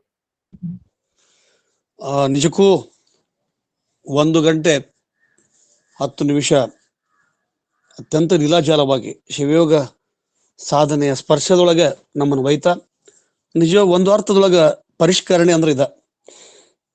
ನಾನು ಬಹಳಷ್ಟು ಸಲ ಪ್ರಯತ್ನ ಪಟ್ಟಿದ್ದೆ, ಅಂದ್ರ ಬಡಿಕಲ್ ಸ್ವಾಮಿಗಳ ಬಗ್ಗೆ ಚರಿತ್ರೆಯನ್ನ ಚೆನ್ನಾಗಿ ಕಟ್ಕೊಡ್ಬೇಕು ಅಂತಕ್ಕಂಥದ್ದಾಗ, ಬಟ್ ನಾನು ಯಶಸ್ವಿ ಕಂಡಿರ್ಲಿಲ್ಲ. ಯಾಕಂದ್ರೆ ಅವರ ಪವಾಡಗಳನ್ನ ಅಲ್ಲಿ ಮುಘಲ್ ದೊರೆಗೆ ಹೋಗಿ ಲಿಂಗ ಕೊಟ್ಟಿದ್ದಾಗ್ಲಿ, ಅಥವಾ ಅತ್ತಿ ಮರದ ಕೆಡಕ್ ಕುಂತಾಗ ಮೈ ಮೇಲೆ ಹಾವುಗಳು ಹರಿದಾಡಿದ್ರು ಕೂಡ ಲಿಂಗ ಯೋಗದೊಳಗೆ ಕುಂತಿದ್ರು. ಭಾಳ ತ್ರಾಸ ಕೊಡ್ತಾವ ಅಂತಂದ್ರೆ, ಹಾವು ಭಾಳ ಹರಡ್ತಾವ ಅಂತಂದ್ರೆ ಅವ್ನ ಮೊಣಕಾಲಿಗೆ ಕೈಗೆ ಹಾವು ಕಟ್ಕೊಳ್ತಕ್ಕಂಥ ಚಿತ್ರ. ನಾನು 84-85 B pharma Belagavi medical college ಒಳಗೆ ಇದ್ದೆ. 2ನೇ ವರ್ಷದೊಳಗೆ ಅಲ್ಲಿ ಇರ್ತಕ್ಕಂಥ ನಿರ್ಮಲ್ ಸಂತೋಷ್, ಅವತ್ತೇನು ಕಡೋಲ್ ಗಣಪತಿ ಗಲ್ಲಿ ಅಂತ ನಾವೇನಂತೀವಲ್ಲ ಅಲ್ಲಿಗೆ ಇದ್ರಿಗೆ 2 ಹೊಸ ಥಿಯೇಟರ್ ಅದು. ನಮ್ಗೆ ಸಿನಿಮಾ ನೋಡೋದು ಅವಾಗ ಭಾಳ ಹುಚ್ಚು, ಅವಾಗ TV ಇರಲಿಲ್ಲ. ನಾನು ಥಿಯೇಟ್ರಿಗೆ ಹೋದಾಗ ಒಮ್ಮೆ ಅಲ್ಲಿ ಬಡೇಕೋಳ ಸ್ವಾಮಿಗಳ ಫೋಟೋ ಹಾಕ್ತಿದ್ರು. ಫಸ್ಟಿಗೆ ಆರಂಭದೊಳಗೆ 2 ನಿರ್ಮಲ್ಗೂ ಹಾಕ್ತಿದ್ರು, ಸಂತೋಷ್ ಮ್ಯಾಲ ಡುಪ್ಲೆಕ್ಸ್ ಥಿಯೇಟರ್ ಅವು. ಯಾರು ಇವ್ರು ಇರ್ಬೋದು? ನನಗೆ ಒಟ್ಟ ಸುಮಾರು ಒಂದು 29 ವರ್ಷದ ಹಿಂದಿನ ಕಥೆ ಇದು ಹೇಳ್ತಾನೆ, ಯಾರಿರ್ಬೋದು. ಆಮೇಲೆ ಅವಾಗ ನಾನು ಬಿಡ್ಲಿಲ್ಲ, ಅಲ್ಲಿ ಹೋಗಿ ಫಿಲ್ಮ್ ಬಿಡೋವನ್ನ ಕೇಳಿದೆ ನಾನು, ಯಾರಿರ್ಬೋದು? ನನಗೇನು ಗೊತ್ತಿಲ್ರಿ, ಸುಮ್ ಬಿಡಂತಾರೆ ಬಿಡ್ತೀನಿ. ನಾನು ಮಾಲಕರ ಹೋಗ್ರಿ 2-3 ಸಲ ನಾನು ಥಿಯೇಟ್ರಿಗೆ ಸಿನಿಮಾ ನೋಡೋಕೆ ಹೋಗಿದ್ದಿಲ್ಲ, ಇನ್ನು ಯಾರು ಇವರು ಬಡೇಕೋಳ ನಾಗಲಿಂಗದ್ದಾರ ಅಂತ ತಿಳ್ಕೊಳಕ್ ಹೋಗಿದ್ದೆ. 2-3 ಅದು ಥಿಯೇಟ್ರಿಗೆ ಹೋಗೋದು, ಅದು ಕನ್ನಡ ಫಿಲ್ಮ್ ಅಷ್ಟೇ ಆಗ್ತಿದ್ರು, ಬೇರೆ ಫಿಲ್ಮ್ ಹಾಕ್ತಿರ್ಲಿಲ್ಲ. ಆಮೇಲೆ ಒಂದು ದಿವಸ ನನಗೆ ಮಾಲಕರು ಸಿಕ್ಕರು. ಅವ್ರು ಹೇಳಿದ್ರು, ಇಲ್ಲ 1936 ಲಿಂಗೈಕ್ಯರಾದಂಥ ನಾಗೇಂದ್ರ ಶಿವಗಳು, ಬಡೇಕೋಳ ನಾಗೇಂದ್ರ ಶಿವಗಳು ನಮ್ಮ ತಂದೆಗೆ ಅವಾಗಿನ ಕಾಲಕ್ಕೆ 5 ರೂಪಾಯಿ ಕೊಟ್ಟರು. ಭಾಳ ಬರ್ತಂದಾಗಿದ್ದು ನಮ್ಮ ಮನೆತನ, ಅದಕ್ಕೆ ನಾವು ಪ್ರತಿ ಇದಕ್ಕೆ ಅವ್ರನ್ನ ಇಟ್ಟು ಮಾಡ್ತೀವಿ ಅಂತಂದಾಗ ಅವರು ಲಿಂಗಾಯತರ ಅಲ್ಲ. ನಾ ಈ ವಿಷಯನ ಯಾಕೆ ನಾವು ಲಿಂಗಾಯತರಲ್ಲ, ಬೇರೆ ಸಮುದಾಯದವರು. ಅವಾಗ ನಾನು ಹಂಗಾರೆ 86-87 ಹೆಂಗೈತಿ ಬಡೇಕೋಳ ಮಠ ಅಂತ ತಿಳ್ಕೊಂಡು ಹೋದಾಗ ಅವಾಗ ಏನೂ ಇರಲಿಲ್ಲ. ಅವಾಗ ವೀರಯ್ಯ ಸ್ವಾಮಿಗಳು ತಿರ್ಕೊಂಡಿದ್ರು. ಇವರು ಇನ್ನೊಬ್ಬರು ಈಗ ಇದ್ದವ್ರು ಬಹಳ ಸಣ್ಣವರು, ನಮ್ಗಿಂತ 5-6 ವರ್ಷ ಸಣ್ಣವರು. ಅದೇ ತಾನೇ ಅವರು ಒಂದು ಆ ಮಠದ ಜವಾಬ್ದಾರಿಯನ್ನು ತಗೊಂಡವರು. ಅಂದ್ರೆ ಯಾಕೆ ಪರಿಷ್ಕರಣೆ ಇದು ವೈಜ್ಞಾನಿಕ ವೃತ್ತಿ, ವೈಜ್ಞಾನಿಕ ಮನೋಭಾವ. ಸುತ್ತಮುತ್ತಲಿರ್ತಕ್ಕಂಥ ಪವಾಡ ಸದೃಶವಾಗಿ ವ್ಯಕ್ತಿಯ ಚಿತ್ರಣವನ್ನ ಕುಬ್ಜು ಮಾಡ್ತಕ್ಕಂಥ ಅವ್ರು ನೋಡ್ರಿ, ಲಿಂಗ ದೀಕ್ಷೆ ಕೊಟ್ಟರು ಹರಿಜನಗ, ಗೀಗಿ ಪದಕಾರಗೆ, ಪ್ರಾಣಿ ಪಶು ಪಕ್ಷಿ ಇವು ಕೂಡ ಪ್ರಾಣಿ ಪಶು ಪಕ್ಷಿಗಳಿಗೆ ಎಲ್ಲ ನೀಡಿ ಊಟ ಮಾಡಿ ಆಮೇಲೆ ತಾವು ಊಟ ಮಾಡ್ತಾರೆ. ಮಠಕ್ಕೆ ಬಂದಂತ ಎಲ್ಲಿಯೂ ಗಲ್ಲೆ ಪಟ್ಟಿಗೆ ರೊಕ್ಕ ಕೇಳಬೇಕು, ಪಟ್ಟಿ ಅಭಿಷೇಕ ಏನೂ ವ್ಯವಹಾರಗಳಿಲ್ಲ. ಹಿಂಗಾಗಿ ನನಗೆ ಬಹಳಷ್ಟು ಖುಷಿ ಇತ್ತು. ಅದು ಅವತ್ತಿನಿಂದ ಮನಸ್ಸಿನಾಗಿತ್ತು, ಹೆಂಗಾದ್ರೂ ಮಾಡಿ ಇದನ್ನ ತೆಗಿಬೇಕಂತ. ಅದನ್ನ ದಾನ ಮಾರ್ಗ ಲೇಖನ ಬರೆಯಕ್ಕೆ ಕೊಟ್ಟೆ. ಅವ್ರು ಸುಮಾರು 2 ತಿಂಗಳು ತಗೊಂಡ್ರು. ಸರ್ ನನಗೇನು ಸಿಗವಲ್ರಿ ಸರ್ ಅಂತ. ಹೋಗ್ತಾ ಬರ್ತಾ ನೀವು ಹೆಂಗಾರ ಮಾಡ್ರಿ ಒಟ್ಟು ತೆಗೀರಿ ಅಂತ. ಅವ್ರ ಕೊನೆಗೆ ನಿನ್ನೇನು ಕೂಡ ಮಠಕ್ಕೆ ಹೋಗಿ ಸಾಕಷ್ಟು ವಿಷಯಗಳನ್ನು ಸಂಗ್ರಹ ಮಾಡಿ ಒಂದು ಒಳ್ಳೆಯ ವಿಷಯವನ್ನ ಪ್ರತಿಪಾದನೆ ಮಾಡಿದ್ರು. ಶಿವಯೋಗ ಅಂತಕ್ಕಂಥದ್ದು ಅದು ಪವಾಡ ಅಲ್ಲ, ಸದೃಶ್ಯ. ಅದು ಸ್ವಾನುಭಾವದ ನೆಲೆಯೊಳಗೆ ನಾನು ಉಳ್ಕೊಂಡಾಗ ನಾನೇ ಶಿವನಾಗ್ತಕ್ಕಂಥದ್ದು, ಶಿವನೇ ನಾನು, ನಾನೇ ಶಿವನು ಅಂತಕ್ಕಂಥ ಯೋಗಮಯವಾದಂಥ ಒಂದು ವಿಷಯವನ್ನು ಶರಣರು ಜಗತ್ತಿಗೆ ಕಲಿಸಿಕೊಟ್ರು, ಆ ಶಿವಯೋಗ. ಹೀಗಾಗಿ ಆ ಶಿವಯೋಗ ಸಾಧಕರ 90 ಜನ ಉಪನ್ಯಾಸ ಇದು ಭಾಳ ನಿಜಕ್ಕೂ ಹೇಳ್ತೇನಲ್ಲ, ಇನ್ನೊಂದು 10 ಜನ ನಾನು ಕೊಟ್ಟಿದ್ದೀನಿ, ವೇಟ್ ಮಾಡ್ತಾ ಇದ್ದೀನಿ. ಅವ್ರೇನಾದ್ರೂ ಬಂತಂದ್ರೆ ಅದು ನಿಜಕ್ಕೂ ಕೂಡ ಕರ್ನಾಟಕದ ಮತ್ತು ಭಾರತದ ಇತಿಹಾಸದೊಳಗೆ ಶರಣರ ಕೊಡುಗೆ ಏನು. ನಾವು 100 ಜನ ಶಿವಯೋಗ ಸಾಧಕರನ್ನ ಕಲಬುರಗಿ ಯಾದಗಿರಿಯಿಂದ ಹಿಡ್ಕೊಂಡು ಮಹಾರಾಷ್ಟ್ರದಿಂದ ಹಿಡ್ಕೊಂಡು ಕರ್ನಾಟಕ ಬಾರ್ಡರ್, ತಮಿಳುನಾಡು, ಆಂಧ್ರದ ಎಲ್ಲ ಶಿವಯೋಗ ಸಾಧಕರನ್ನ ಸಂಗ್ರಹ ಮಾಡ್ತಕ್ಕಂಥ ಕೆಲಸವನ್ನ ನಾವು ಮಾಡಿದ್ವಿ. ಅದನ್ನ ನಾವೇ ಸ್ವತಃ ಪ್ರಕಟ ಮಾಡ್ತೀವಿ. ಡಾಕ್ಟರ್ ವಿನಯ್ ಎಲಿಗಾರ್ ಅವರು ನಿನ್ನೆ ಹೇಳಿದ್ರು, ಲಿಂಗಾಯತ್ ಎಜುಕೇಶನ್ ಸಂಸ್ಥೆ ಅದು ಎಷ್ಟೇ ಖರ್ಚಾದ್ರೂ ನಾವು ಪ್ರಕಟ ಮಾಡ್ತೀವಿ ಅಂತ. ನೋಡ್ರಿ, ಅಂದ್ರೆ ಅವರು ಮುಂದೆ ಬಂದಾರ, ಇಲ್ಲ ನಾವು ಅಕ್ಕನ ರಿವ್ಯೂ ಅದು ಎಷ್ಟು ಶಿವಯೋಗ ಸಾಧಕರಾದ್ರೂ ನಾವು ಪ್ರಕಟ ಮಾಡ್ತೀವಿ ಅಂತ. ಹೀಗಾಗಿ ನಾವೆಲ್ಲರೂ ಕೂಡ ಆ ಕೃತಿಯೊಳಗೆ ಪಾಲ್ಗೊಳ್ಳೋಣ, ಕೆಲಸ ಮಾಡೋಣ, ಒಂದು ಒಳ್ಳೆಯ ವಿಷಯವನ್ನ ಪರಿಷ್ಕರಣೆ ಮಾಡ್ತಕ್ಕಂಥದ್ದು. ಅಂದ್ರೆ ಪವಾಡಗಳ ಪ್ರಧಾನವಾದಂಥ ಚಿತ್ರಣವನ್ನ ವೈಚಾರಿಕ ಹಿನ್ನೆಲೆಯೊಳಗೆ ಅಥವಾ ಕಾಯಕ ದಾಸೋಹದ ಶರಣ ತತ್ವದ ಹಿನ್ನೆಲೆಯೊಳಗೆ ತರೋದು ಭಾಳ ಕಷ್ಟ. ಮತ್ತು ನನಗೂ ಕೂಡ ನಾಗಲಿಂಗಜ್ಜವರು ಅಲ್ಲಿ ಶಿರಸಂಗಿ ಹೋದಾಗ ಬೆಳಗಾವಿ ಸುತ್ತಮುತ್ತಲು ಬಹಳಷ್ಟು ಅಡ್ಡಾಡ್ರು. ನಾವು ಹೊಲಗದ ನಾಗಲಿಂಗಜ್ಜವರು ಅವರ ಆಶೀರ್ವಾದ ಇವ್ರ ಮೇಲೆ ಇತ್ತು ಅಂತಕ್ಕಂಥದ್ದು ಕೂಡ ನನಗೆ ನಿಜಕ್ಕೂ ಇವತ್ತು ಕೇಳಿದೆ. ನಾನು ನಿನ್ನೆವರೆಗೆ ನನಗೆ ಗೊತ್ತಿರಲಿಲ್ಲ, ಕೇಳಿದಾಗ ನಾನು ಬೇರೆ ಅಂತ ಹೇಳಿದೆ, ಅವ್ರು ಬೇರೆನೇ ಇವ್ರು ಬೇರೆ, ಅದು ಇದ್ದುದಕ್ಕೆ ಸತ್ಯ. ಆದ್ರೆ ಅವರ ಪ್ರಭಾವ ಇವ್ರ ಮೇಲೆ ಆಗೈತಿ ಅಂತಕ್ಕಂಥದ್ದು ಗೊತ್ತಿಲ್ಲ. ಮತ್ತು ಇಟಗಿ ಸಾನಿಕೊಪ್ಪದ ಮಣ್ತಂದವರು, ಬಹಳಷ್ಟು ಬೆಳಗಾವಿ ಮಣ್ತಂದವರು, ಆಮೇಲೆ ಸುತ್ತಮುತ್ತ ಅಂಕಲ್ಗಿ ಬಹಳಷ್ಟು ಭಕ್ತರು ಈ ಶಿವಯೋಗ ಸಾಧಕರನ್ನ ಅವಾಗ ನೋಡ್ಯಾರ. ಅವ್ರನ್ನ ನೋಡಿದವ್ರನ್ನ ಕೂಡ ನಾವು ನೋಡಿವಿ. ಅಂದ್ರೆ ನಾಗಲಿಂಗದ್ದವ್ರನ್ನ, ಈಗ ನಾಗೇಂದ್ರ ಸ್ವಾಮಿಗಳನ್ನ ನೋಡಿದವ್ರು ನಾವು ನೋಡಿವಿ. ಅವ್ರು ಹೇಳ್ತಕ್ಕಂಥದ್ದು ಎಷ್ಟು ಸರಳ ಇದ್ರು ಅಂತಂದ್ರೆ ಮೌನಿಗಳು. ಅವ್ರು ಬರೀ ಕೃತಿಗಳು ಅಂದ್ರೆ ಸಾಧನೆ, ಶಬ್ದ, ಸ್ಪರ್ಶ, ರೂಪರಸ, ಗಂಧ ಅಂತಾರಲ್ಲ, ಅವ್ರ ಸಂಪರ್ಕಕ್ಕೆ ಹೋದಾಗ ಶಿವಯೋಗಿ ಆಗ್ತಾರ ಅಂತಕ್ಕಂಥದ್ದನ್ನ, ಶಿವಯೋಗಿಯ ಸಾಧನೆಗೆ ಹೋದಾಗ ಶಿವಯೋಗಿ ಆಗ್ತಿದ್ರಂತ. ಆ ರೀತಿಯಾಗಿ ಅವರು ಬಹಳಷ್ಟು ವಿಷಯಗಳು 86 ವರ್ಷಗಳ ಸುದೀರ್ಘ ಜೀವನ ನಡೆಸಿ ವೀರಯ್ಯ ಸ್ವಾಮಿಗಳನ್ನ ಪಟ್ಟ ಕುಂಡ್ರಿಸಿ ಅವರು ಲಿಂಗೈಕ್ಯರಾದ್ರು ಅಂತಕ್ಕಂಥ ಮಾತನ್ನ ಬಹಳ ಚೆನ್ನಾಗಿ ಕಟ್ಕೊಟ್ಟಾರ. ಲೇಖನದೊಳಗ ಅವರು ಮಾಡ್ಯಾರ. ಇನ್ನೂ ಕೂಡ ಅವ್ರಿಗೆ ಪರಿಷ್ಕರಣೆ ಮತ್ತಷ್ಟು ವಿಷಯವನ್ನ ಆ್ಯಡ್ ಮಾಡಲಿಕ್ಕೆ ಅವ್ರಿಗೆ ಅವಕಾಶ ಇದೆ. ಅವರು ಆ ಕೆಲಸವನ್ನ ಮಾಡ್ಬೋದು ಅಂತ ತಿಳ್ಕೊಂಡು ಅವರಲ್ಲಿ ಮಾಡಬೇಕು ಮತ್ತು ಮಾಡ್ಬೋದು ಅಂತ ತಿಳ್ಕೊಂಡು ಹೇಳ್ತಾ, ಈಗ ಡಾಕ್ಟರ್ ಲಿಂಗಪ್ಪಣ್ಣ ಕಲಬುರ್ಗಿ ಅವರು ನಮ್ಮನ್ನ ಉದ್ದೇಶಿಸಿ ಮಾತಾಡ್ಲಿ ಅಂತೇಳಿ ಅವ್ರಲ್ಲಿ ಕೇಳ್ಕೊಂತ.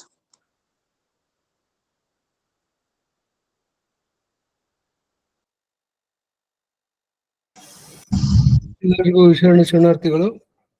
ಇವತ್ತಿನ ವಿಷಯ ಬಡೇಕೊಳ್ಳದ ಶ್ರೀ ನಾಗೇಂದ್ರ ಶಿವಯೋಗಿಗಳ ಬಗ್ಗೆ ಶರಣಮ್ಮ ಗೋರೆಬಾಳ ಅವರ ತಂದೆ ತಾಯಿಗಳ ಹೆಸರಿನಲ್ಲಿ ದತ್ತಿ ಉಪನ್ಯಾಸ ಇಟ್ಟಿದ್ದಕ್ಕೆ ಅವರಿಗೆ ಧನ್ಯವಾದಗಳು.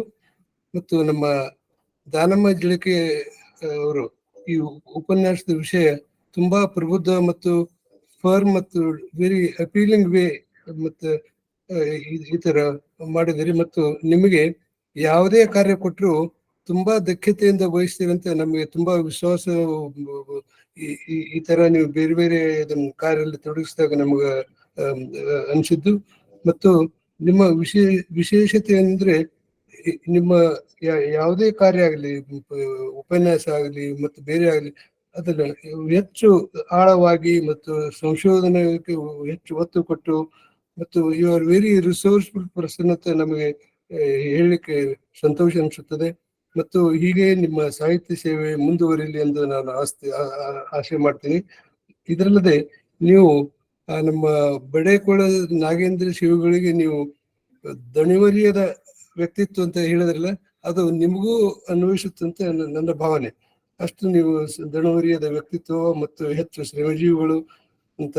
ಮತ್ತು ಇವತ್ತಿನ ಉಪನ್ಯಾಸದ ಪೂರಕವಾಗಿ ನಮ್ಮ ಶ್ರೀ ಶಶಿಕಾಂತ್ ಪಟ್ಟಣ ಅವರು ಹೆಚ್ಚಿನ ವಿಷಯ ತಿಳಿಸಿದ್ದಕ್ಕೆ ನಿಮಗೂ ಶರಣಾರ್ಥಿಗಳು. ಮತ್ತೆ ಈಗ ನಮ್ಮ ಕಲಬುರ್ಗಿ ಫೌಂಡೇಶನ್ ವತಿಯಿಂದ ಪ್ರತಿ ವರ್ಷ ನಾವು ಕೊಡಮಾಡುವ ಪ್ರಶಸ್ತಿಗಳಲ್ಲಿ ಈ ವರ್ಷ 10 ಮಾರ್ಚ್ 2024 ಈ ಸಲ ವಿಜಯಪುರದಲ್ಲಿ ನಾವು ಈ ಕಾರ್ಯಕ್ರಮ ಹಮ್ಮಿಕೊಂಡಿದ್ದೇವೆ. ಒಂದನೇದು ಡಾಕ್ಟರ್ MM ಕಲಬುರ್ಗಿ ಸಾಹಿತ್ಯ ಶ್ರೀ ಪ್ರಶಸ್ತಿ ಡಾಕ್ಟರ್ MS ಮಧುಬಾಯಿ ಅವರಿಗೆ, ಮತ್ತು ಡಾಕ್ಟರ್ MM ಕಲಬುರ್ಗಿ ವಚನ ಶ್ರೀ ಪ್ರಶಸ್ತಿ ಶರಣ ಮೀನಾಕ್ಷಿ ಬಾಳಿ ಮತ್ತು ನಮ್ಮವರೇ ಆದ ಶರಣ ಗೌರಮ್ಮ ನಾಶಿ ಅವರಿಗೆ ಕೊಡಮಾಡುವ ಈ ಪ್ರಶಸ್ತಿ ಪ್ರದಾನ ಕಾರ್ಯಕ್ರಮ ನೀವೆಲ್ಲರೂ ಬರ್ಬೇಕಂತ ನಾವು ಆಶೆ ಮಾಡ್ತೀವಿ. ಇದು ವಿಜಯಪುರದ ವೀರಶೈವ ಮಂಗಲ ಕಾರ್ಯಾಲಯದಲ್ಲಿ ಜರುಗಲಿದ್ದು ಎಲ್ಲ ಸದಸ್ಯರಿಗೆ ಮತ್ತೊಮ್ಮೆ ಆಮಂತ್ರಣ ಕೊಡ್ತೀವಿ. ಈ ವಿಷಯವಾಗಿ ಈ ನಮ್ಮ ಅಕ್ಕನ ಅರಿವು ಗ್ರೂಪ್ನಲ್ಲಿ ಒಂದು ನಮ್ಮ ಕಾರ್ಯಕ್ರಮದ ಒಂದು ಆಮಂತ್ರಣ ಪತ್ರಿಕೆ ಹಾಕ್ತೀವಿ. ಇನ್ನೊಂದು 2-3 ದಿವಸದಲ್ಲಿ ಅದನ್ನ ನೋಡ್ಕೊಳ್ಳಿ.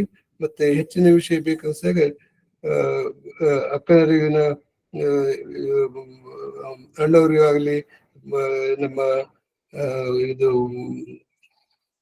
ಒಂದು ನನಗಾಗಲಿ, ಪಡಿಸಿಟಿಯವರಿಗಾಗಲಿ ಯಾರಿಗೂ ನೀವು ವಿಚಾರಿಸಬಹುದು. ಮತ್ತು ಇನ್ನೊಮ್ಮೆ ನಿಮ್ಮೆಲ್ಲರಿಗೂ ಶರಣಾರ್ಥಿಗಳು. ಸರ್ 13 ಅಲ್ಲ 14 ಅಂದ್ರೆ ನೀವು? ಇಲ್ಲ 13 ಸರ್, 14 ಓಕೆ. ಮಾರ್ಚ್ ರವಿವಾರ ಬಿಜಾಪುರದ ವೀರಶೈವ ಕಲ್ಯಾಣ ಎಲ್ಲರೂ ಬರ್ಬೇಕು ಅಂತ ತಿಳ್ಕೊಂಡು ಅವ್ರ ಪರವಾಗಿ ಮತ್ತೊಮ್ಮೆ ಕೋರ್ತೀನಿ. ಇನ್ನೊಬ್ರು ಹ್ಯಾಂಡ್ ರೈಸ್ ಮಾಡಿದ್ದಾರೆ, Raju Patil sir. Raju Patil mike unmute ಮಾಡ್ಕೊಂಡು ಮಾತಾಡಿ ಸರ್. ರಾಜು ಪಾಟೀಲ್ ಸರ್.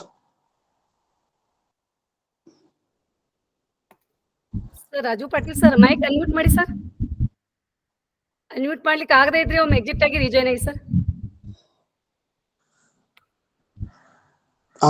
ಶ್ರೀ ಮಾದೇವ್ ಹೊರಟ್ಟಿ ಅವರು ತಮ್ಮ ಅಭಿಪ್ರಾಯ, ಶಿವಯೋಗ ಸಾಧನೆ ಬಗ್ಗೆ ನಮ್ಮ ಸಮಕಾಲೀನ ನಾವು ನೋಡಿದಂಥವ್ರೊಳಗೆ ಹೆಚ್ಚಿಗೆ ತಿಳ್ಕೊಂಡವ್ರು ಅಂದ್ರೆ ಮಾದೇವ್ ಹೊರಟ್ಟಿ ಸಾಹೇಬರು.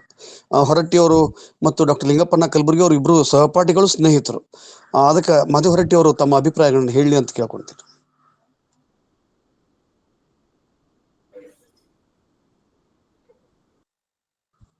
ಹೊರಟ್ಟಿ ಸರ್.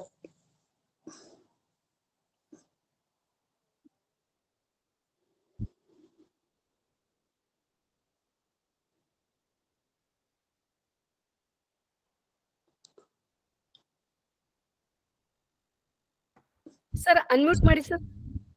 ಇಲ್ಲ, ಹೊರಟ್ಟಿ ಅವ್ರು ಇಲ್ಲ ಕಾಣುತ್ತಾರೆ. ಇದಾರೆ ಸರ್, ಇದ್ರಲ್ಲಿ ಇದಾರೆ ಸರ್. ಈಗ ಲೆಫ್ಟ್ ಆರ್ ಸರ್.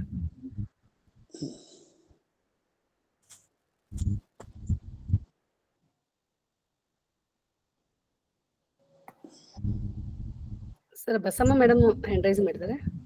ಮಾತಾಡಿ ಬಸಮ್ಮ ಗಂಗನಹಳ್ಳಿ ಅವರು. ಎಲ್ಲರಿಗೂ ಶರಣಾರ್ಥಿಗಳು. ಕೇಳಿಸ್ತಾ ಇದೆ ಸರ್? ಹಾ ಕೇಳ್ತದೆ. ಹಲೋ, ಹಾ ಕೇಳ್ತದೆ ಮೇಡಮ್, ಮಾತಾಡಿ. ಇವತ್ತಿನ ಬಡೇಕೊಳ ನಾಗಲಿಂಗ ಶಿವಯೋಗಿಗಳ ಈ ಒಂದು ಉಪನ್ಯಾಸ ಅತ್ಯದ್ಭುತವಾಗಿತ್ತು.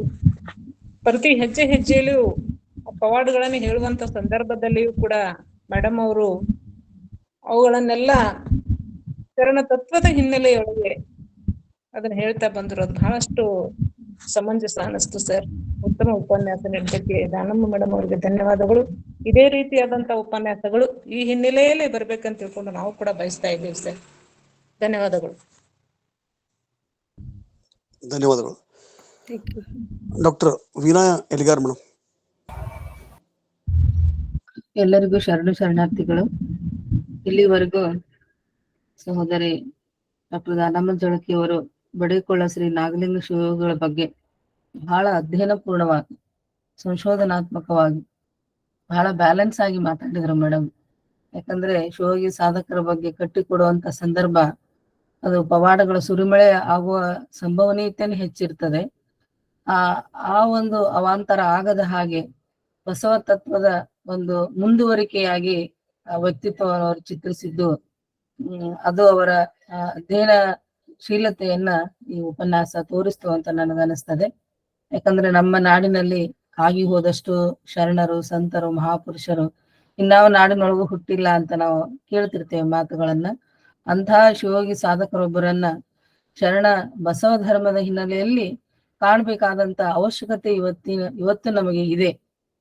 ಪಟ್ಟಣ್ ಸರ್ ಹೇಳಿದ ಹಾಗೆ ಇವತ್ತು ಅನೇಕ ಕಥೆಗಳು, ದಂತಕಥೆಗಳು, ಏನೇನೋ ನಮ್ಮ ಭಾವನಾತ್ಮಕವಾಗಿ ನಾವು ಪರಂಪರೆಯೊಳಗೆ ಹುಟ್ಟು ಹಾಕಿ ಬಂದ್ಬಿಟ್ಟಿದೀವಿ ಅಂತ.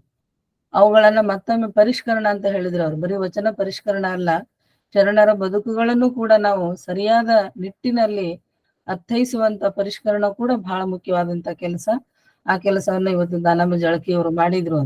ಯಾಕಂದ್ರೆ ಅವುಗಳನ್ನ ಬರೀ ಒಂದು ಭಾವನಾತ್ಮಕವಾಗಿ ನೋಡದೆ ವಾಸ್ತವಿಕ ನೆಲೆಯೊಳಗ, ಬಸವ ತತ್ವದ ನೆಲೆಯೊಳಗ ಅವರ ಬದುಕನ್ನ ಕಟ್ಟಿಕೊಡುವುದು ಮತ್ತು ಅವುಗಳನ್ನ ಅರ್ಥೈಸುವಂತ ಕೆಲಸ ಇವತ್ತಿನ ಉಪನ್ಯಾಸದಲ್ಲಿ ನಡೀತು. ಇದು ಒಂದು ಒಳ್ಳೆಯ ಬೆಳವಣಿಗೆ.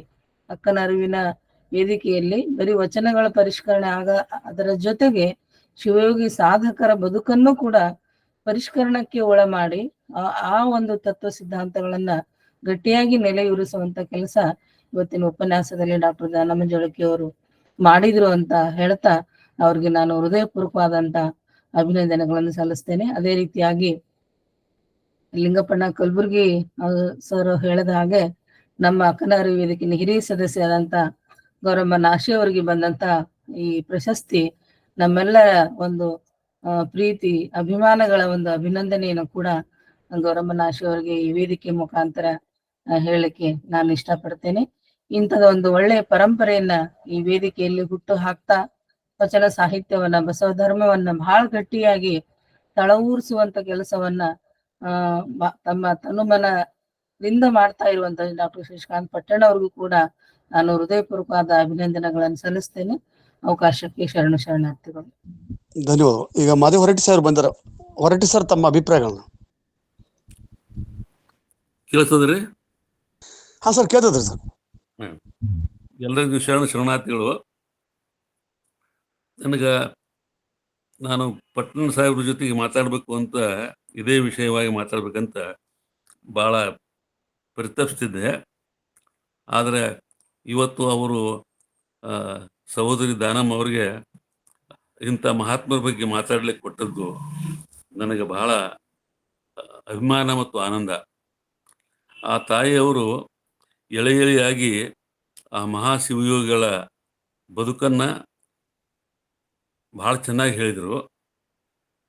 ಅವರು ಪವಾಡಗೀಕರಣ ಆಗಬಾರ್ದು ಅನ್ನುವಂಥ ಮಾತನ್ನು ಪಟ್ಟಣವರು ಹೇಳ್ಯಾರ ಅನ್ನುವಂಥ ಮಾತನ್ನು ಹೇಳಿದರು. ಇದು ಒಂದು ಷಟ್ಸಲ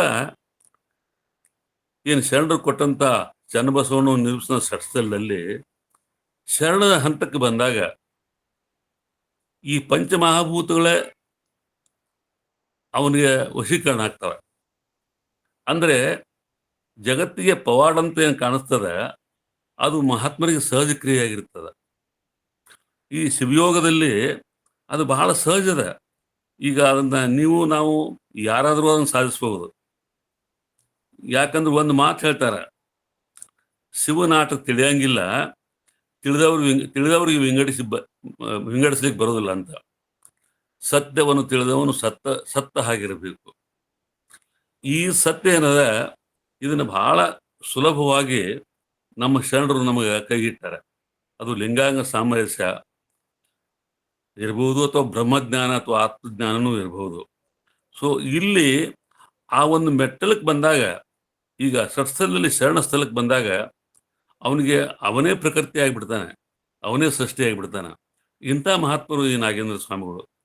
ಇಂಥವರು ಹಲವಾರು ಜನ, ಸಹಸ್ರಾರು ಜನ ಈ ಭೂಮಿಯಲ್ಲಿ ಬಂದ ಹೋಗ್ಯಾರಂತೇಳಿ ಇನ್ನೂ ನಾವು ಉಸಿರಾಡಿಸ್ತಾ ಇದ್ದೇವೆ. ಅಂಥ ಕ್ರಿಯೆಗಳು ಒಂದು ಧರ್ಮದಲ್ಲಿ ಅಂತಲ್ಲ, ಎಲ್ಲ ಧರ್ಮಗಳಲ್ಲಿಯೂ ಮಹಾತ್ಮರು ಕ್ರಿಯೆಯನ್ನು ಮಾಡ್ಯಾರ. ಇದನ್ನ ಸ್ವಲ್ಪ ಅನುಭವದ ಮುಖಾಂತರ ತಿಳುವಳಿಕೆಯ ಪ್ರಯತ್ನ ನಾವು ಮಾಡಬೇಕು. ಆ ಪ್ರಯತ್ನವನ್ನ ಈ ಅಕ್ಕನ ಅರಿವು ಮತ್ತು ವಚನ ಅಧ್ಯಯನ ವೇದಿಕೆ ಏನದಲ್ಲ, ಇದು ಕೇವಲ ಜ್ಞಾನಕ್ಕೆ ಪ್ರಾಮುಖ್ಯತೆ ಕೊಡ್ತಾನೆ, ಈ ಮಸ್ತಕ ಜ್ಞಾನಕ್ಕೂ ಪ್ರಾಮುಖ್ಯತೆ ಕೊಡುವಂಥದ್ದು ಆ ಲಿಂಗಾಂಗ ಸಾಮರಸ್ಯವನ್ನ ನಾವು ಅರ್ಥ ಮಾಡಿಕೊಂಡಾಗ ಜಗತ್ತಿಗೆ ಇನ್ನೂ ಮಹಾ ಕೊಡುಗೆಯನ್ನು ಕೊಡಬಹುದು ಅನ್ನುವಂಥ ಮಾತನ್ನು ಹೇಳಿ, ದಾನಮ್ಮ ಜಳಕಿಯವರು ಈ ಪ್ರಾರಂಭದ ಪ್ರಯತ್ನ ಏನದ ಬಹಳ ಆನಂದಕರವಾಗಿ ಮಾಡ್ಯಾರ. ಅವ್ರಿಗೂ ಆ ಜ್ಞಾನ ಏನಿದೆ, ಮಸ್ತಕ ಜ್ಞಾನ ಹತ್ತಲಿ ಅಂತ ನಾನು ಪ್ರಾರ್ಥನೆ ಮಾಡಿ, ನಾನು ಬಹಳ ಆನಂದ ಆಯ್ತು. ಯಾಕಂದ್ರೆ ಶಶಿಕಾಂತ್ ಪಟ್ಟಣ್ ಅವರು ಇಂಥ ವಿಷಯ ಕೊಟ್ಟಾರಲ್ಲ, ಈ ವಿಷಯ ಅಂದ್ರೆ ಅವರು ಒಳಗಿರೋದೇ ಬೇರೆ, ಹೊರಗೆ ತೋರಿಸೋದೇ ಬೇರೆ. ಹೊರಗೆ ತೋರಿಸೋದು ಪುಸ್ತಕ ಜ್ಞಾನ, ಆದ್ರೆ ಒಳಗಿರೋದು ಅವ್ರಿಗೆ ಮಸ್ತಕ ಜ್ಞಾನ. ಸೊ ಇದು ಮುಂದುವರಿಲಿ, ಈ ದಿಶೆಯಲ್ಲಿ ನಾವೆಲ್ಲ ಮುಂದುವರೋಣ ಅಂತ ಮಾತನ್ನು ಹೇಳಿ ಎಲ್ಲರಿಗೂ ಶರಣಾರ್ಥಿ. ಧನ್ಯವಾದಗಳು ಸರ್. ಸಕಲ ಜೀವಾತ್ಮರಿಗೆ ಲೇಸನೆ ಬಯಸುವ ನಮ್ಮ ಕೂಡಲ ಸಂಗನ ಶರಣರೇ ಶರಣರು ಅಂತಕ್ಕಂಥ ಮಾತನ್ನ ಹೇಳ್ತಾರೆ. ಜೀವ ಮತ್ತು ಆತ್ಮ ಇವತ್ತು ಇಡೀ ಭಾರತದೊಳಗ, ಕರ್ನಾಟಕದೊಳಗ ಒಂದು ಪಡಂಭೂತ 30 ಜಿಲ್ಲೆಯೊಳಗ ಅತ್ಯಂತ ಕಂಡರಿಯದ ಭೀಕರ ಬರಗಾಲ. ಫೆಬ್ರವರಿ ತಿಂಗಳು, ಇನ್ನು ಮಾರ್ಚ್, ಏಪ್ರಿಲ್, ಮೇ, ಜೂನ್ 4 ತಿಂಗಳ ನೀರು ಬಹುಶಃ ಪ್ರಾಣಿಗಳಿಗೆ, ಪಕ್ಷಿಗಳಿಗೆ. ನನಗೆ ಅವ್ರು ಹೇಳ್ದಂಗೆ ಅದು ಅಸ್ಪಷ್ಟ. ಪಂಚಮಹಾಭೂತಗಳು ನಾವು ಒಂದಾಕಿವಿ, ಶಿವಯೋಗ ಸಾಧಕ, ಅದು ಶಿಶುಕಂಡ ಕನಸಿನಂತಿರ್ಬೇಕು ಅಂತಕ್ಕಂಥ ಶರಣರು ಕೂಡ ಹೇಳ್ತಾರೆ. ಹೋದ ವರ್ಷ ಅವರು ಇದೇ ಒಂದು ಪ್ರಾರ್ಥನೆಯನ್ನು ಮಾಡಿದ್ರು. ಅವರು ಅಂದ್ರೆ ವಿಶ್ವಶಾಂತಿಗಾಗಿ ಪ್ರಾರ್ಥನೆ, ವಿಶ್ವದ ಯೋಗಕ್ಕಾಗಿ ಪ್ರಾರ್ಥನೆ. ಮತ್ತು ಪ್ರತಿ ಸಲ ಹೇಳ್ತಾರೆ, ಸರ್ ಆ ಪ್ರಾರ್ಥನೆಯನ್ನು ನಾವು ಮಾಡಬೇಕು. ಅಕ್ಕನಿರಿದಾಗ ನಾವು ಖಂಡಿತ ಮುಂದಿನ ವಾರಗಳೊಳಗೆ ಆ ಪ್ರಾರ್ಥನೆಯನ್ನು ಮಾಡೋಣ. ಯಾಕಂದ್ರೆ ಹೋದ ವರ್ಷ ಅವ್ರು ನನಗೊಂದು ಮಳೆ ಬರಲಿ ವಸುದೀಶ ಅಂತ, ಅದು ಮಳೆಗಾಲ ಬಗ್ಗೆ ಒಂದು ಕವನ ಬರದೆ, ಅದನ್ನ ಅಂಜಲಿನ ಗಿರ್ಗಿರು ಹಾಡಿದ್ರು. ಅವ್ರು ಸೈನ್ಸ್ ಕರ್ನಾಟಕ ಮತ್ತು ಅವತ್ತು ರವಿವಾರನೂ ಇತ್ತು. ಅದು ಹಾಡಿದಾಗ ಬಿಜಾಪುರದೊಳಗೆ ಇರ್ತಕ್ಕಂಥ ಡಾಕ್ಟರ್ ಸರಸ್ವತಿ ಪಾಟೀಲ್ ಹೇಳಿದ್ರು, ಭಾಳ ದೊಡ್ಡ ಮಳೆ ಆಯ್ತು ನಮ್ಮ ಕಡೆ. ಶಾರದಾಮಣಿಯವರು, ಸರಸ್ವತಿ ಪಾಟೀಲರು, ಭಾಳ ದೊಡ್ಡ ಮಳೆ ಆಯ್ತು. ಬಿಜಾಪುರದಾಗ ಮಳೆ ಆಗಿತ್ತು ಅಂದ್ರೆ ಬರಗಾಲದ ನಾಡು. ಇದನ್ನು ನಾನು ಪವಾಡ ಅಂತ ಒಪ್ಪಂಗಿಲ್ಲ. ಆದ್ರೆ ಶಿವಯೋಗ ಸಾಧನೆ ಏನನ್ನಾದರೂ ಮಾಡಬಲ್ಲದು. ಅದು ಅತನಿ ಶಿವಗಳಿರ್ಬೋದು, ಬಡೆಕೊಳ ಶಿವಗಳಿರ್ಬೋದು, ಅಥವಾ ಶಿವಯೋಗದ ಮನಸ್ಸುಗಳು ಇಡೀ ಸೃಷ್ಟಿಯನ್ನ ಪರಿವರ್ತನೆ ಮಾಡ್ತಕ್ಕಂಥ ಒಂದು ಕಾರ್ಯ ಮಾಡಬಹುದು ಅಂತಕ್ಕಂಥದ್ದು ನಾನು ಕೂಡ ಮಹಾದೇವ್ ಹೊರಟ್ಟಿ. ಯಾಕಂದ್ರೆ ಅವರಷ್ಟು ದೊಡ್ಡ ಅನುಭವಿ ನಾನು ಅಲ್ಲ, ಆದರೆ ನಾವೆಲ್ಲರೂ ಕೂಡ ಮಾಡ್ತಕ್ಕಂಥ ಕೆಲಸ ಭಾಳ ದೊಡ್ಡದೈತಿ. ನಾವು ಇಟ್ಟದ್ದು 8 ಹೆಜ್ಜೆ, ಹೋಗೋದು 8 ಹರದಾರಿ ಅಂತಕ್ಕಂಥ ಮಾತು. 8 ಹರದಾರಿ ದಾರಿ ಹೋಗ್ಬೇಕಂದ್ರೆ ಅಷ್ಟಾವರಣ, ಪಂಚಾಚಾರ, ಷಟಸ್ಥಲ ಜೊತೆಗೆ ನಮ್ಮ ಏನು ವಚನ ಸಾಹಿತ್ಯದ ಅಧ್ಯಯನಶೀಲರ ಒಳಗಿರ್ತಕ್ಕಂಥ ಬದ್ಧತೆ ಮತ್ತು ಸ್ಪಷ್ಟತೆ, ಇದನ್ನ ಜೊತೆಗೆ ನಮ್ಮನ್ನ ಬೇರೆ ದಿಕ್ಕಿಗೆ ಒಯ್ತಕ್ಕಂಥ ಕೆಲ ಜನ, ಇನ್ನೊಂದು ಜನಕ್ಕೆ ಇನ್ನೊಂದು ಕಡೆ ಒಯ್ಬೇಕು, ಮತ್ತೊಂದು ಕಡೆ ಒಯ್ಬೇಕು, ನಮ್ಮ ಜನರನ್ನು ದಾರಿ ತಪ್ಪಿಸ್ಬೇಕು ಅಂತಕ್ಕಂಥ ಸಂದರ್ಭಗಳು ಬಂದಾಗ ಇಂಥ ಒಂದು ಸವಾಲುಗಳನ್ನಾಗಿ ಸ್ವೀಕರಿಸಿ ಡಾಕ್ಟರ್ ದಾನಮ್ಮ ಅದನ್ನು ಪವಾಡ ಸದೃಶವಾದಂಥ ಚಿತ್ರಣವನ್ನು ಅತ್ಯಂತ ಸಹಜದತ್ತವಾಗಿ ಎಲ್ಲರೂ ಕುತೂಹಲ ಪಟ್ಟರು. ಅದಕ್ಕೆ ಅವರ ಲೇಖನವನ್ನು ಈಗಾಗಲೇ ಕಳಿಸಿದ್ದಾರೆ. ಮತ್ತೇನಾದರೂ ಅದರೊಳಗೆ ಹೆಚ್ಚಿನ ಸೇರಿಕೆ ಅಥವಾ ಮಾಡೋದಿದ್ದಾರೆ ಖಂಡಿತ ಅವ್ರು ಮಾಡಿ ಕಳಿಸ್ಲಿ ಅಂತ ತಿಳ್ಕೊಂಡು ಅವ್ರು ಕೇಳ್ತಾ, ಮತ್ತು ಉಳಿದವ್ರಿಗೂ ಕೂಡ ನಾನು ಭಾಳ ಜನರಿಗೆ ಇನ್ನೊಂದು 8-10 ಜನರ ಬಗ್ಗೆ ಬರಿಬೇಕಾಗೈತಿ. ಅದರೊಳಗೆ ನಾನು ಕೆಲವರಿಗೆ ಹೇಳಿದ್ದೀನಿ, ಅವ್ರ ಹೆಸರು ಹೇಳಕ್ಕಿಲ್ಲ, ಇಷ್ಟಪಡೋದಿಲ್ಲ. ದಯವಿಟ್ಟು ನಿಮ್ಮ ಲೇಖನಗಳನ್ನು ಬರೆದು ಕಳಿಸಿದ್ರೆ ಖಂಡಿತ ನಾವು ಒಂದು ಒಳ್ಳೆಯ ಪುಸ್ತಕ ಗ್ರಂಥವನ್ನ ತರೋಣ. 2 ನಿಮಿಷದೊಳಗೆ ನಾಗರಾಜ್ ಮತ್ತಿಹಳ್ಳಿ ಅವರು 2 ನಿಮಿಷದೊಳಗೆ ತಮ್ಮ ಅಭಿಪ್ರಾಯ ಹೇಳಿ. ಓಂ ಗುರು ಬಸವಲಿಂಗಾಯ ನಮಃ. ಪ್ರಾರಂಭದಲ್ಲಿ ಬಸವಾದಿ ಪ್ರಮಥರನ್ನ ಮಂದಿರದಲ್ಲಿ ನೆನೆಸ್ಕೊಳ್ತಾ ತುಂಬಾ ಅಧ್ಯಯನಶೀಲರಾಗಿ ಅಧ್ಯಯನ ಮಾಡಿದ್ರು. ಸುಮಾರು 1 ತಿಂಗಳ ಡಾಕ್ಟರ್ ದಾನಮ್ಮ ಜಳಕಿ ಅವರು ಅಧ್ಯಯನ ಮಾಡಿಬಿಟ್ಟು ಈ ಬಡೇಕೊಳ್ಳದ ಶ್ರೀ ನಾಗೇಂದ್ರ ಶಿವಯೋಗಿಗಳ ಕುರಿತು ಸುದೀರ್ಘವಾಗಿರ್ತಕ್ಕಂತಹ ಉಪನ್ಯಾಸವನ್ನು ನೀಡಿದ್ದಾರೆ. ಹಾಗಾಗಿ ಬಹಳ ಮುಖ್ಯವಾಗಿ ಅದು ನಮಗೆ ಜನಸಾಮಾನ್ಯರಿಗೆ ಅದು ಪವಾಡಗಳು, ಆದರೆ ಅದು ಆ ಶಿವಯೋಗಿಗಳಿಗೆ ಅದು ಸಹಜವಾದ ಪ್ರಕ್ರಿಯೆ. ಅದು ಬಡೇಕೊಳ್ಳ ಅಂತಕ್ಕಂಥ ಹೆಸರು ಬರಲಿಕ್ಕೆ ಕಾರಣ ಏನು, ಇವರ ಪೂರ್ವಜರ ಮಾಹಿತಿ, ದೆಹಲಿಯಿಂದ ಇಲ್ಲಿ ದಕ್ಷಿಣ ಕರ್ನಾಟಕಕ್ಕೆ ಬಂದಿರತಕ್ಕಂಥದ್ದು, ಚರಿತ್ರೆ ಪುಟಗಳು ನಡೆದಿರ್ತಕ್ಕಂಥ ಘಟನೆಗಳು, ಈ ನಾಗಯ್ಯ ಶಿವಗಳ ಜನನ ಹೇಗಾಯ್ತು, ವೈವಾಹಿಕ ಜೀವನ ಮತ್ತು ಶರಣ ಸಂಸ್ಕೃತಿಯನ್ನು ಕುರಿತಾಗಿ ಹೇಳಿರ್ತಕ್ಕಂಥದ್ದು, ಉತ್ತರಾಧಿಕಾರಿಗಳಾಗಿ ಶ್ರೀ ವೀರಯ್ಯ ಸ್ವಾಮಿಗಳ ಕುರಿತಾಗಿ ಮತ್ತು ಅವರ ಕೊನೆಯ ದಿನಗಳು, ಸಿದ್ಧ ಪುರುಷರಾಗಿ ಶರಣರಾಗಿ ಕಾರ್ಯನಿರ್ವಹಿಸಿರ್ತಕ್ಕಂಥದ್ದು, ಅವರ ದಣಿವರಿಯದ ವ್ಯಕ್ತಿತ್ವವನ್ನ ಮತ್ತು ಗಿಗಿ ಮಲ್ಲಪ್ಪನಿಗೆ ಲಿಂಗಧಾರಣೆ ಮಾಡಿರ್ತಕ್ಕಂಥದ್ದು, ಜೊತೆಗೆ ಈ ಅವೆಲ್ಲ ಕಣ್ಣು ಕಟ್ಟದ ನೋಡಿ ಅಲ್ಲಿ ಮಠದ ಮುಂದ್ಗಡೆ ದೇವಸ್ಥಾನದ ವಸ್ತುಗಳನ್ನ ಕಳ್ತನ ಮಾಡ್ಕೊಂಡು ಹೋದಂತ ಸಂದರ್ಭದಲ್ಲಿ ಹಾವುಗಳು ಹೇಗೆ ಸುತ್ತುವರೆದು ಅವು ನಮಗೆ ಪವಾಡ ಅಂತ ಕಾಣಿಸ್ತಾ ಇದ್ದಾವೆ. ಅದು ಸಹಜ ಪ್ರಕ್ರಿಯೆ, ಅದು ಅವರ ಒಂದು ದೈವಾಂಶ ಸಂಭೂತವಾಗಿರ್ಬತಕ್ಕಂಥದ್ದು. ಎಲ್ಲ ದೃಶ್ಯಗಳನ್ನು ನಮ್ಮ ಕಣ್ಮುಂದೆ ಹಾದು ಹೋದ ಹಾಗಾಯ್ತು. ಸೊ ಈ ನಿರಂತರ ಅಧ್ಯಯನಶೀಲ ಮಾಡಿಬಿಟ್ಟು ನಮಗೆ ಈ ಕಡೆಕೊಳದ ನಾಗೇಂದ್ರ ಶಿವಯೋಗಿಗಳ ಕುರಿತು ಸುದೀರ್ಘವಾಗಿರ್ತಕ್ಕಂತಹ ವ್ಯಕ್ತಿತ್ವ ಚಿತ್ರಣವನ್ನ, ಅವರ ದೈವಾಂಶ ಸಂಭೂತ ಚರಿತ್ರೆ ನಡೆದಿರ್ತಕ್ಕಂಥ ಘಟನೆಗಳನ್ನ ನಮ್ಮ ಕಣ್ಮುಂದೆ ತಂದುಕೊಟ್ಟಿರ್ತಕ್ಕಂತಹ ಡಾಕ್ಟರ್ ದಾನಮ್ಮ ಜಳಕಿ ಅವರಿಗೆ ಈ ವೇದಿಕೆಯ ಧನ್ಯವಾದಗಳನ್ನು ಸಲ್ಲಿಸ್ತಾ ಇದ್ದೇನೆ. ಶರಣಾರ್ಥಿಗಳು. ಧನ್ಯವಾದಗಳು. ಈಗ ಮಯೂರಿ ಒಂದು ಅಕ್ಕಮಾದಿ ವಚನ ಹೇಳಿ ಅಂತ ಹ್ಯಾಂಡ್ ರೈಸ್ ಮಾಡಿದಾಳೆ. ಹನುಮಂತ ರಾಯಗೌಡ ಬಗಲಿ. ಶರಣಾರ್ಥಿ. ಹೇಳಮ್ಮ ಬೇಗ. ಓಂ ಶ್ರೀ ಗುರು ಬಸವಲಿಂಗಾಯ ನಮಃ. ಸಿದ್ದೇಶ್ವರಪ್ಪಗಳನ್ನ ಎನ್ನ ಮನದಲ್ಲಿ ನೆನೆದು ಹಾಗೂ ಇವತ್ತಿನ ವಿಷಯ ಬಹಳ ಅದ್ಭುತವಾಗಿ ದಾನಮ್ಮ ಜಳಕಿ ಅಮ್ಮವರು ಶಿವಯೋಗೀಶ್ವರ ಅವರ ಬದಲು ಬಹಳ ಅದ್ಭುತವಾಗಿ ತಮ್ಮ ಅಭಿಪ್ರಾಯವನ್ನು ತಿಳಿಸಿಕೊಟ್ಟರು. ಅವರಿಗೆ ನಾನು ತುಂಬು ಹೃದಯದ ಧನ್ಯವಾದಗಳು. ಉದಮದದ ಯೌವನ ನೊಳಕೊಂಡ ಸತಿ ನೀನು ಇತ್ತಲೇಕೆ ಬಂದೆಯಯ್ಯ. ತುಂಬು ಪ್ರಾಯದಲ್ಲಿ ಅಂದರೆ 18ರಿಂದ 20 ವರ್ಷಕ್ಕೆ ಅಕ್ಕ ಮಹಾದೇವಿ ಅನುಭವ ಮಂಟಪಕ್ಕೆ ಬಂದಿರಲು ಸಾಕು. ಇಲ್ಲಿಗೆ ಏಕೆ ಬಂದೆ ಎಂದು ಪ್ರಭು ಪ್ರಶ್ನೆ ಕೇಳಿದರೆ ಅದಕ್ಕೆ ಅಕ್ಕ ಮಾರ್ಮಿಕವಾಗಿ ಉತ್ತರಿಸುತ್ತಾಳೆ. ಆಡುವುದು ಪಾಡುವುದು, ಕೇಳುವುದು ಹೇಳುವುದು, ನಡೆಯುವುದು ನುಡಿಯುವುದು ಸರಸ ಸಮ್ಮೇಳನವಾಗಿಪ್ಪುದಯ್ಯ. ನೀ ಕೊಟ್ಟ ಆಯುಷ್ಯ ಉಳ್ಳ ನಕ್ಕರ ಲಿಂಗ ಸುಖಿಗಳ ಸಂಘದಲ್ಲಿ ದಿನಗಳ ಕಳೆವೆನು. ನನಗಿರುವ ಆಯುಷ್ಯ ಪರ್ಯಂತರವು ಶಿವಾನುಭಾವಿಗಳ ಲಿಂಗ ಸುಖಿಗಳ ಸಂಘದಲ್ಲಿದ್ದು ಶಿವಾನುಭವಗೋಷ್ಠಿ ಮಾಡುತ್ತಾ ಆಡುತ್ತಾ ಹಾಡುತ್ತಾ ನಡೆಯುತ್ತಾ ನುಡಿಯುತ್ತಾ ಸಂತೋಷದಿಂದ ಕಾಲ ಕಳೆಯಲು ಬಂದಿದ್ದೇನೆ. ಶರಣಾರ್ಥಿರಿ. ಧನ್ಯವಾದಗಳು. ನಮ್ಮೆಲ್ಲರ ಹಿರಿಯ ಅಕ್ಕ ಗೌರಮ್ಮಕ್ಕ ನಾಶಿ ಅವರಿಗೆ ಅಭಿನಂದನೆ ಸಲ್ಲಿಸಿದ್ವಿ. ಅವ್ರಿಗೆ 2 ಮಾತನ್ನ ಅವ್ರು ಹೇಳಬೇಕು. ಯಾಕಂದ್ರೆ ಈ ಸಂದರ್ಭದೊಳಗೆ ಅವ್ರು ನಿರೀಕ್ಷೆ ಮಾಡಿರಲಿಲ್ಲ. ಅವರ ಕಾರ್ಯ ಬಹಳಷ್ಟು ಜನರನ್ನ ಗುಂಪಿಗೆ ಸೇರಿಸೋದು, ಇದಕ್ಕೆ ಎಲ್ಲ ರೀತಿಯ ಭದ್ರತೆಯನ್ನ, ಆರ್ಥಿಕ ಭದ್ರತೆ ಅಂದ್ರೆ ಕಾರ್ಯಕ್ರಮದ ಬಗ್ಗೆ ಬಹಳಷ್ಟು ಒಂದು ಬಿಹೈಂಡ್ ದ ಸ್ಕ್ರೀನ್ ಅಂತಾರಲ್ಲ, ಪರದೆ ಹಿಂದೆ ಮಾಡ್ತಕ್ಕಂಥ ಕೆಲಸ.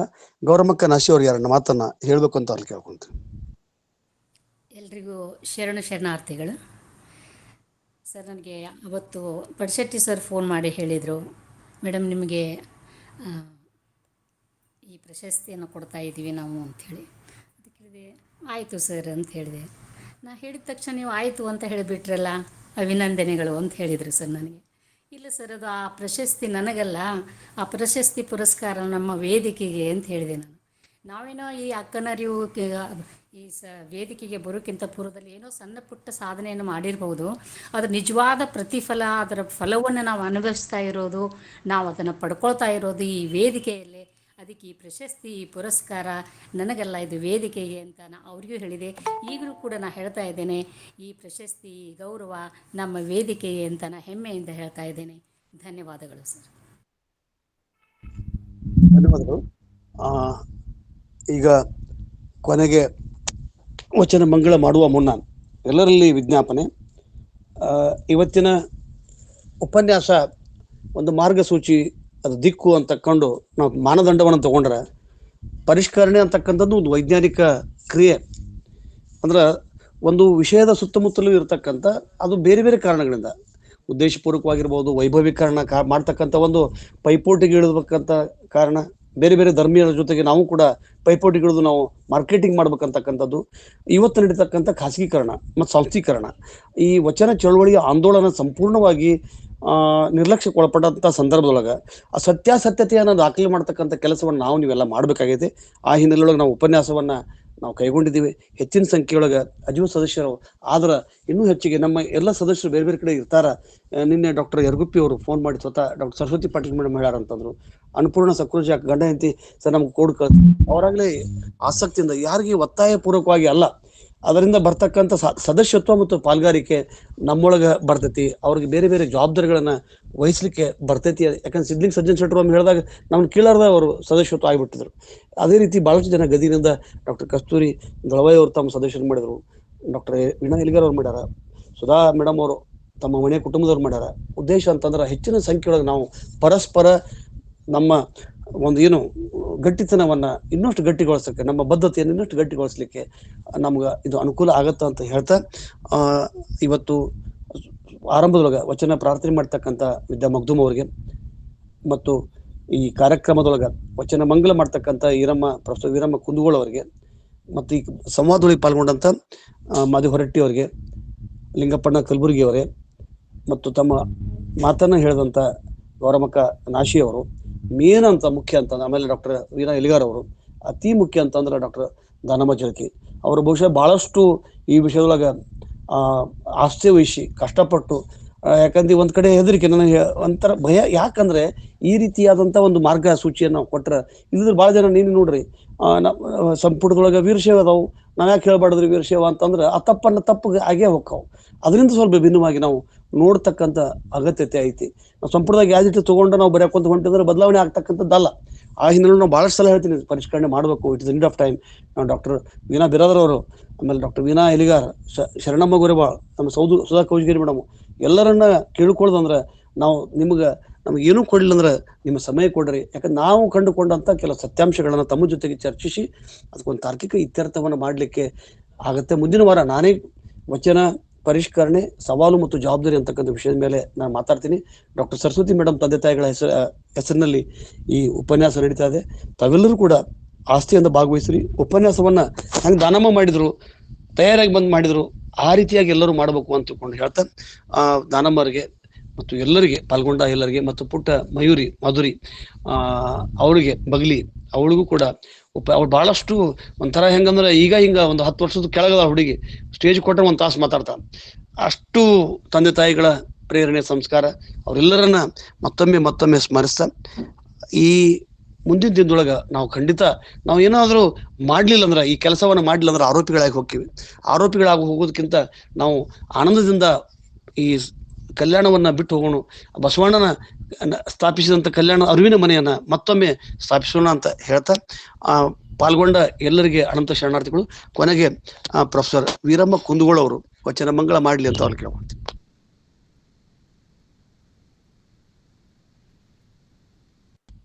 ವೀರಮ್ಮ ಕುಂದಗೋಳ. ಎಲ್ಲರಿಗೂ ಶರಣಾರ್ಥಿಗಳು. ನನ್ನ ಒಂದು ವಚನ: ತಂದೆ ನೀನೋ, ತಾಯಿ ನೀನೋ, ಬಂಧು ನೀನೋ, ಬಳಗ ನೀನೋ. ತಂದೆ ನೀನೋ, ತಾಯಿ ನೀನೋ, ಬಂಧು ನೀನೋ, ಬಳಗ ನೀನೋ. ನೀನಿಲ್ಲದೆ ಮತ್ತಾರೂ ಇಲ್ಲವಯ್ಯ ಕೂಡಲ ಸಂಗಮ ದೇವಾ, ಕೂಡಲ ಸಂಗಮ ದೇವಾ. ಹಾಲೆಲ್ಲದ್ದು ನೀರಲ್ಲದ್ದು, ಹಾಲೆಲ್ಲದ್ದು ನೀರಲ್ಲದ್ದು ನಿಮ್ಮ ಧರ್ಮ. ಕೂಡಲ ಸಂಗಮ ದೇವಾ, ಕೂಡಲ ಸಂಗಮ ದೇವಾ, ಕೂಡಲ ಸಂಗಮ ದೇವಾ. ಧನ್ಯವಾದಗಳು.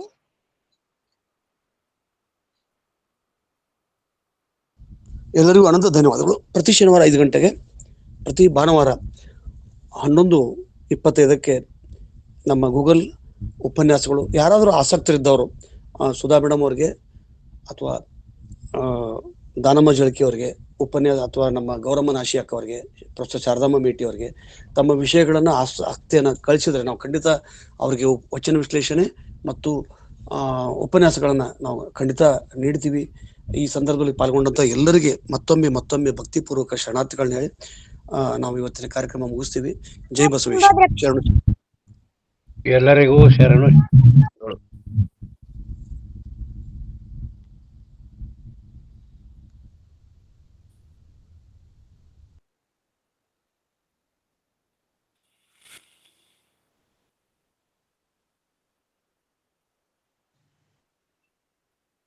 ಅಧ್ಯಯನಶೀಲದ ಮಹಾ ಶರಣ ಅಕ್ಕನ ಬಳಗದ ಮಹಾ ಶರಣು ಶರಣೀಯರಿಗೂ ಶರಣು ಶರಣಾರ್ಥಿ.